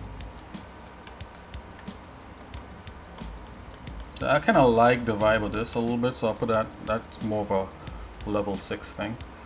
Let's go back into to level 3. So we're up to level 3, and this is some of the concept art. Yeah, so far, yeah, we got those two things. So I like the red and the veiny cable look. So maybe we start to get into more of that. But I think I'll go with the orange motif of the orange wastewater. Let's go into level 4 and see what's some inspirational. See if we can get any organic technology matter. Level 4. Yeah, this looks nothing like. Is this like a level? What does level 4 look like? Oh no, okay. Yeah, there's some level 4 things happening. Yeah, a lot of monolithic structure type things. I kinda like this. I like the scene, the setting. So this definitely, in terms of the mood and the color palette, I like the way how this looks for level 6. Oh, actually, this is more indoor level 6s, so this would be like a 7 actually. Let's cut that, copy.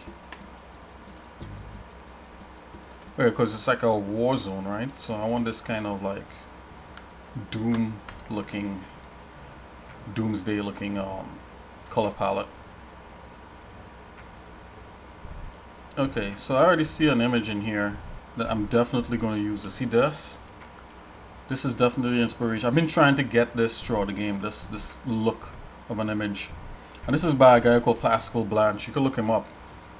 Let's take a quick look. Do I have Pascal in here? I have a list of concept artists that I check from time to time. I forgot to put Pascal. Is it Blanche? Yeah, Blanche. Oh, hopefully that's how you pronounce his name. A lot of these guys don't have their own websites anymore. They stick on Twitter and these different things. But let's see, PascalBlanche.com. Oh, he still has a site, so I'm just gonna copy this. We're gonna look at this guy in a minute. I mean, I can't think of all the ideas myself, right? I can think of some, you know.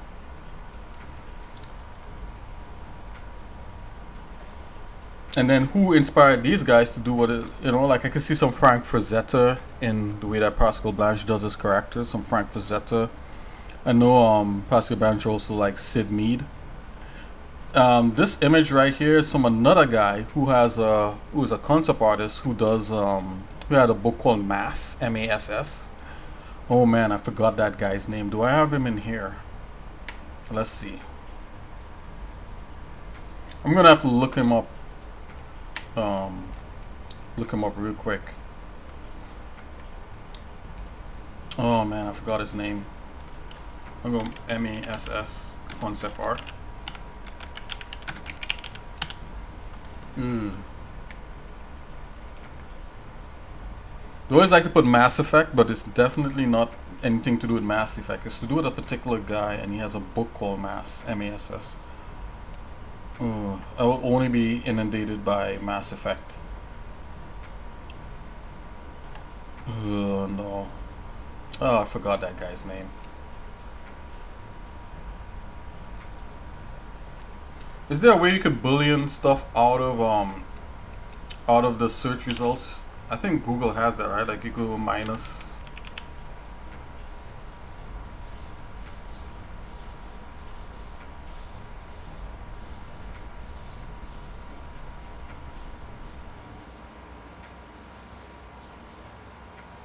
See, Mass Effect.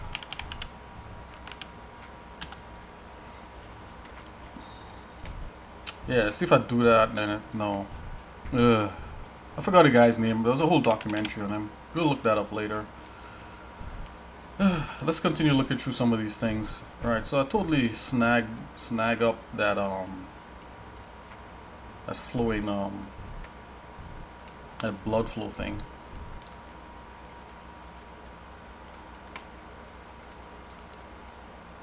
Yes, Pascal Blanche did that. So split that here. Let's just dump this in here. I like that. I like that. Oh, yep. And he had another thing in here. This is another Pascal Blanche concept. I like these things. I think the interior could be something like that. Let's look at this one. Not this one. This one. Drop that right there. I think Pascal Blanche also uses 3D Studio Max. And I used to use that a lot. That's the first 3D program that I started using. This Autodesk 3D Studio Max. A little bit of Maya here and there. That's what I've been using. I used 3D Studio Max for years. It's like my go-to tool when I'm working professionally with certain people. Let's jump into like another set. Let's see who else, if we could find like another organic looking thing in here. 5. Oh, look, we have another one. Get another Pascal Blanche thing. I like that. So that's gonna go in here. So definitely the level 6 is gonna look a little apocalyptic, right? It's gonna get more and more apocalyptic as we go on.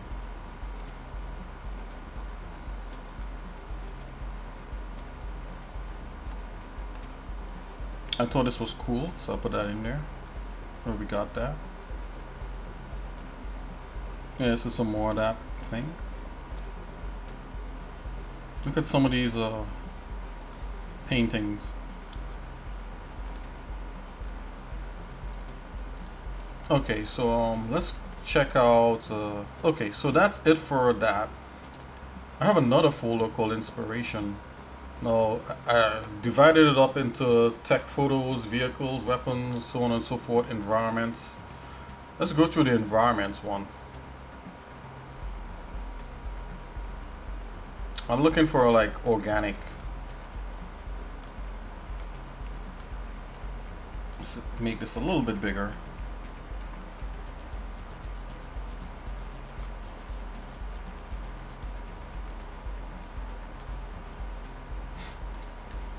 I always kind of liked this, kind of like the shell of more like stuff in there.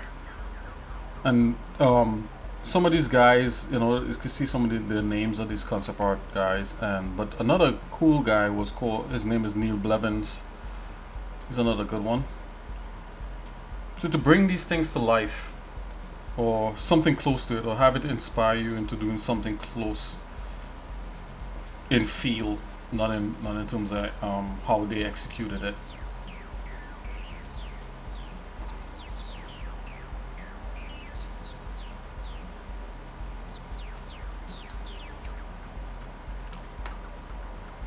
Let's see here. Put that there.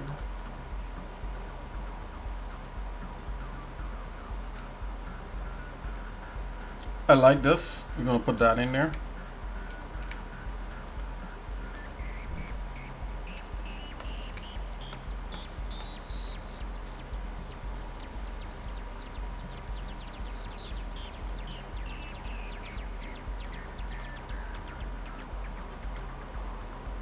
So that organic feel is a lot of the, like these kind of things that looks like veins and muscles and just stuff like that, you know. And if we could design a level that goes from technology into that kind of thing, I think I'll be winning.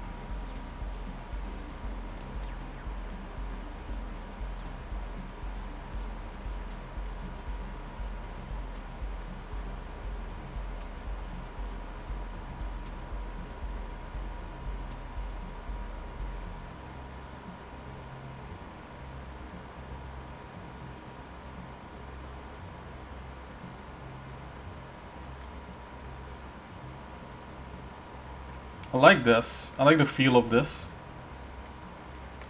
Well, the sand is going through the cracks and coming down to like this eye thing here, and it's being filled up here. Make it look as if like the eye is crying and it's like sand. That's pretty interesting.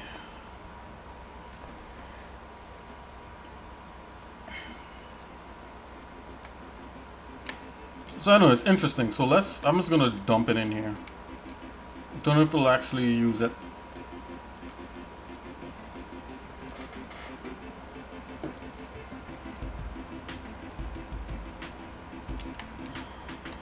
Okay, I think I may be repeating. Let's go back up in inspiration. So I have like characters. So the characters one is pretty interesting, but I'll leave that for later. Then we have objects. Like objects that I think are interesting. Oh, look at this object. Isn't that cool?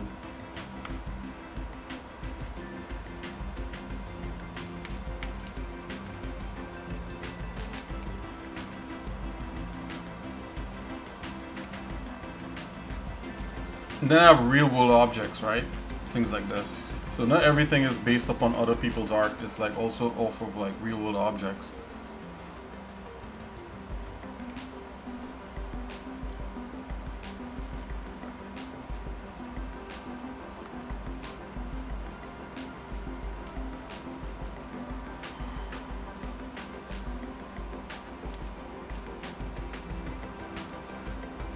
Oh yeah, I like this. Actually, let's grab this one as a thing to use for the level design.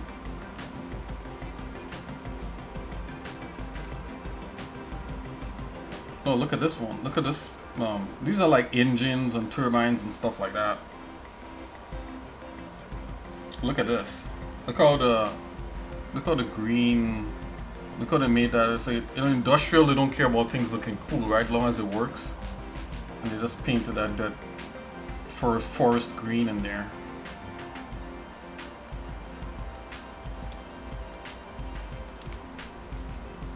Yeah, this is just like some other like part of a machine here. You see like a spring. There's a spring right there. Alright, so if I'm doing stuff about robot army and robotics, you know, I gotta have a lot of like these kind of things. I think this may be a quantum computer. I'm not sure. Like the inside of a quantum computer. Grab that. Oh, look at this thing.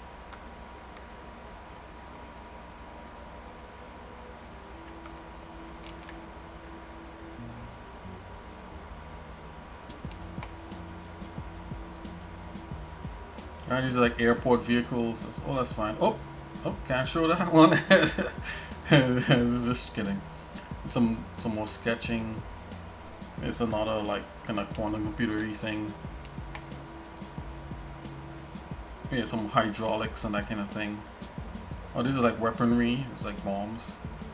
This is like some sort of some kind of medical, not medical, but it's like some kind of robotic device. I don't know exactly what it is. I don't know if it's something for a space shuttle or a rover or something like that. I'm not sure. Yeah. So obviously going from mechanical to organic. So I need more organic stuff, right? I need to put more organic constructs in there. And you could like simply you could do a search for that just to see, you know, what people thought of it, not so much to, you know, to go ripping it off. So I'll just do a quick like kind of search for like, let's see, or I'll just do organic room. Does that make sense? Concept. I'll do concept. I don't want anything too disgusting.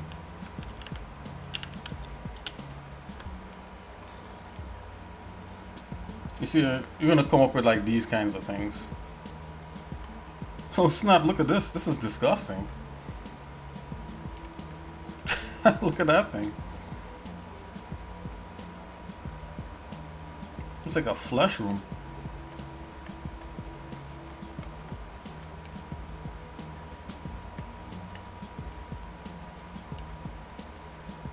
You know, there's a game actually out that has that kind of organic feel. It's called Scorn. You know, check it out, Scorn. I'm not gonna use anything from this, but it just remind me of this. Like, there's already stuff like that out there. Yeah. Let's go straight for the images. Yeah. This is a game you could like check out on Steam. I mean, I'm not gonna check it out, but yeah, that's enough of that. Okay, so yeah. All right, guys. So I'm gonna break away and call this a stream for now. We'll probably get back into like laying out, and I think I have a few images here that I could use for level 6. So I'll go into doing some layout. I'm already kind of thinking about something already. So let's sketch that real quick.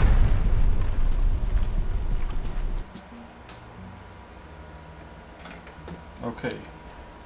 So I want some sort of center.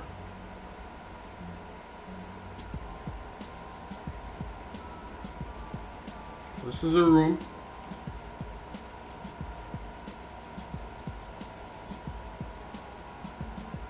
It's a center room. And then I think you should have like these chambers that you try to get at the room from, you know. Remember, this is like going with that organic theme.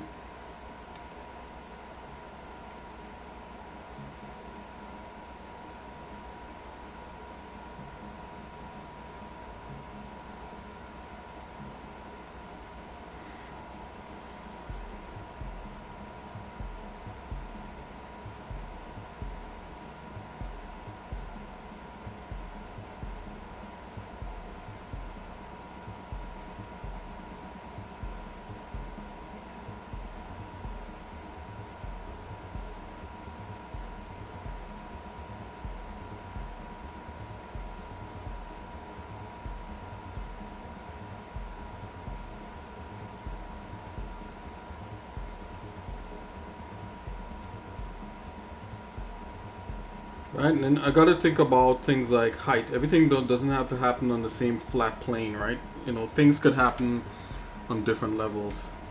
Let's see, you have 1, 2, 3, 4 of these. You know, it's an interesting shape. And of course you want to get to the center. You want to get to the nucleus. Here, which is where we already kind of had something like that. Let's see. So level 6 is when you face off. Yeah, so you're facing off with something in here. So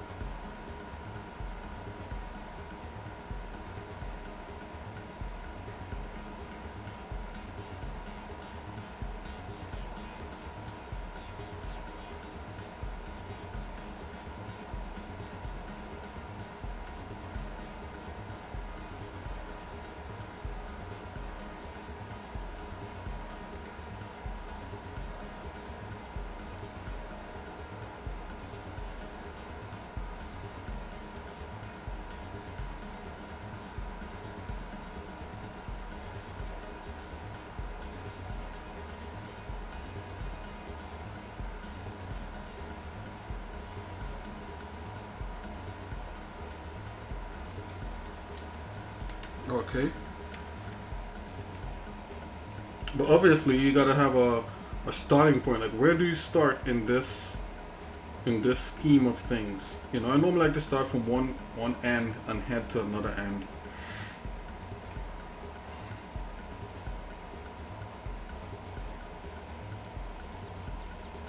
So maybe you start here.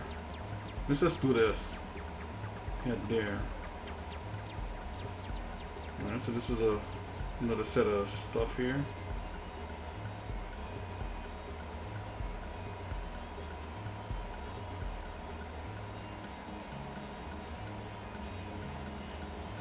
Right? And then you have to go here. Come in here, and then your journey through these different chambers happen before you reach to the main one. Alright, we go this way. You gotta break this up. You can't just go one straight line because it's probably gonna like mess you up.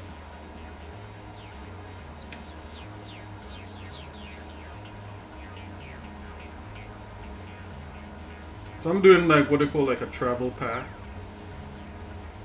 before I resolve like actually what each of these things mean.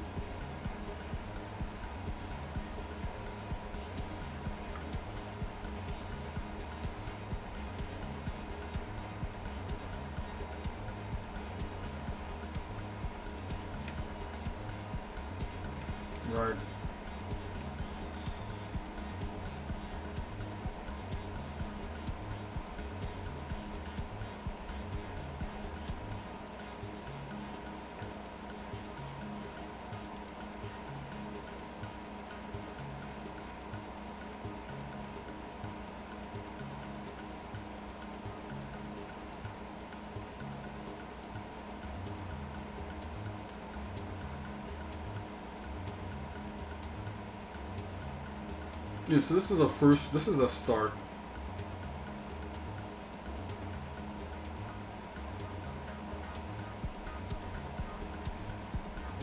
I think it could be, of course, a lot more interesting than just this.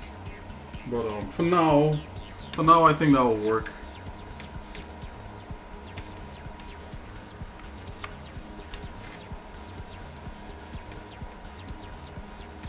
Oops.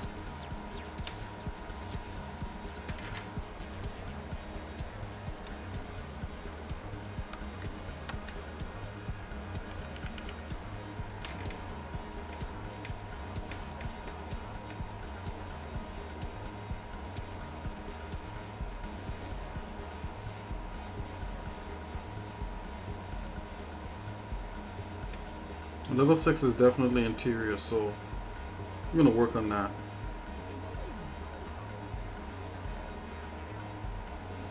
You know, and it would be cool if you could see through to where you have to go at almost all times. At almost all times, you could see the objective in the distance. So I think being able to see through. So maybe the rotation is the other way. But anyways, I'll work that out. Yeah, so this is the main objective. Right. And this is I think this is an interesting layout. Okay, so interesting for now. I'm gonna have to look over these things. Anyways, guys, I'll see you guys later. We'll log back in.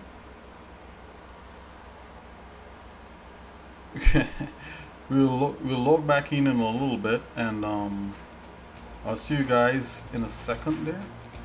And we'll do this again tomorrow, God willing.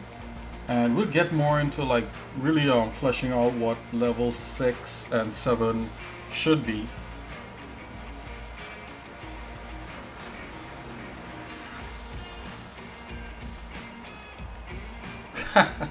Yeah, I have. Yeah, that's right, Swizzy 3D. Hey, I want to say thanks for all you guys for checking me out, and yeah, we're gonna continue on this adventure, and we're gonna try to make some cool stuff using Blender, using 3D Code, and getting into a lot more of this kind of design and stuff like that. All right, so you know, if you're watching me here for the first time, you know, check my YouTube page out. There's a lot more. There's some videos on there that's more towards character design and character design. And then I did do some character sculpting in using 3D Code, which is kind of like, you know, it's a little cheaper than ZBrush, but there's more features in there, right? And it's multi-platform also, so you could check that out if you like.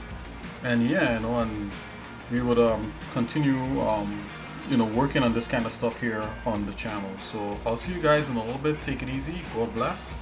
xsinick out. Hey, and I'll say Truth Algorithms, have a good one. Swizzy 3D, have a good one. And everyone else, take it easy. Yeah, you guys have a good one.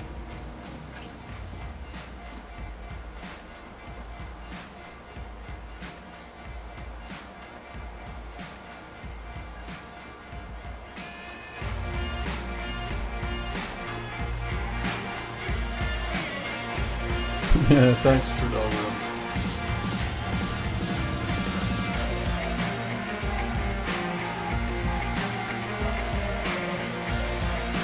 So I just want to big up, you know, all my latest followers, real quick. You know, Wyatt Earp, you know, pretty cool. Raised Cole, man, yeah. And I have Gerald Math 70. I think I might know who that is. Wyatt's Books, of course. You know, how's it going? And Mr. Klapu. How's it going, man? Pretty cool. Van Lenhen. Hey, you know, I like that name. Riga77, of course. You know, 777. And Cortilius. You know, of course, you know, you got the Truth Algorithms. MechFan0. Sly Cougar. 1963. And Kanga80. Hey, you know, and also, you know, Poost 2.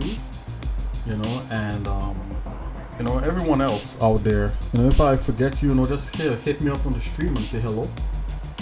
Alright guys, xsinick out. Take it easy.